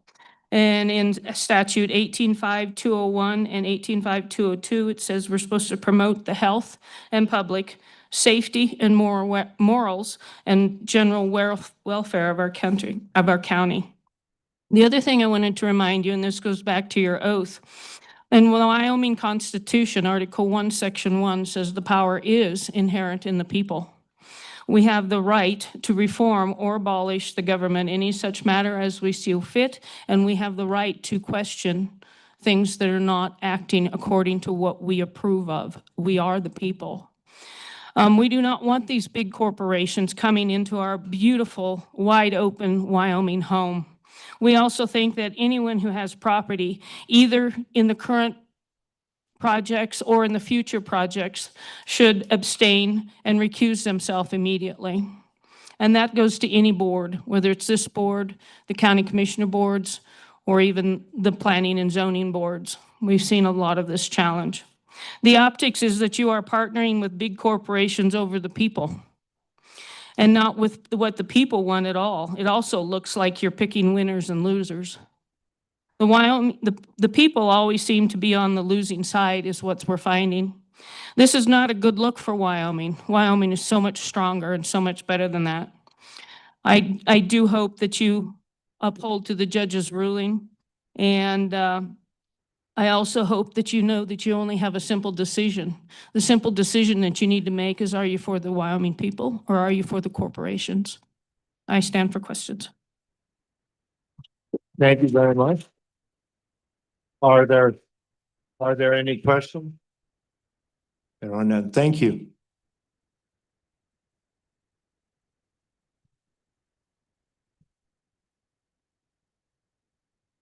Mr. Chairman, members of the board, my name is Richard Ladwig. I'm from Manville, Wyoming, Niobrara County. And I'm going to talk about a little bit that I haven't heard a lot about today. Give you a little history. I spent 20 years as a county commissioner. I spent 6 years on a super job as a commissioner on a Game and Fish Commission for the state of Wyoming, appointed by the governor. And I've talked to commissioners, I've talked to directors of Game and Fish, I've talked to deputy directors, everybody I can talk to.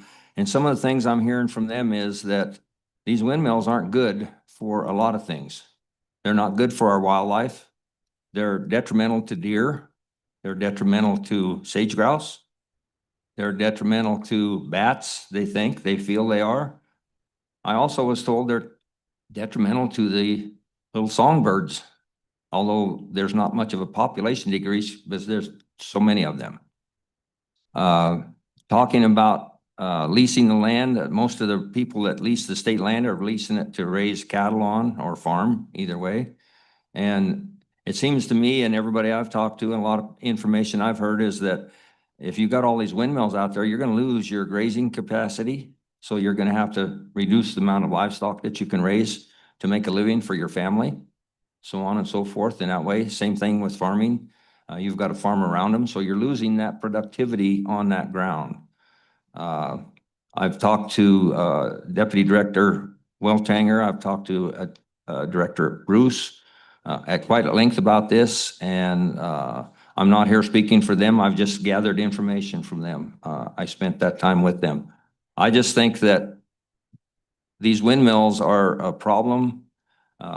My family homesteaded a ranch 3 miles north of Manville, right in the middle of some of the biggest block of state land in the state of Wyoming. Contiguous block of state land. They couldn't have made their ranch work if they weren't able to lease the ground and raise their cattle and raise their crops on that ground. My great-grandfather homesteaded that in 1883. And it's been a wonderful run. I lived on it all my life, up to now, up to a few years ago, it finally did get sold.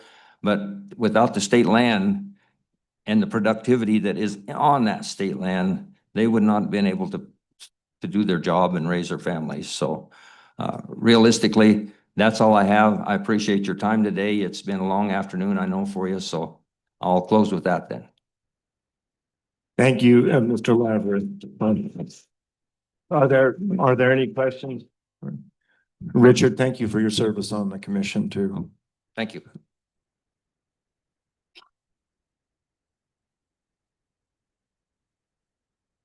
Good afternoon, commissioners and chairman. I'm Bruce Finola. I've made electricity for most of my natural life. I'm retired now. And I haven't seen this much fun since one of our policemen tasered an elderly gentleman and I was on the town council. So I know how you feel. So one of the things I've written quite a few reports that ended up to the Public Service Commission, and I'm familiar with the process and the dollars and cents.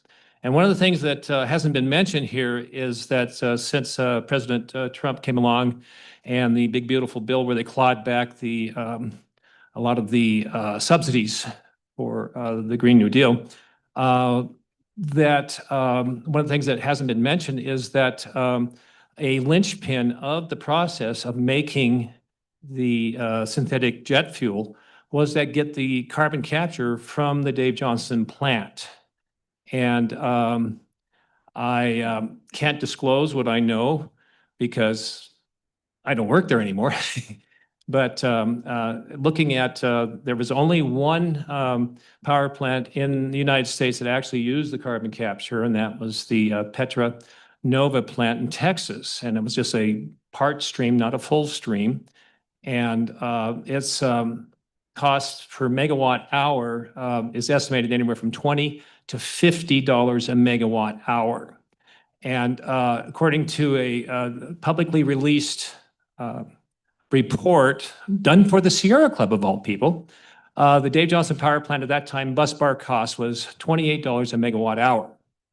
That's lock, stock, and barrel. And so if you're talking about adding to that another $50 a megawatt hour, and that the Dave Johnson plant is regulated by the Public Service Commission, I don't think that'll fly. So, that's without any subsidies because has been no construction for the carbon capture, any kind of carbon capture. So I'm saying a linchpin of the proposed project was carbon capture from the Dave Johnson plant that most likely does not any longer exist. So all they'll be making is synthetic hydrogen. Synthetic hydrogen, even green hydrogen, but the green hydrogen prices since 2022 are down to 1/3 the price of what they were in 2022. Nissan made a very nice hydrogen-powered car, and boy, can you get it cheap now. It was a very expensive car, and it's because the hydrogen has fallen from favor. And so the concern is, and has been mentioned before, there's a bait and switch thing that could occur here, is that if you grant the leases, they could keep the leases and then just sell them to somebody else, Joe's Power and Light, and say, we're going to connect to the grid. And so, again, I think this is what they have proposed is different now.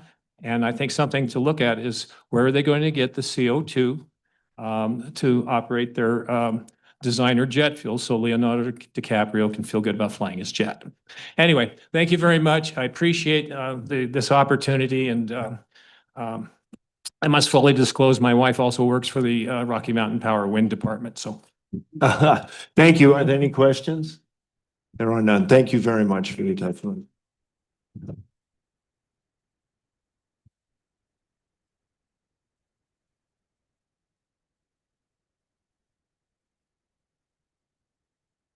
Good afternoon. My name is Aaron Lohr. I live here in Douglas.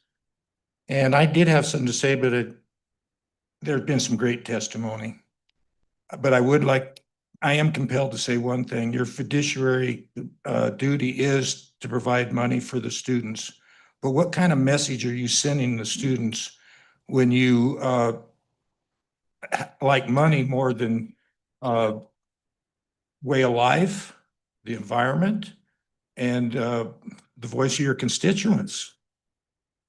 And on top of that, I'd like to say that I don't know why we're waiting for a Supreme Court decision.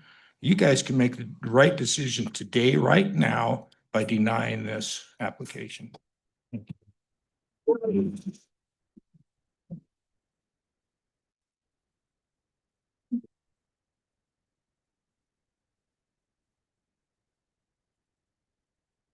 Representative Strzok, good to see you.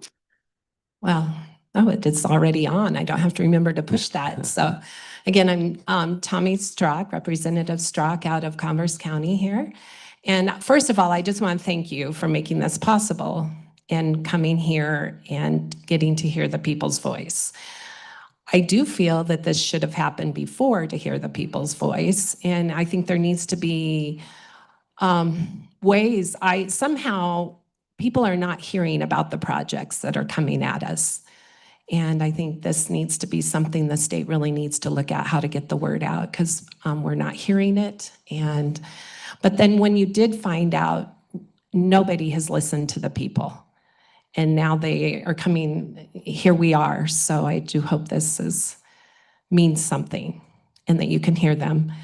The other thing is, Judge Peasley, he is probably one of the most fair judges I have ever met. He looks at everything. He has made a ruling, and now we're fighting that? I don't understand that. He spoke. The people have spoke. So I hope you hear this.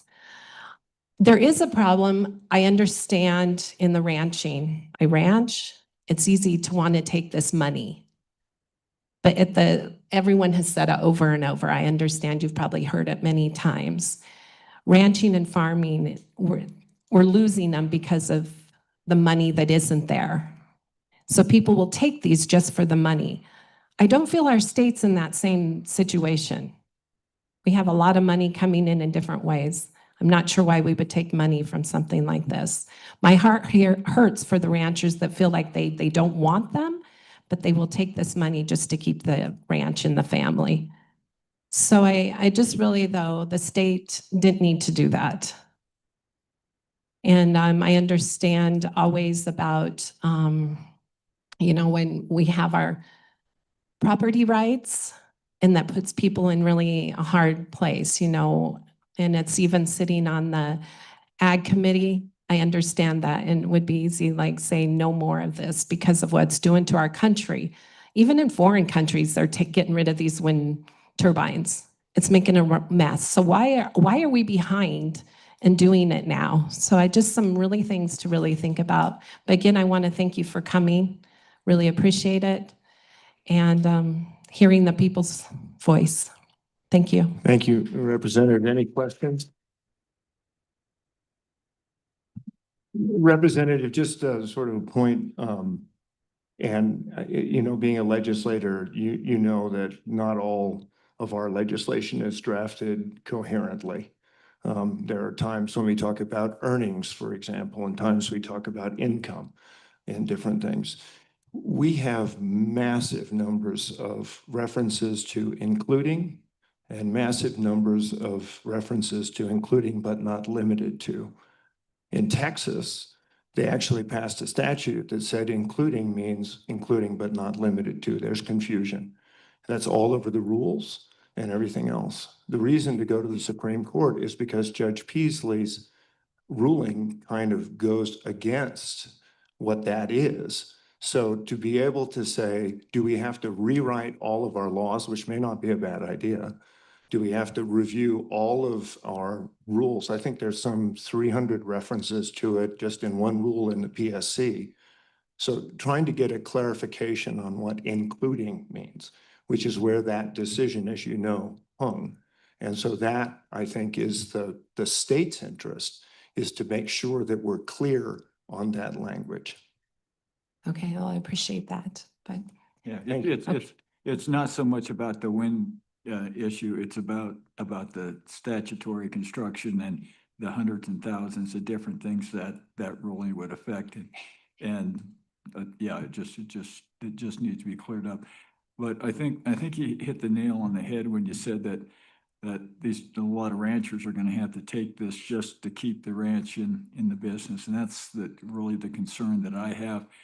And then that puts us in the spot where if we're like 10% or 20% of a project, and the project's going to go ahead anyway, then we're in a spot by saying, okay, what we do really doesn't make any difference. The project's going to be there and you're still going to have the same impact. We're just not going to have any revenue that comes off of it.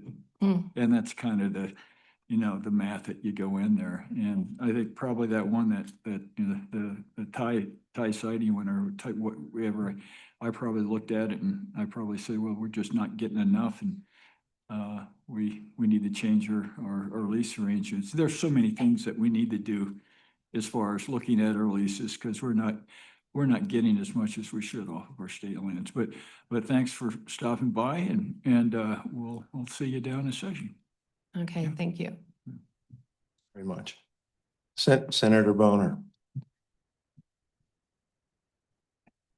Well, good to see you all again. Once again, thanks for coming up to Douglas. Yeah, I guess my comments hinge on the last two comments from the board. First and foremost, I think that the result you see here today is a consequence of a developer who thought it'd be easy to develop state land and literally looked at Duncan Ranch, looked at that large block in Niobrara County, and said, well, let's do some paperwork in Cheyenne, and voila, we have a project. I hope they understand that that's not how things work. I hope everybody who might be thinking of doing something similar will notice this is not a good use of our state lands. This is not what it is for. Because you see what happens when you just fill out paperwork and you don't engage with the community. So I think that's the first takeaway here. And if there's a way that you could hopefully distinguish between those projects early on, which one is just a result of something that's primarily on private land, which is a developer targeting large chunks of state land, and begin to differentiate those early on. Perhaps that's a lesson learned from this situation. Another one, to your point, Governor, yeah, it is difficult with the lawsuit, with the legal question in front of the Supreme Court now. Is this going to apply to, say, a natural gas power plant, maybe somewhere down the line that may be looking to do something similar, might be primarily used to power a data center, but could also sell to the grid? Are we precluded from that sort of development on state land all of a sudden?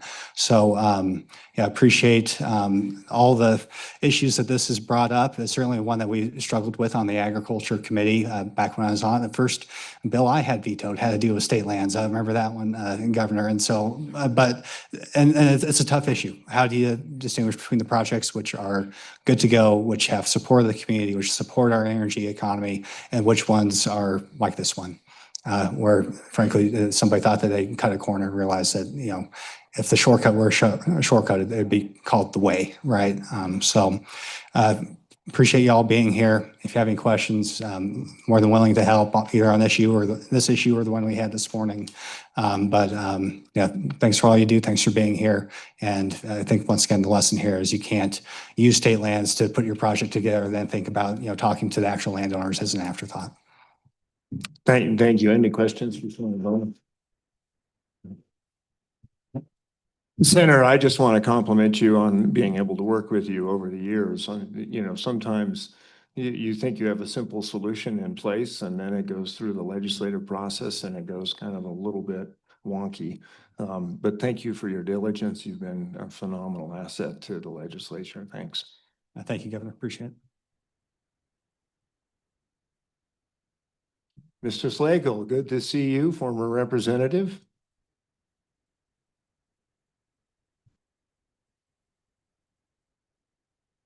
Thank you, Chairman and Board. Thank you for coming to Douglas, Wyoming to have this meeting. Makes it a little easier for some of us to get here. On this topic of the wind projects, I mean, I had 4 concerns from the beginning of this project. I think they're still there. We've heard many of them expressed today. Number 1 was the use of our water to make into hydrogen. Number 2 is the possible use of eminent domain, either to bring more power to the project or to get power away from the project. I mean, it's with eminent domain laws in our state right now, that is an issue I think we need to look at. And then also number 3 is the burden on our present electrical grid, because wind energy, as we all know, is not reliable. Even though it's been very windy here in Wyoming the last few months, it isn't always windy. And so when the wind doesn't blow, they need other power. And so they'll have to have access to our grid, which is, with all the data centers coming on, it's going to be overtaxed. And then the 4th one I have is unfortunately, even though our state land office does work hard, they tend not to be the best negotiators of surface use agreements with companies. And so that is a concern of mine. Sometimes they make a deal that was discussed earlier with the oil leasing, that it's a lower lease than private people have, and so it drives more demand for the state lands. And so those are my 4 comments. I appreciate you guys hearing everybody today, and I'd stand for any questions this time. Thanks. Any questions for Mr. Slagle? Alan, thanks. Thank you.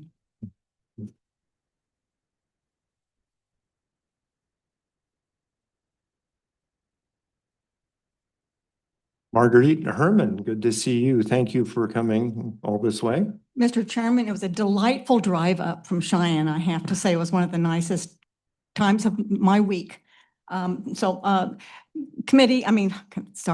of Land Commissioners, Chairman, my name is Marguerite Herman, and I'm here as a longtime advocate for the beneficiaries of school trust lands, which have been mentioned only kind of by reference today. I was going to start out with a little tutorial about the Northwest Ordinance of 1787 that set up school trust lands, and that they were created and designated for states when they became states, as we did in 1890, for the sole purpose of generating money for schools. And so I guess I've just done that. I wasn't going to, but there it is. And so I have 2 questions after listening to the heartfelt, sincere, and legitimate complaints of the room today. Is 2 questions. So what are you going to do if you accede to the sentiments expressed here today? How do you plan to fulfill your trust duty to the beneficiaries, which is school funding, K-12 public schools? How do you plan to do that if you write off certain things as being more than just unpopular, but also, you know, people complaining about quality of life, et cetera? So that, and because the trust duty, as anyone who knows in the legal biz, is the highest duty, the highest possible duty under the law you can have is to a beneficiary. And the stated beneficiaries in our Constitution, our Act of Admission, is K-12 public schools. And the state legislature right now is figuring out exactly what it costs to educate our wonderful school children.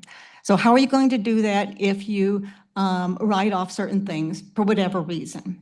We have put the burden on oil and gas, who have really shouldered the burden of our school funding for years, for decades. There are also property taxes. Okay, those have been cut. So do we shift burden to oil and gas and taxpayers, homeowners? And I guess that can be a choice you make, but just understand that you got to figure out about the trust duty and the shifting of, I mean, you still have to pay teachers and keep the lights on. So that's sort of a challenge to you. The other, and just to clarify, people I think are conflating the leasing situation with the wisdom of the whole hydrogen biz, which, you know, leasing is only, we're not taking an investment and we're not investing in the project itself. Anyway, but the question that comes up, and that I think, you know, people like Judge Peasley's decision, I think he got one thing wrong. He conflated your job, your leasing decisions with the regulatory process that is absolutely necessary before something is a go. DEQ, this, you know, industrial siting, all those regulatory pieces that come separately, land use planning, et cetera. And how are you going to make that process rigorous enough so that people have confidence that they don't bring hydrology issues to you, because they know that they will be dealt with responsibly and effectively in that second phase, that separate second phase, the regulatory phase of this thing? Because people have expressed that they want you to make those decisions. They're bringing, you know, dust, noise, traffic to you. And you don't have a hydrology department. So you're trusting the regulators of our executive branch to listen to the concerns, weigh them, and make a decision. So if something is not recommended, because it's not a good thing. So it seems, I'm not saying that they are not worthy of confidence. I have no idea. I think they do a good job. Their complaints, some people don't think Siting Council does a good job. I don't know. I have no independent knowledge of that, but clearly, regardless, there is no confidence that that is a rigorous process that is thorough, is accurate, et cetera. So those two questions I just put before you. How are you going to discharge your duty as trustees if you're going to, as you make decisions? And then how are you going to ensure that the follow-up regulatory part of the process is actually works for the good of Wyoming? So, and that's all I have, unless you have questions. All right, thank you, Marguerite. Secretary has some questions. Thank you, Mr. Chairman.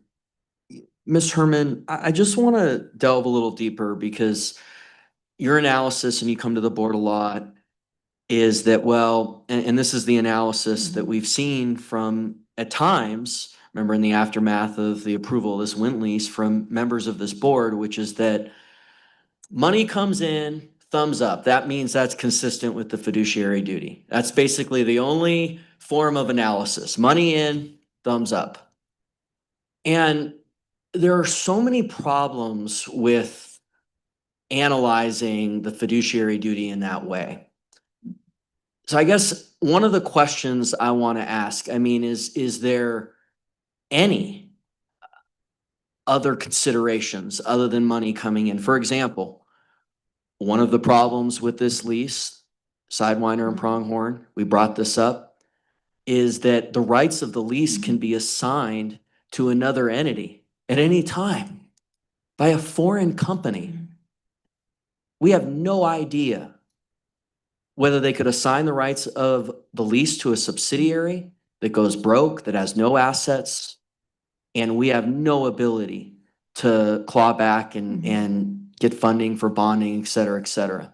So should we consider things, provisions like that in these leases, or just because it has money coming in, that's consistent with the fiduciary duty?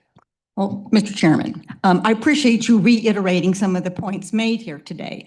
Revenue is not the only thing, but it's not nothing either. And I think that it should be in the mix, is that you do have this trust duty, but not to the detriment of the land. The rape and scrape kind of days in the 70s it doesn't work because it degrades the land.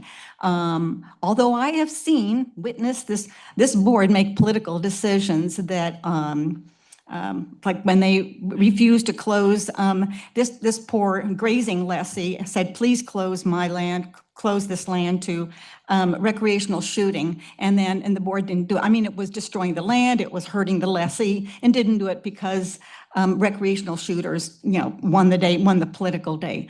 So what I suggest is that you somehow, if you can extract the politics, make a hard economic and you don't have the staff to do a thorough environmental analysis, but you do the thorough job. Politics are not nothing either, I will have to say, as we all know. But if you can possibly say, is it good for the trust? And not everything is good for the trust just because of a dollar, obviously, but it's not nothing either. And I think that it goes into the mix. And again, your trust duty to the beneficiaries is not that every dollar it makes it worth. It doesn't argue for every single proposal that comes to you, but you have to consider it. And again, it's intergenerational trust. So you got to think about the next generations coming in, of the children. That is, you have to weigh that. Absolutely. You can't just lay waste to land and sort of, extract every penny from it. And that's why I think, the legislature has not really done a very good job at monetizing recreation, which is a non-consumptive use of land. Why don't we do that? That would be a good thing to do, I think. But You know, and I know the legislature struggled with doing that. I think there's a lot of possibility out there. Conservation leases. So no, you don't have to consume the land and set up some great international, horrible, shell game. So I would say it's an interesting question. I never suggested it, that the revenue is not the only thing. But I think making, if not a wind farm, then what? I just put that out to you. And it's just a question. It's just a question. And I think OSLI staff is fantastic at analyzing and weighing proposals that come forward. And if you don't think they're looking at enough stuff, add to their punch list. If you think you need more information, if they're not doing well enough. I think that if not wind farms, fine, that's fine. Don't do another wind farm, but you got to do something to fulfill your duty, your trust duty. Thank you, Ms. Herman. Any further questions? Yes. Mr. And you touched on this, but right in the first thing when you said that, it's that the state lands are for the beneficiaries. And we don't monetize anything. They're basically, the people in Wyoming feel like they're a state park rather than, for the benefit of the beneficiaries or the benefit for everybody. And that's the slippery slope that politics has gone down for quite a while. And it's going to be, I think, almost impossible to monetize a recreation. I remember when I was still in the legislature, there was a interim topic about, having I guess, basically having a hunting stamp or access stamp like it was a state park, to go into it. And that was just hit the lobbyists on the hunting and the shooters and the fishermen, and everybody just raised all kinds of hell, and nothing ever got done with it, and probably nothing ever will. But, what I can do is invest more efficiently. I think we can do that, but it's going to take some help from the legislature.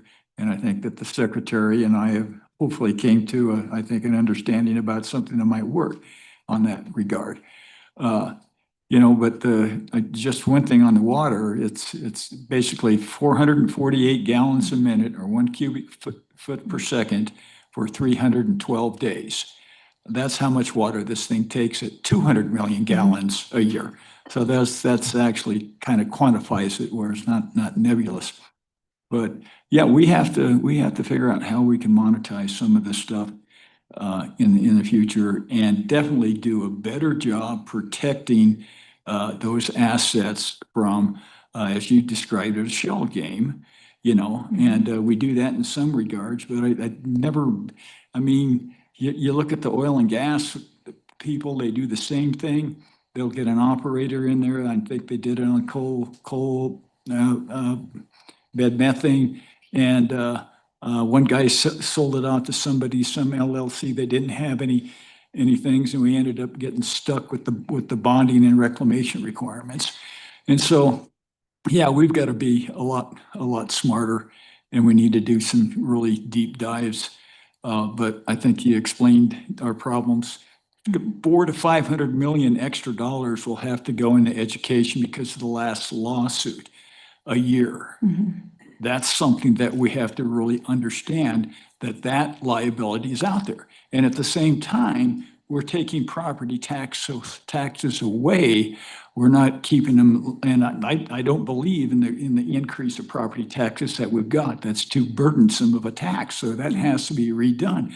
But we're taking revenue streams away at the same time that it's getting more expensive. So the legislature's got to make some tough decisions on education to try to keep that in there. I mean, I look at what is it? The Potter Academy had like 80% proficiency, and I don't know what that deal is, but maybe we ought to look at that and see whether or not we can take some money out of it. We're spending so much money, but we're not getting any value out of that. So we got some hard ground to plow, and it's just, we're going to have to figure out how to navigate that and still protect the rights and protect Wyoming the way it is. Now, you could take a page out of the Trump brothers. Yeah, they basically use wind energy in Texas and natural gas fired wellhead generation, and they mine Bitcoin for $37,500 a Bitcoin. Well, and Mr. Chairman, if I could, just real briefly, congratulate our state treasurer for doing a fantastic job with the permanent school land fund. I forget how many billions of dollars it is, but the return is wonderful. And so I appreciate all the work you do to take that corpus and invest it wisely. You guys do a great job. Yeah, I think that we just need to be creative and, maybe there are all ways to make money off land that doesn't, ruin a ranching operation. But I think we just need to be more, maybe just a little more inventive or just search it out. And that's the legislature's job to vet those things. New Mexico does a great job at monetizing recreation. And we can learn from a lot of that. And yeah, and just there's a lot about there, ways that you can discharge your trustee duty that is will make money for the kids and sell to Peoria, as they say. Thank you, Ms. Herman. And I think you're up next, but I also noted that I had missed out Joseph Kibler. Is it all right if we take him? Thank you, sir. Mr. Kibler, we'll hear you now. Yes, hello. Thank you, Chairman. Thank you for hearing from me. Joseph Kibler here, coming to you from North Cheyenne. I don't want to spend a lot of time repeating points, obviously agreeing with everyone here on the environmental and fiscal impacts of wind energy to Wyoming. I wanted to share a story kind of going off of what Ms. Strux said. Recently, I spoke with a rancher that I wanted to share this with the room. I spoke with a rancher that was considering wind energy for their property. And I wanted to find out why, because I know there's got to be something more under the hood. And the story that was shared with me was pretty compelling. Well, Joseph, when our parents pass away, we will lose our ranching land to estate taxes. And we are trying to find every way possible to be able to pass our land down to our kids and our future generations. Wyoming is losing a lot of ranches because of issues like estate taxes. And so out of desperation, we find our ranchers trying to find ways to make ends meet, because I've been told that beef just isn't cutting it. And so when we think about this, and when we're talking about the future of Wyoming and wind energy, I would like to encourage the board with this. First of all, I completely agree with all of the arguments brought today, all the way down to the fact that, as Mr. Gray says, woke energy, this is a big lie that's been perpetrated on the American people, and the damage that it does to our environment and the actual fiscal cost, it doesn't make any sense. But I would like to encourage the board to think about this. Let's focus on what Wyoming has been historically good at. We don't need to be all things to all people. And I understand the diversification of economy, but there are a lot of things that Wyoming is really good at with its land. And it's been mentioned here: agriculture, tourism, minerals, resources, natural resources, power generation on the coal and gas side, where we can produce energy. I think we produce like 12 times the amount of energy that we use in the state. Let's find ways to expand and grow the things that we're good at, rather than trying to put our hand into every pot that exists. And I think you'll find peace among the people and the communities in getting behind this kind of idea that just let's focus on what we're good at. Now, I understand that coal and gas energy also takes a lot of water. So there comes that water discussion again. But if the State Land Investment Board would consider making a list of what Wyoming has traditionally been good at, and let's expand that. Let's get good at that so we keep our ranchers here in Wyoming. A lot of ranches for sale right now for a wide range of reasons. We need to be thinking about that for our future generations. So wanted to share that story, wanted to share that suggestion to the board. And with that, if there's any questions, I'm happy to take them. Thank you, Mr. Kibler. Are there questions for Mr. Kibler? No, appreciate it very much. So thank you. Come on up. Chairman, board members, I'm Dan Cushman. I'm a sixth generation rancher. We were chased out of south of the border down here. Came up here to Wyoming to ranch. My folks have a ranch that I'm a partner in now through the LLC that is surrounded by those state lands, that block of state lands there in Niobrara County. You talk about property rights. Why would one neighbor do this to another neighbor? That's my big question. Why?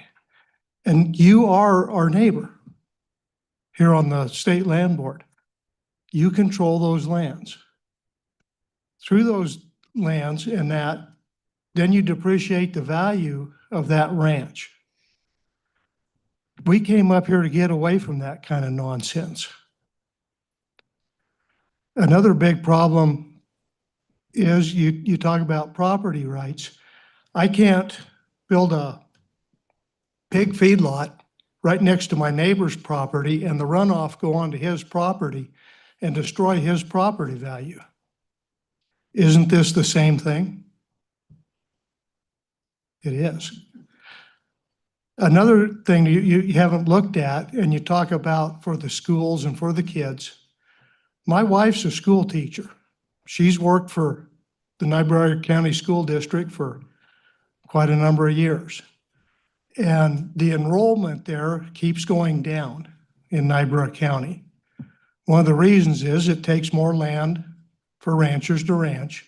So you keep growing and trying to support your family and your operation. So there's less kids. I have a son that was, him and his wife and 2 kids were planning on moving back here. When this whole thing come about, they've changed their mind. They don't want to move back to Niobrara County now. As a larger rancher sell out to the wind and solar energy projects and this hydrogen project, one of the problems is then the neighbors sell out because they don't want to be next to this. So that larger landowner gathers that property up. He then leases it to the wind and solar, and it affects more people, and it takes more people off of the land. Less kids in the schools. Our school district there in Niobrara County is very slim as it is. We're declining every year. And I ask you to please not do this to our county. It's going to decimate Niobrara County. And that's all I have to say. Thank you. Thank you, Mr. Cushman. Are there any questions? No, appreciate that.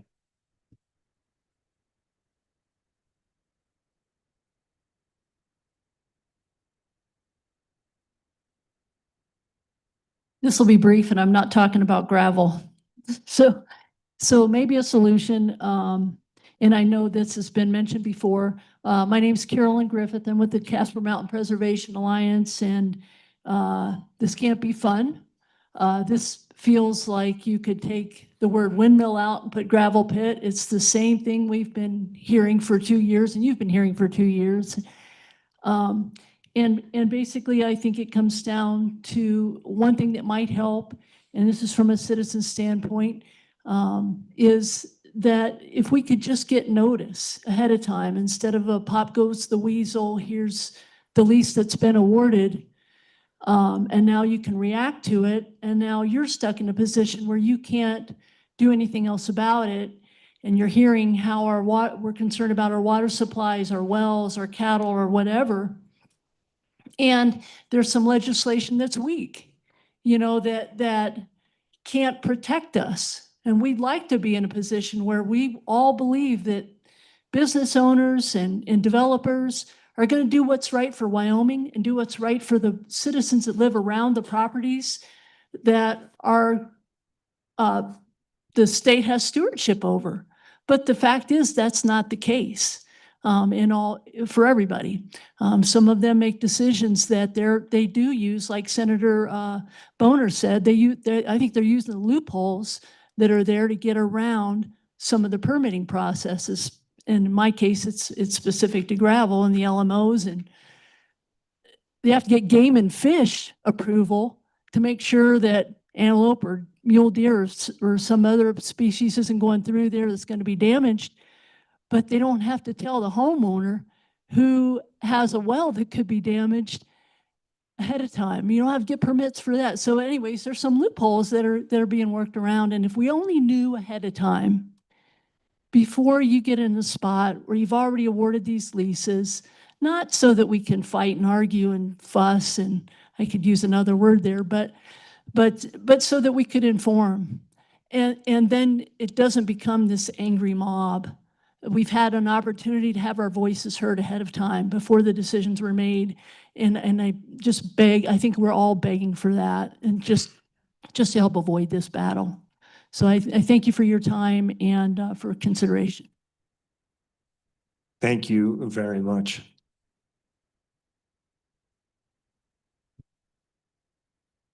Is there anyone else online? I don't see anybody online. Is there anyone else who wants to address the board? Anyone? All right. Thanks. Madam Director. Mr. Chairman. Mr. Secretary. Mr. Chairman, I'd like to make a series of motions. Okay. I move that the board rescind the wind energy leases issued on April 3rd, 2025 to Pronghorn H2 for the reasons set forth in Judge Peasley's opinion issued December 5th, 2025, including the fact that the board's lease violated Chapter 6, Section 2 of the Rules of the Board of Land Commissioners, and that the lease to Pronghorn is not being used to collect and transmit energy for transmission to the energy grid. Okay. Is there support for that motion?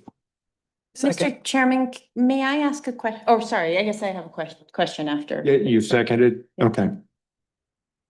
Mr. Chairman, for the secretary, were you talking about were you referring to both leases or just the one? Mr. Chairman, thank you. Because the decision dealt with Pronghorn, the motion in relation to the granting of leases, this first motion deals with Pronghorn because the decision of Judge Peasley dealt with Pronghorn. Okay. So it's a series of motions, but this is the first one. Mr. Chairman, another question, hopefully. One of the things that, and I say this for the public too, that this board is required to comply with is the Public Meetings Act, which I don't expect you to know or care about. But it is something that we have to comply with. And the Public Meetings Act is very specific about notice. And this is a special meeting. So the board meets every other month, and those are regular meetings down in Cheyenne. And the law explicitly says at a regular meeting, anything can be brought up at any time. And it also specifically says that at a special meeting, any action taken has to be noticed. And the notice of this special meeting was for public comment only. And so, I guess my question is, and I am not speaking at all to the substance of the motion. My question is, would this motion be better made at a regular meeting of the board? And I'm going to read from the 16-4-403. Action taken at a meeting not in conformity with this act is null and void and not merely voidable. Now, like I said before, I am not an attorney, but I guess how, I don't want to support this motion knowing that it's not, that it's void. And so maybe some analysis as to why it wouldn't be void since action on these leases was not noticed. And regardless of what side we're on, I don't think that both sides of this transaction are here. If that, there's a question in there, hopefully that could be. And Madam Auditor, I'm glad you brought all of that up. I'm not clear that we have latitude to do that. There may be a lot of support for that motion. Certainly, I think my colleagues to the right, and probably to the left as well, would like to take that forward, but it feels like it should be more on a regular meeting. And Mr. Peters, I think the other issue is, yes, Judge Peasley has vacated the vote, but it is before the Supreme Court. And so not really understanding what that status is, I think probably having the benefit of some more deliberation might be valuable. Mr. Treasurer. Yeah, in that thing in the Supreme Court, I think if we had action either now or in February before the Supreme Court had a ruling, then the basis for going forward to correct the bad law would not have an opportunity to ripen, and you would end up with a situation where you have Peasley's decision, but it was contrary to the laws that is the understanding of our Attorney General, but he'd have no way to actually get in front of the Supreme Court to correct the bad law. And I'm not talking about the decision to go forward or with or without the wind lease. It was what the chairman talked about earlier, is how do you actually interpret limited or not limited to.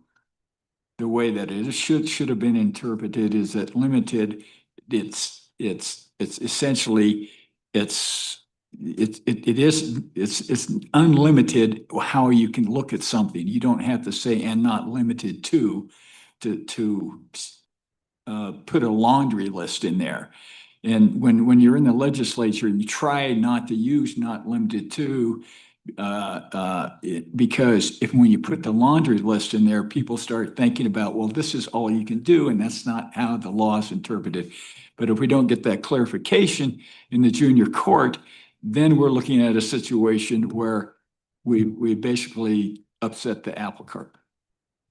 So that's something that I'd ask the attorneys, and I think I see them nodding their head, but that's something that we'll be able to flesh that out between now and the regular meeting.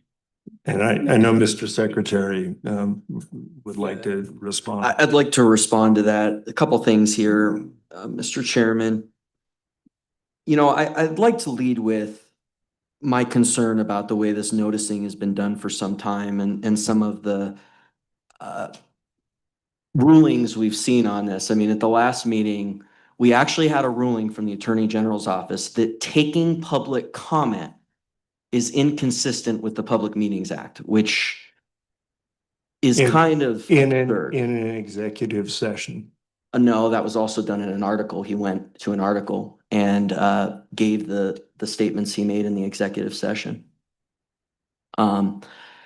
So, and you said we weren't going to take public comment in open session. So I just ask, why wasn't this noticed in this way? Why is this constantly sort of being done in a way where action is not to be taken?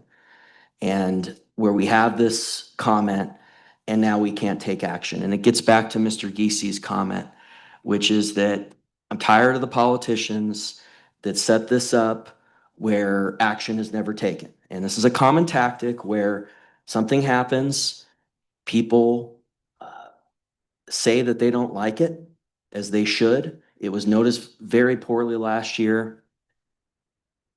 And then everybody says, well, we can't do anything at this point. And it's always this endless deal where it's noticed in a way where we can never take action. So I want to get this to the finish line.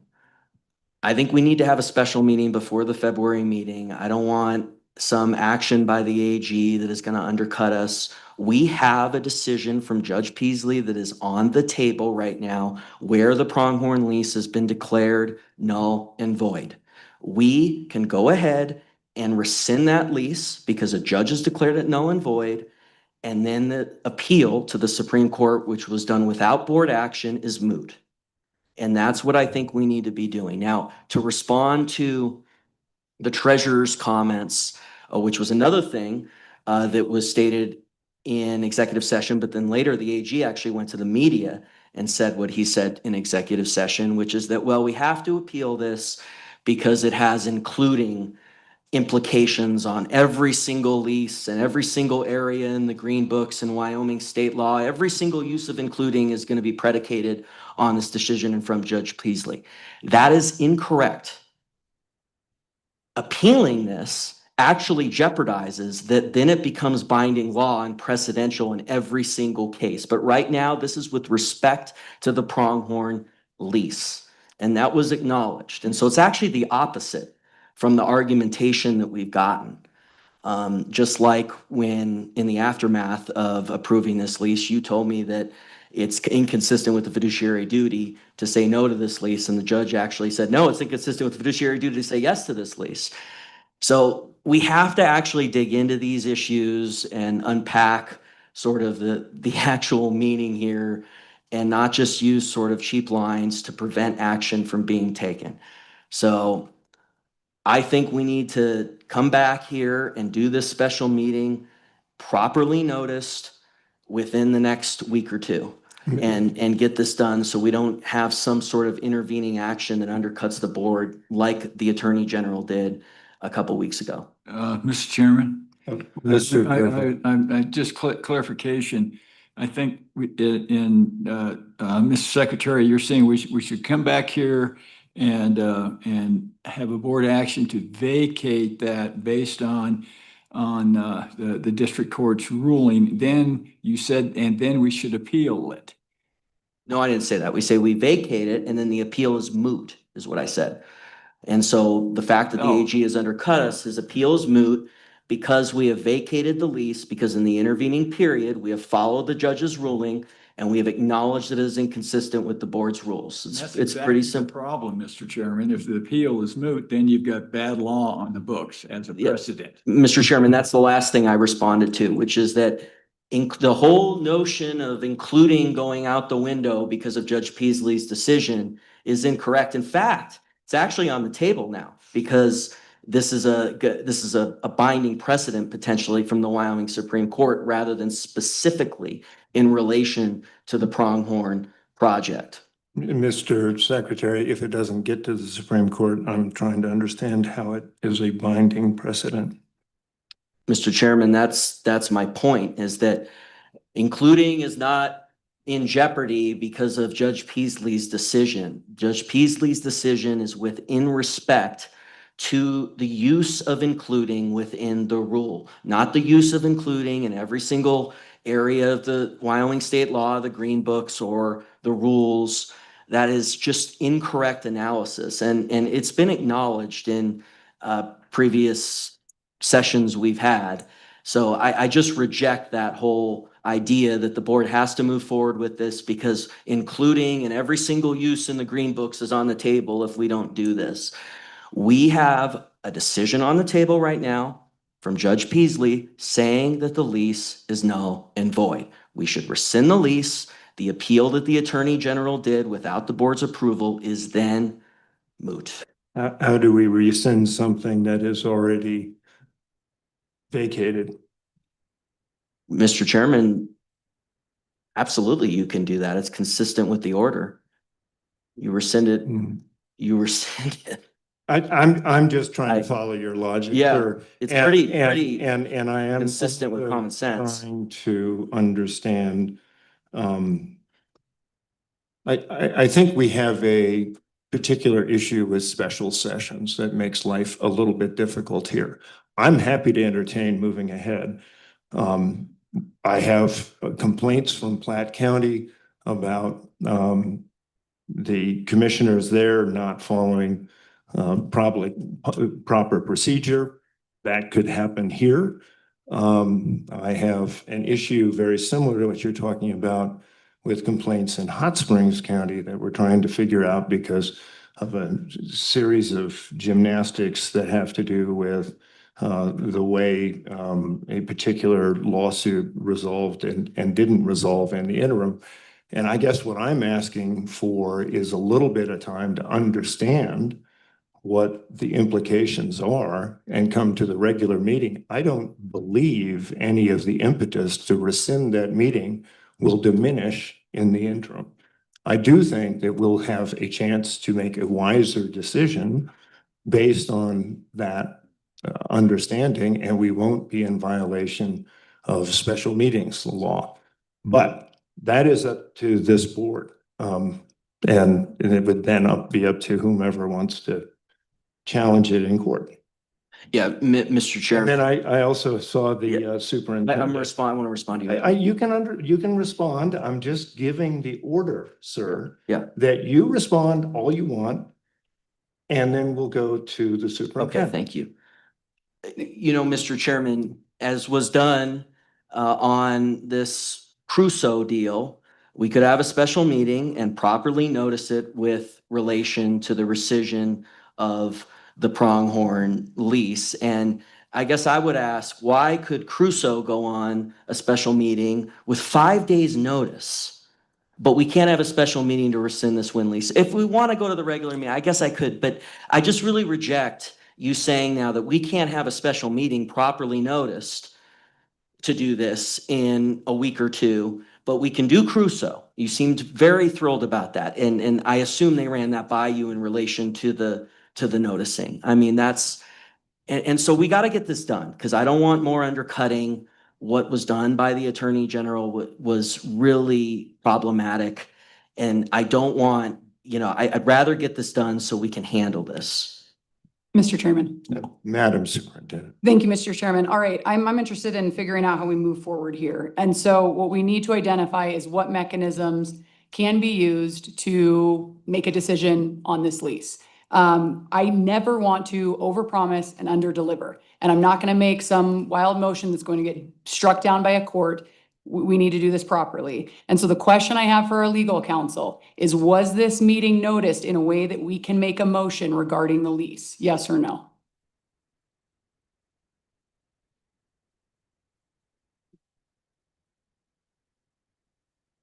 Mr. Chairman, Madam Superintendent, Jim Peters at the Attorney General's office.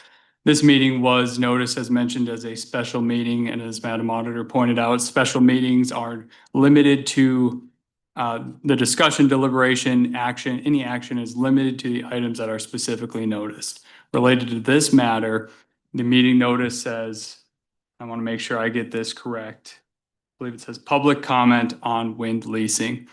It was noticed in that manner, and so that would be all that the public would have noticed that the board would do.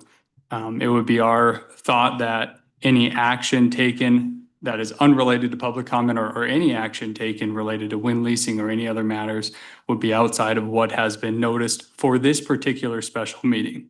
That does not mean that it cannot be noticed at a different meeting, or if this were a regular meeting, then it would be appropriate, because any business before the board can come before the board at a regular meeting, even if it's not specifically noticed. Thank you, Mr. Chairman, if I could follow up. Yes, please. Thank you, Mr. Chairman. In this case, and while I may not agree with how the meeting was noticed, the worst thing we can do for this community is to make an improper decision that is struck down and we are 10 steps backward. I'm interested in going forward. And so what I would propose is that this topic with the regular meeting, we can have wind leasing discussion. We can make a motion during that time. Is that correct? Mr. Chairman, Madam Superintendent, that is correct. Thank you, Mr. Chairman. So for me, I think our best option is to look at our regularly scheduled meeting, stay with our process, Right now, this has been struck down by the judge. We know that it's under appeal. Appeal, this board did not vote on, but we can discuss this at our regularly noticed meeting. Number two, what we need to do is do better in the future. And I think we have heard that loud and clear from this group.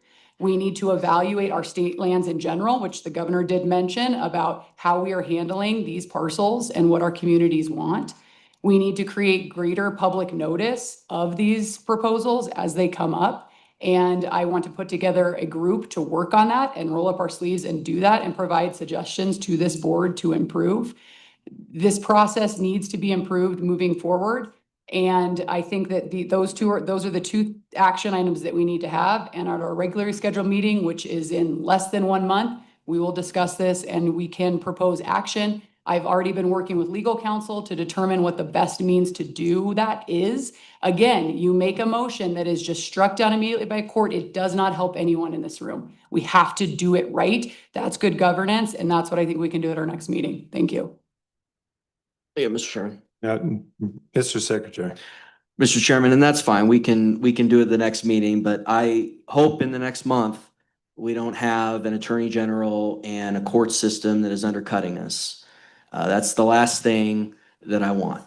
And I do think in the future, we need to have consultation with board members on the way these meetings are being noticed. And I will tell you that I definitely push back on the public comment is inconsistent with the Public Meetings Act. Public comment can be done at any time. And that I believe is very clear in the Public Meetings Act. That is not inconsistent with the Public Meetings Act. And so I really push back on that from the last meeting. But I hope, dithering and delaying doesn't cost us in this, but we need to get this to conclusion. We Mr. need Chairman? to get this to conclusion.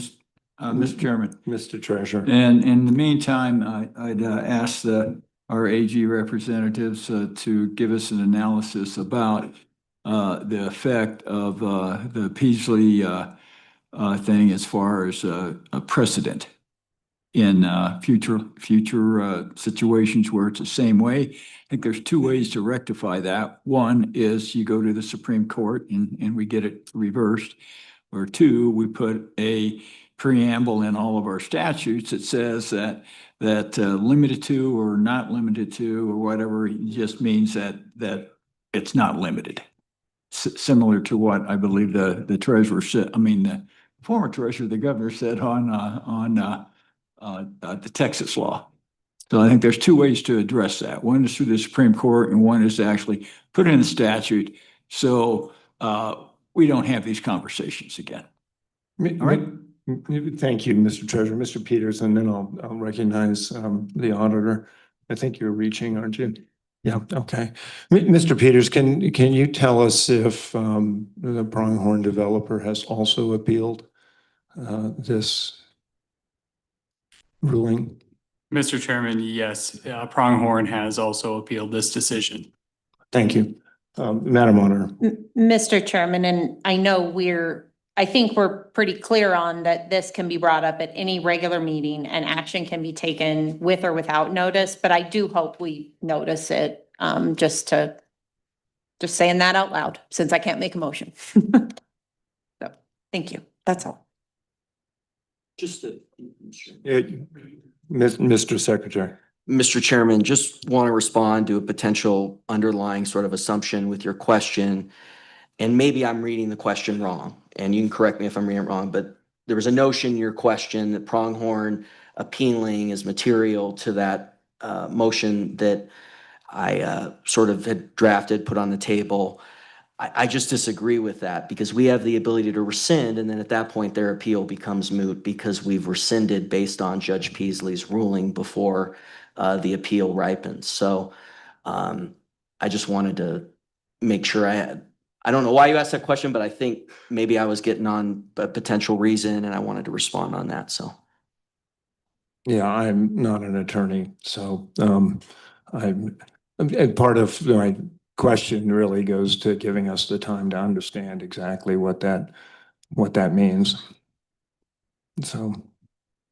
Mr. Chairman, members of the board, and I'm happy to, whenever the next meeting is set, whether it's at the next regular meeting, have a full discussion with the board related to everything related to this particular case or any particular action that the board might take on the leases. Of course, that would be appropriate to be provided in executive session, but happy to have that discussion, answer any questions that the board members may have in advance of any future meeting for consideration. Yeah, thank you. I understand the concerns here, and I understand the desire to have some action that tries to figure out how to rescind it. But I think to the superintendent's good point, if that dies unceremoniously, that doesn't help anybody. So, anything else? Please, come on up.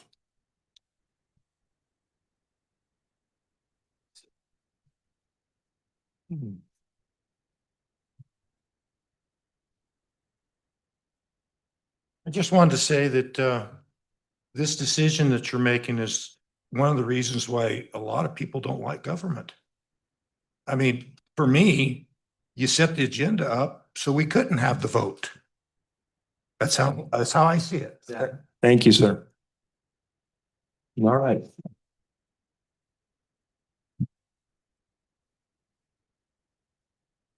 Further comment? Yeah, Mr. Madam- Chairman, we can, when we see the original agenda, if we have a question on it, we can ask for an amended agenda, right? Yeah, I think it's. Yeah, okay. I think it is I publicly just noticed. wanted to clarify that it wasn't, Yeah. I mean, we all have a part in it if we want to play the part. And I don't think anybody engineered anything here, but anyway, please, Madam Director. Mr. Chairman, you just have a motion and a second on the floor that you'll have to Yeah. dispose of somehow. So what's the pleasure of the board? We have a motion and a second. Is there any discussion? Well, it's been deemed, oh, excuse me, Mr. Chairman. My I understanding, kind of want to vote. I mean, you It's- want to rescind the second? well, it's my understanding that would be deemed out of order. Is that? Yeah, it would be, but I also said I'm happy to go ahead. You can deem it out. And I know that means that I am not performing my duties according to law. I want to do them according to law, but there we are. You want to deem it out?